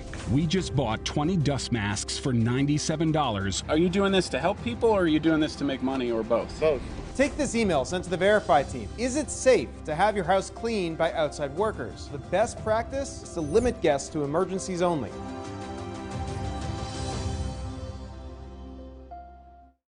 We know things are changing every day, but we're here with you. Continuous COVID-19 coverage during prime time. We're committed to giving you facts, not fear. On 11 Alive News Prime Time, weeknights from 8 to 11 on WATF. There are everyday actions to help prevent the spread of respiratory diseases. Wash your hands. Avoid close contact with people who are sick. Avoid touching your eyes, nose, and mouth. Good evening to you. I'm Faith Abube with Jeff Hollinger. A team of reporters in Southwest Atlanta this morning, as we continue to cover the officer-involved shooting that led to the death of 27-year-old Rayshard Brooks. He's a father. He's 27 years old, a father of 4. And we're learning more about him this morning and since the shooting that happened at 10:30 p.m. At a Wendy's on University Avenue. We want to head back to that area where protesters have been gathered for hours and hours now, and they don't seem to be leaving, and they've had some tense moments there. We want to head over to our reporter at the scene, John Sherrick. And John, tell us what you're seeing now as the camera is moving around. Right, the camera's moving around, Faith, because we're trying to get into a better position here, so just bear with us for one moment. as we move into position to where we can see down the street a little bit. What happened just a moment ago is several fire trucks just finally showed up. Several Atlanta fire trucks showed up and turned onto University to finally put the fire out at the Wendy's. So that's what's happening. They're moving into position where the you see the flashing lights perhaps in the distance here in just a moment. As the fire trucks were moving from Pryor Street, taking a left onto University, people started shooting fireworks at the fire trucks. The small, we called them lady fingers when I was a kid, just bursts of fireworks at the tires of the fire trucks. And the fire trucks kept barreling on through. So now the firefighters are in position to perhaps take control of that Wendy's and douse what's left of the embers and put that fire out once and for all. And just as we were about to go live a moment ago, police did secure this ramp. They stood in a line for several minutes, and some protesters tried to engage them with some taunts and some shouts and conversation, and police just stood there stoically, finally backed off, and the crowd backed off when they saw the fire trucks coming. So it's just one small incident after another here as several dozen people continue to wait out whatever they're trying to wait out, not chanting, not waving signs, they're just here. And police are here watching them as they watch police. In terms of the size of the crowd there, for as long as you've been there, what would you say about the size? Is it thinning out? Is it the same?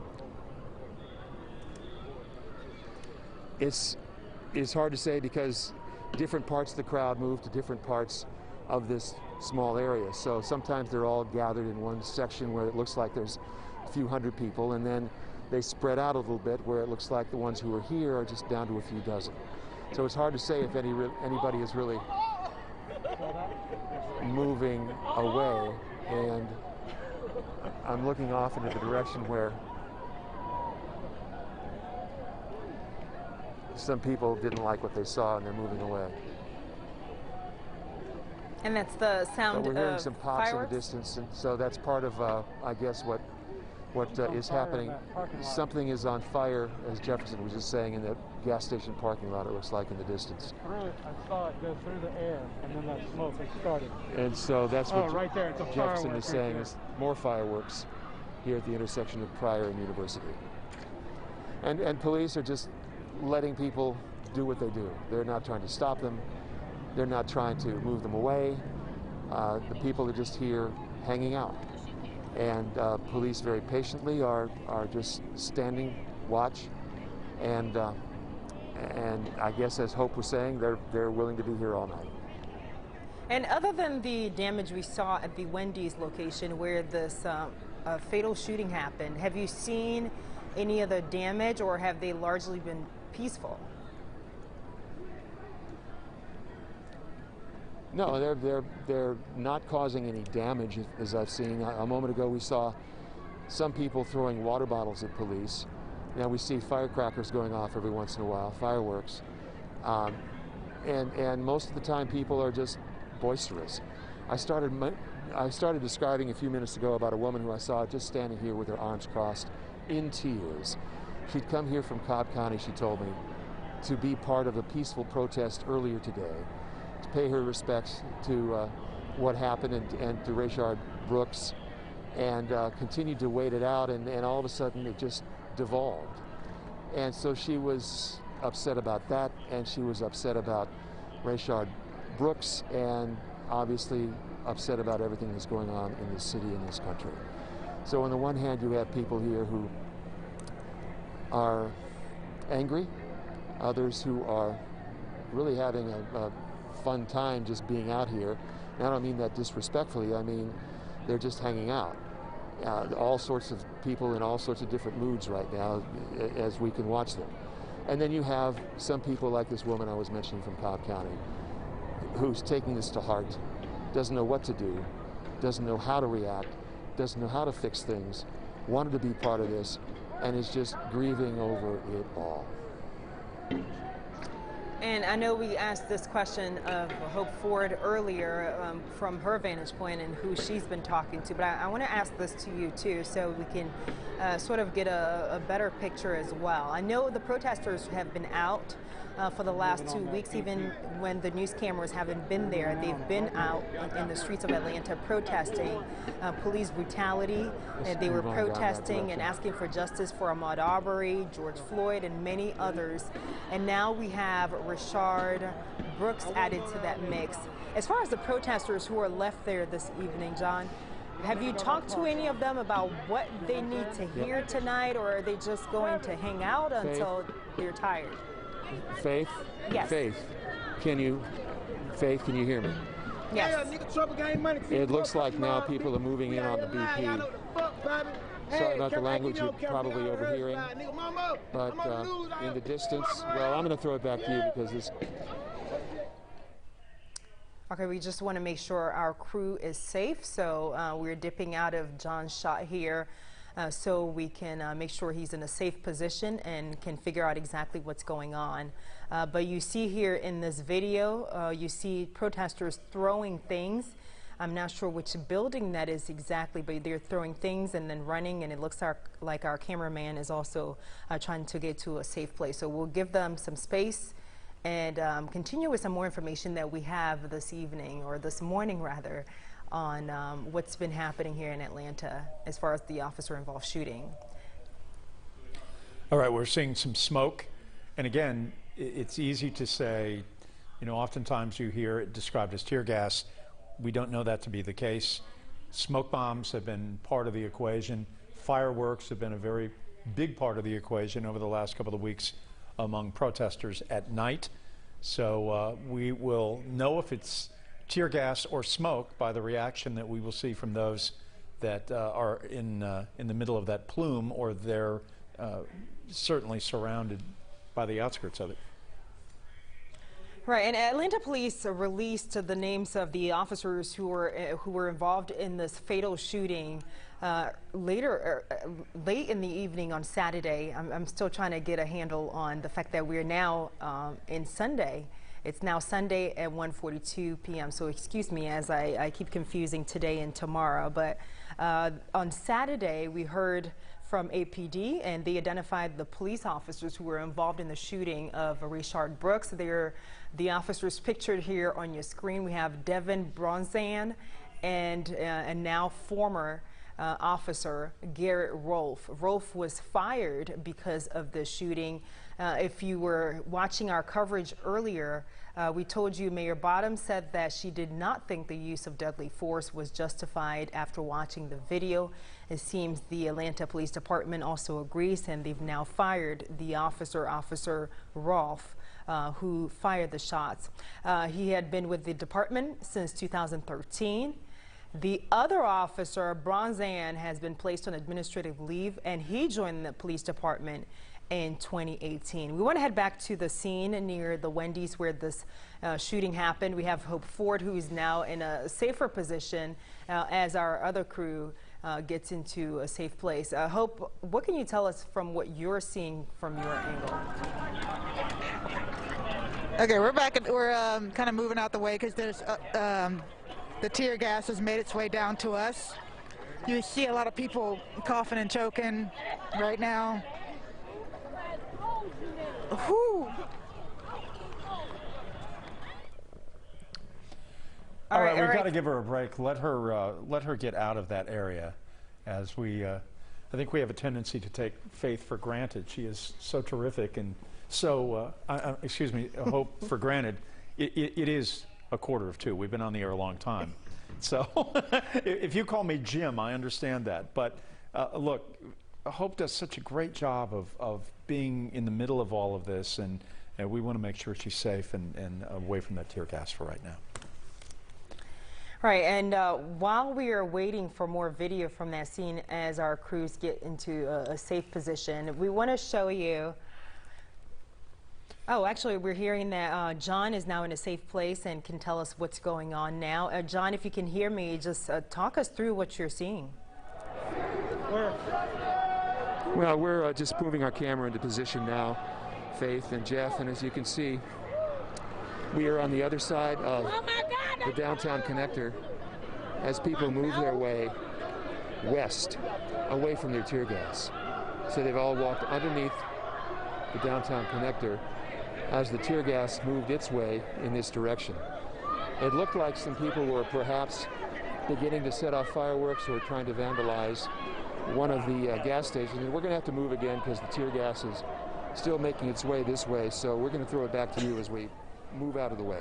So we're seeing Atlanta police now trying to move the protesters out to try to break up this group that has been over on University Avenue for a very, very long period of time. We're coming up on 2 a.m. It's 1:45 right now. We've been posing this question to Hope tonight, Doug Richards, also John Chiric, about a sort of time frame, the expectation of at what point does Atlanta police decide that these groups need to break up, Faith? And maybe we are getting that answer now with the firing of tear gas canisters. And also in that video before we moved the camera there, we saw protesters starting to throw things at a building there. From my vantage point, I can't tell exactly which building that was, but I'm being told by our producers that it's a convenience store nearby, near the Wendy's where the fatal shooting happened. So you saw protesters on video here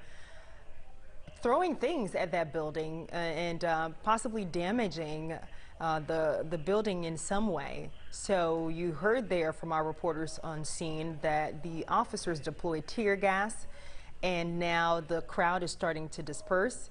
We're not sure if they're going to come back. We've seen a few times where the protesters have moved from one area and then gone to congregate in another area, all in the same neighborhood. So we'll continue talking to our reporters there and make sure they're safe, and also bring you all the developments that they're seeing on the ground there. And control room, I don't know if we have the body camera footage ready, but I want us to talk about that a little bit while we're also here watching the University Avenue area. But as we're getting it ready, I just want to take you back through what we've seen so far. This is part of a 43-minute video body cam footage that APD released a few hours ago.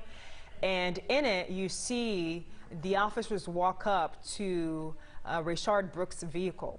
And what you don't see in this specific video that you're seeing here on your screen are the moments leading up to this. When officers first got to the scene, Rayshard Brooks was literally asleep in the car in the drive-through line. Patrons were actually driving around him to order their food. So he was in the vehicle, asleep. Officers knocked on the window and finally woke him up, and then they started talking. It was a very calm conversation. I haven't been able to actually listen to exactly what they were saying, but it seemed very calm. And at some point, when the officer, after conducting a field sobriety test and determining that Mr. Brooks was inebriated, he tried to arrest him, and that's when the scuffle began. We saw a scuffle between the officers, the two officers who responded, and Mr. Brooks. And then at some point, according to all the other videos we've been able to see related to this incident, Mr. Brooks grabs the taser of one of the officers. We see him holding something yellow, which we believe to be the taser, and then starts running. And at some point, before he could get past 7 car spaces away from the police officers, we hear the gunfire there. And so police are trying, the GBI specifically is trying to piece together everything that happened and speak to the officers who were at the scene and get statements from witnesses and try to piece everything together to see if there will be any charges at all. But we do know at this hour that the police officer who fired the fatal shots has been fired. The other officer has been placed on administrative leave. The police chief, the Atlanta police chief, Erica Shields, no longer has a job in the police department. She has been fired as the, not fired, I should correct myself, she has resigned, and the mayor has accepted her resignation, and she is no longer the police chief here. So just bringing you up to date on what we've been seeing the last few hours. And right now, you're taking a look at the interstate. This is the downtown connector at University Avenue, 7585. And you see traffic is flowing on the highway right now for several hours on Saturday, or actually at least an hour, I should say. On Saturday, 14 lanes of the highway there were closed because protesters had taken control, and they had blocked traffic on the highway there. So it took officers coming in, dispersing the crowd, arresting several people before traffic was able to move north and southbound again. All right, we are coming up on 2 a.m. It's 1:50 right now, and we have our reporters who have been in place in that area most of the night, and right now they are sort of on the move is probably the best way to describe it, as tear gas canisters have been shot, and they are certainly, along with those in that area, trying to flee from the tear gas right now. And again, this has been going on since the shooting overnight on Saturday morning, well, Friday night into Saturday morning, the killing of Rayshard Brooks, who was in that drive-through line at Wendy's when the scuffle broke out with those two Atlanta police officers. One since has been fired, the other on administrative duty. But these protests, pretty much, Faith, began shortly thereafter when many people gathered to protest what happened. We have seen the protests gather some steam, some energy, certainly during the day, and there was a bigger crowd at night. They made their way toward the freeway. They also, the Wendy's was burned, was torched, and we have sort of been in that holding pattern for the most part since they cleared the freeway, since the Wendy's stopped burning, and there have been a presence of Atlanta police off University Avenue near the Wendy's there, and that underpass there as well.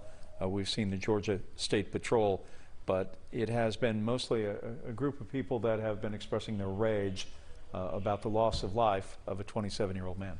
And the officers have been very restrained, and what we can see in the video that we've been seeing here, they've only moved in when things have gotten violent, and those were few and far in between.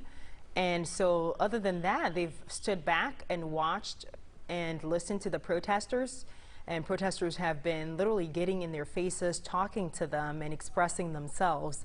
So there's no curfew, which is why at 1:52 a.m. we're still seeing some protesters out and about in the area of the fatal shooting.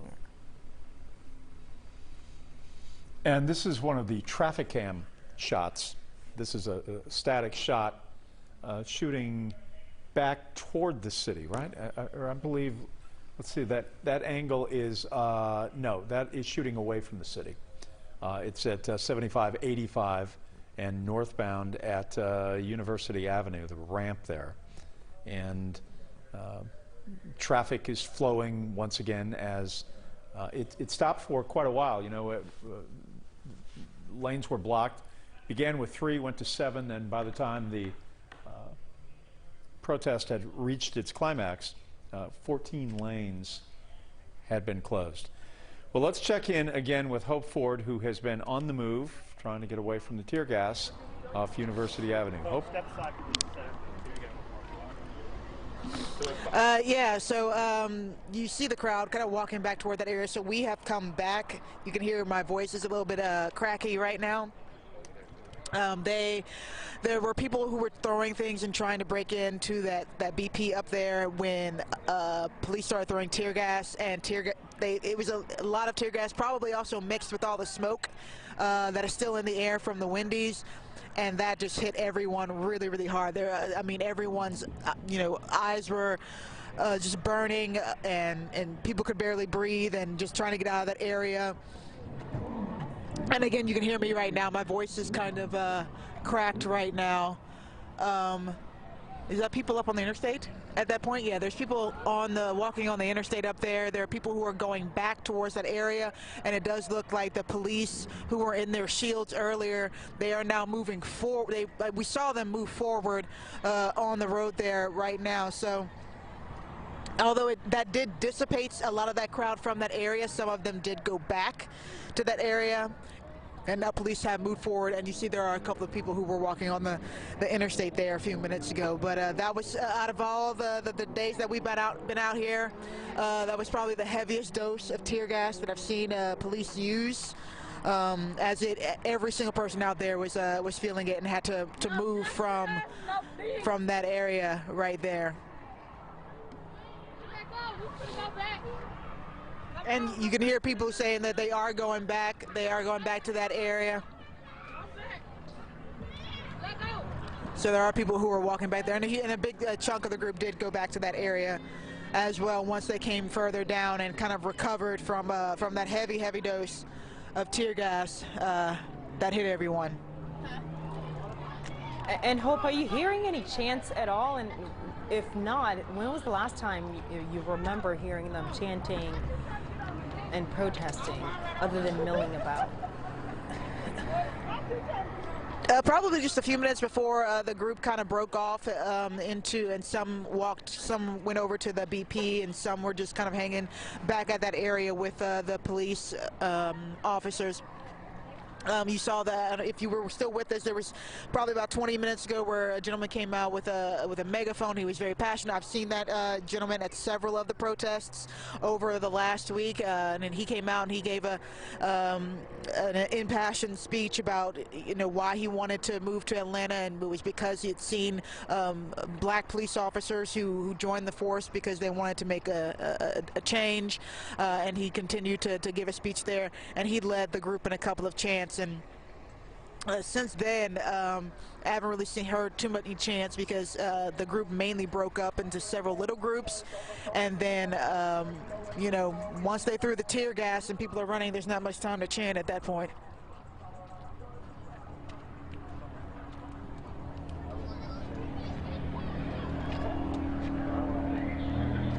All right, Hope, thank you. So we are now hearing we just heard the police say, give an order to disperse. We'll stay with you a little So we longer are to hearing see them how from that plays up there. They are saying, they are giving an order to disperse. In the past, normally when they've given an order to disperse, they'll give 10-20 minutes, and then that's when we'll see more tear gas. Sometimes they say it and they give you 2 minutes, so it kind of depends on what they're feeling whenever they give that order. So sometimes they'll say disperse immediately, sometimes they'll give a 5-10 minute warning, but we did just hear over the loudspeaker them give an order to disperse.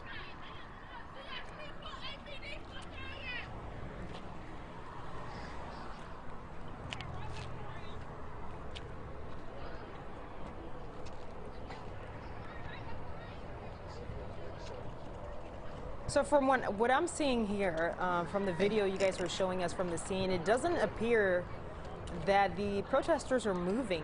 Is that what you're seeing too, Hope? We have seen a handful of them come back towards this way, and you can see a couple of people who are walking this way. We've seen this several times before over the last couple of weeks whenever police have given orders to disperse around curfew. Some people will, immediate leave. Some people will leave a few minutes later. And some people will stay there until the police start using other measures to disperse the crowd, whether that be tear gas or whether that be walking forward with their shields. But we are seeing people walk towards us, towards this area right now. And as you were talking, and they just gave this another order to disperse from this area. Go ahead, Hope. Oh no, they just gave a second order to disperse from the area. All they're saying is we need everyone to disperse from this area. That's what I'm hearing from back here. So that's 2 orders that they've given in the last couple of minutes. So where is the expectation to disperse? How is that defined in your estimation as you stand there? The first time they said it, we heard them leave the area.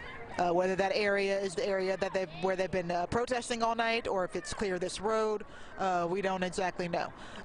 But it's definitely at least from that area where they are right now, which is kind of going towards the gas stations over there and a little bit under the underpass. A couple of hundred people, is that your estimation, or is it larger than that? It's definitely probably more around a couple of hundred. That's kind of been the crowd size. It's grown and it's shrank over the past couple of hours, but as far as the group that just got a heavy dose of tear gas and left, and the group that just went back up there, it's been the smallest group that we've seen throughout the night.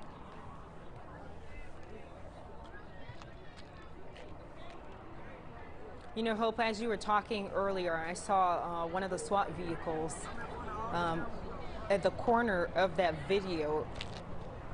It never actually came fully into frame. I'm not sure if you can actually see it.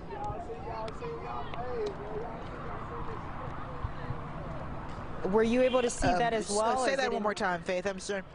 Oh, no, it's okay. So earlier when you were talking, I saw a SWAT vehicle, an armored vehicle, that came into view at the top right corner of the video there, but it never came into the frame fully. It looks like it went on the right side of the screen, and I'm not sure whether it came in your direction or if you're seeing it at all.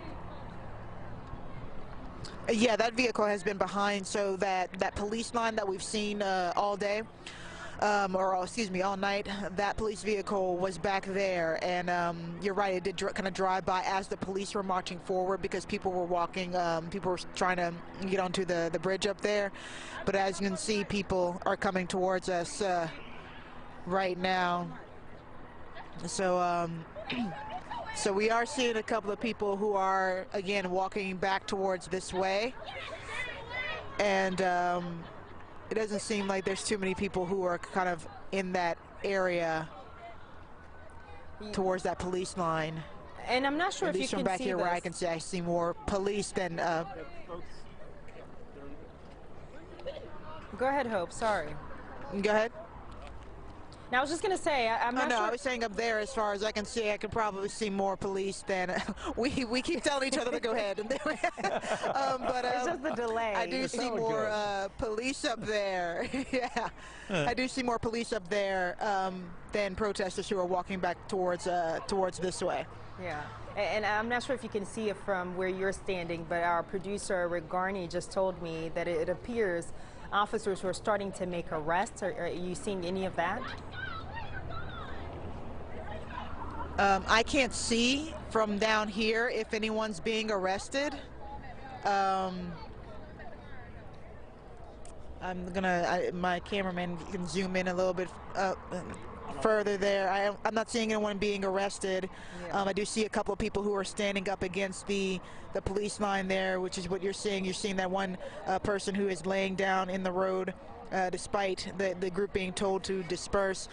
So I haven't seen any arrests. I know there were arrests earlier in the evening, but since I have been out here, I have not seen in this area. I have not seen a person be arrested. Yeah, and those arrests that Hope is talking about, that happened on the interstate, on the downtown connector at University Avenue, where a lot of protesters, hundreds of protesters, it appears, that took over the highway, basically stopping traffic in both directions. And according to our reporter there at the scene, about 50 or so protesters were arrested, according to our reporter there. So that's what we've seen. And also, I know the control room has multiple streams going on that they can see that we can't see from here. Literally, if you're at home watching this, we're seeing what you're seeing here on your screen. So our producer is watching other streams there, and he was able to tell us just a few moments ago that it seems that the Atlanta police officers in this area have started making some arrests. Not sure what the situation was that led to the arrest, but Hope has been saying over and over again, they've given Hope about 2 commands now for them to disperse. Yeah, so I've heard 2 commands. One was just to disperse and leave the area. We're asking you to disperse and leave the area. And then another one a few minutes later that told them they needed to disperse. Haven't heard anything else from them. Of course, you see a lot of people have walked away. So there's just a couple of people that are standing up there next to that police line. But the majority of people did leave from that area especially whenever they released a heavy dose of tear gas. And again, everyone who was in that area, they felt it whenever they released that. My voice is still kind of cracking from that, but there are just a couple of people who are still close to that area. Everyone else has either left or they're standing kind of farther back where we are. Right. We'll just stay on the shot a little bit and take a look at what's happening there. Again, officers have told the protesters to disperse, to go home, to leave the area. But we've seen, according to Hope Ford, that some of them have left, but the majority are still there.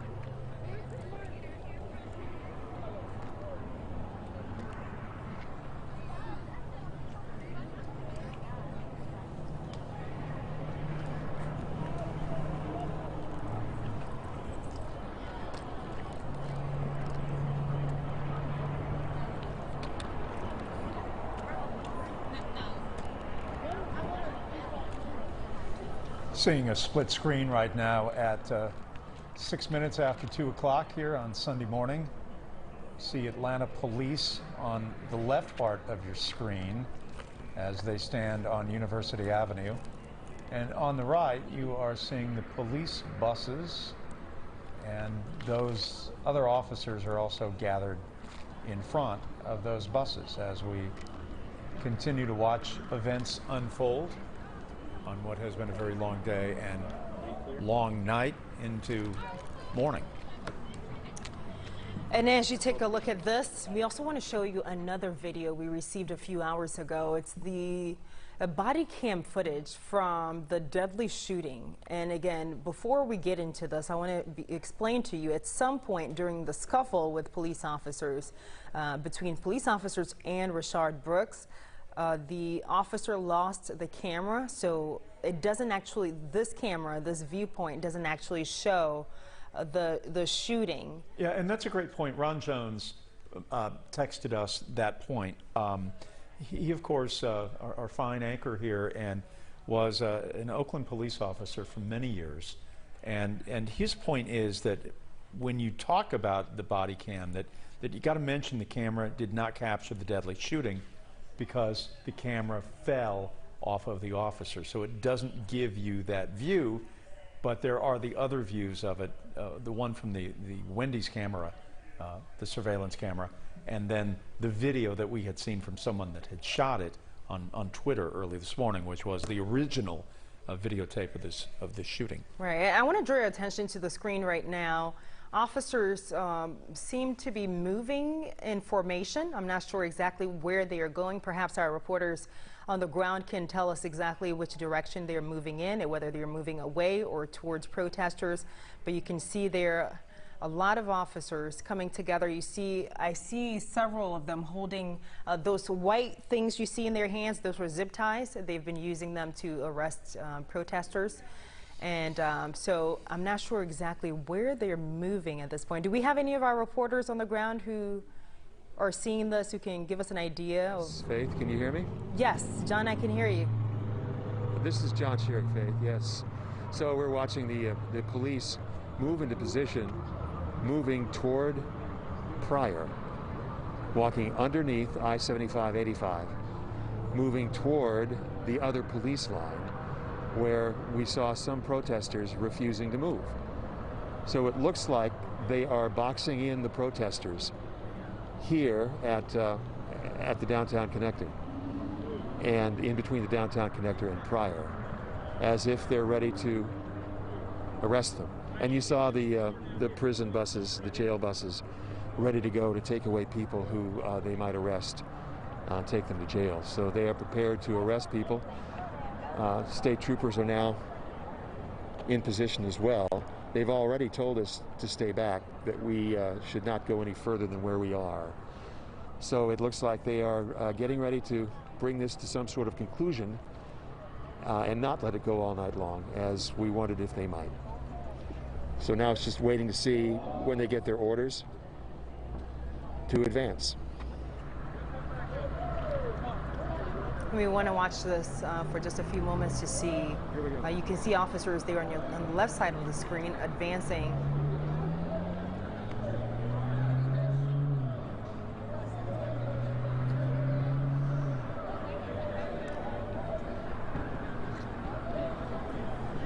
And you can hear them sounding their cadence in the echo of the underpass. Moving deliberately and moving forward. Many more police officers than protesters at this point. So if that's what they're going to be doing, arresting protesters, the protesters are greatly outnumbered. So, John, there is no curfew that is in effect. What precipitates the decision from law enforcement to decide that they are going to close this down for the most part? Is there any one trigger to this? You know, whatever orders they're following, whatever strategy and tactics the commanders have come up with for letting this perhaps peter out and dissipate on its own, and maybe they just decided that it's time to call it a night. They would have any number of violations, ordinance violations, or citations that they might be able to issue for people obstructing the roadways, or whatever the tickets or the charges might be. And so they are ready to move forward with taking these people in and clearing the street.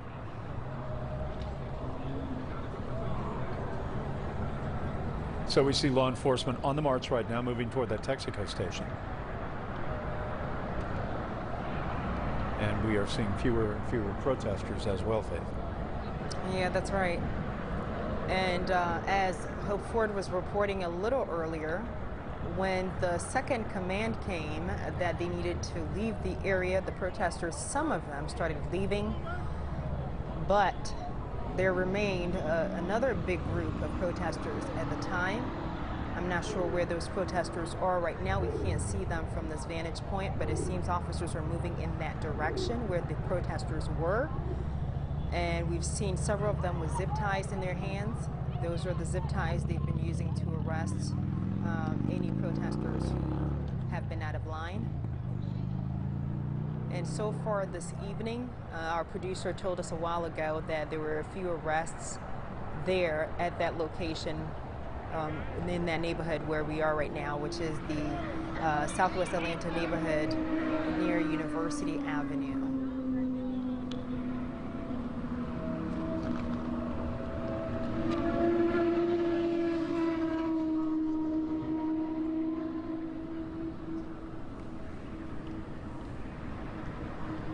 Hope, is Hope still with us? Hope, can you hear me?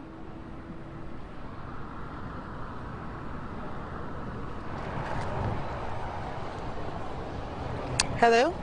Can you guys hear me? Yes, we can hear you. I just wanted to know, are the protesters still there? Because I can't see them from where we are now. A lot of police officers, a lot more than we saw just about 15-20 minutes ago.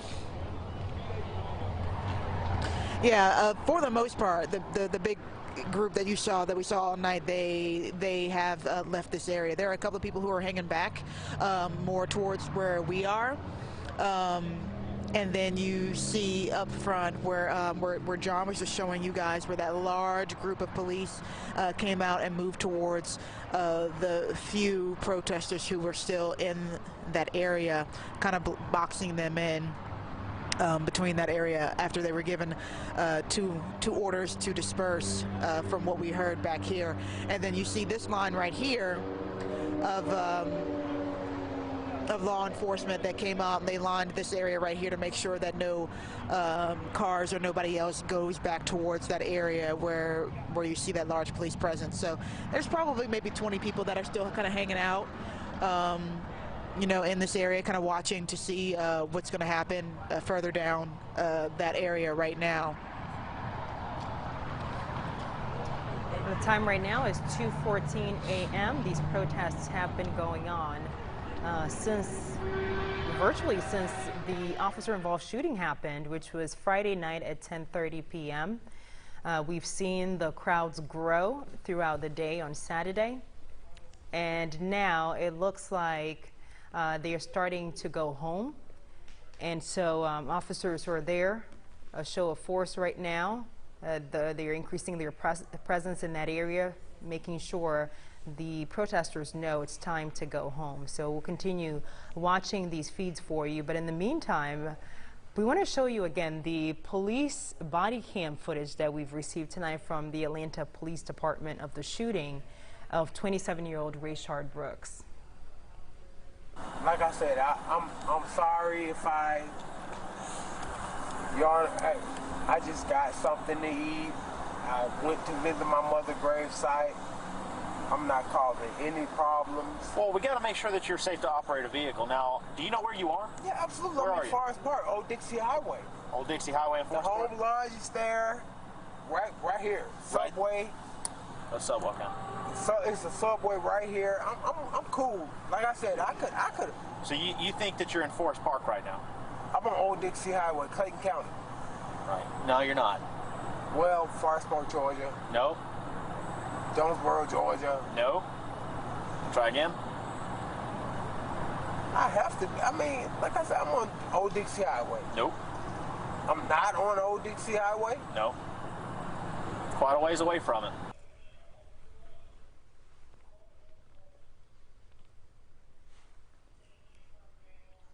All right, what you were watching there was one of the body cam footage from the officer, one of the officers who responded to a man sleeping in his car in the drive-thru of the Wendy's there. As we move on, this is what it looks like on the downtown connector at University Avenue this evening. This morning, I should say, it's 2:16 a.m. This is what it looks like right now. And just in the area there, closer to the Wendy's on University Avenue, we saw officers, a lot more officers move in, telling the protesters to move out of the way and go back home or disperse. And so we've been seeing many of them leave the area. When we last spoke to our reporter, she said that there was just a handful of protesters there at the time. So it seems like they're leaving the area, Jeff. And they do indeed. This scene looks very different from even 30 minutes ago, 40 minutes ago. We saw approximately 45 minutes ago, we saw the first tear gas canister that was fired in the direction of the people who were protesting, and that certainly would seem to have cleared out the area as we are looking at it tonight. Again, early Sunday morning, 2:17, and this scene, this site looks significantly different. We want to remind you that all of the information about the events of the last 30 hours can be found on 11alive.com. The shooting death of Rayshard Brooks, the 27-year-old father of three, who was shot by an Atlanta police officer 3 times. Officer Bronson has been placed on administrative leave, while Officer Rolfe has been fired. It has been a day where the mayor of Atlanta, Keisha Lance Bottoms, at 5 o'clock announced the resignation of Atlanta Police Chief Erica Shields and the announcement that an interim chief had been named, Rodney Bryant.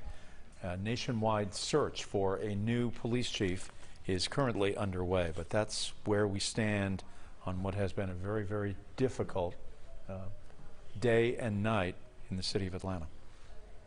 And we want to move our coverage now to our digital platforms, and you can watch us on 11alive.com as well as on our 11 Alive Facebook page. And also a note about tomorrow morning, or I guess later on this morning, our coverage begins at 6 o'clock this morning on our morning show.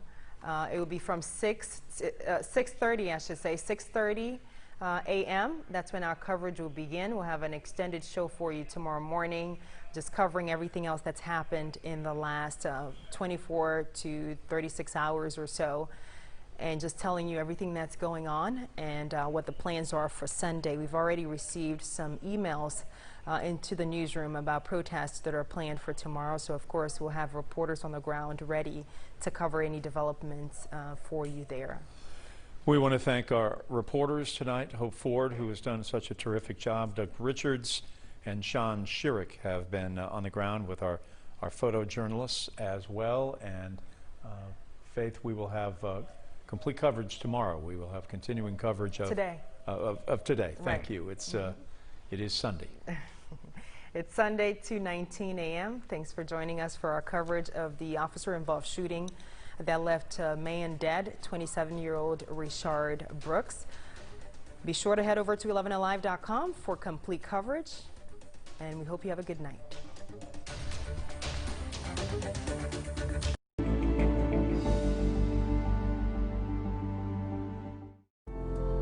In times of great uncertainty, some things become more clear. The things we take for granted, the people we depend on daily. Here at 11 Alive, we'd like to say thank you.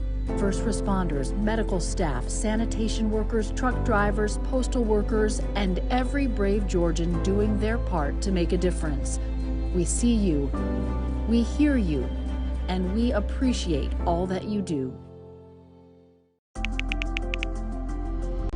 Let's start with a viral message going around. Quote, vast majority of people who died had ibuprofen Advil in their system. This message is fake. We just bought 20 dust masks for $97.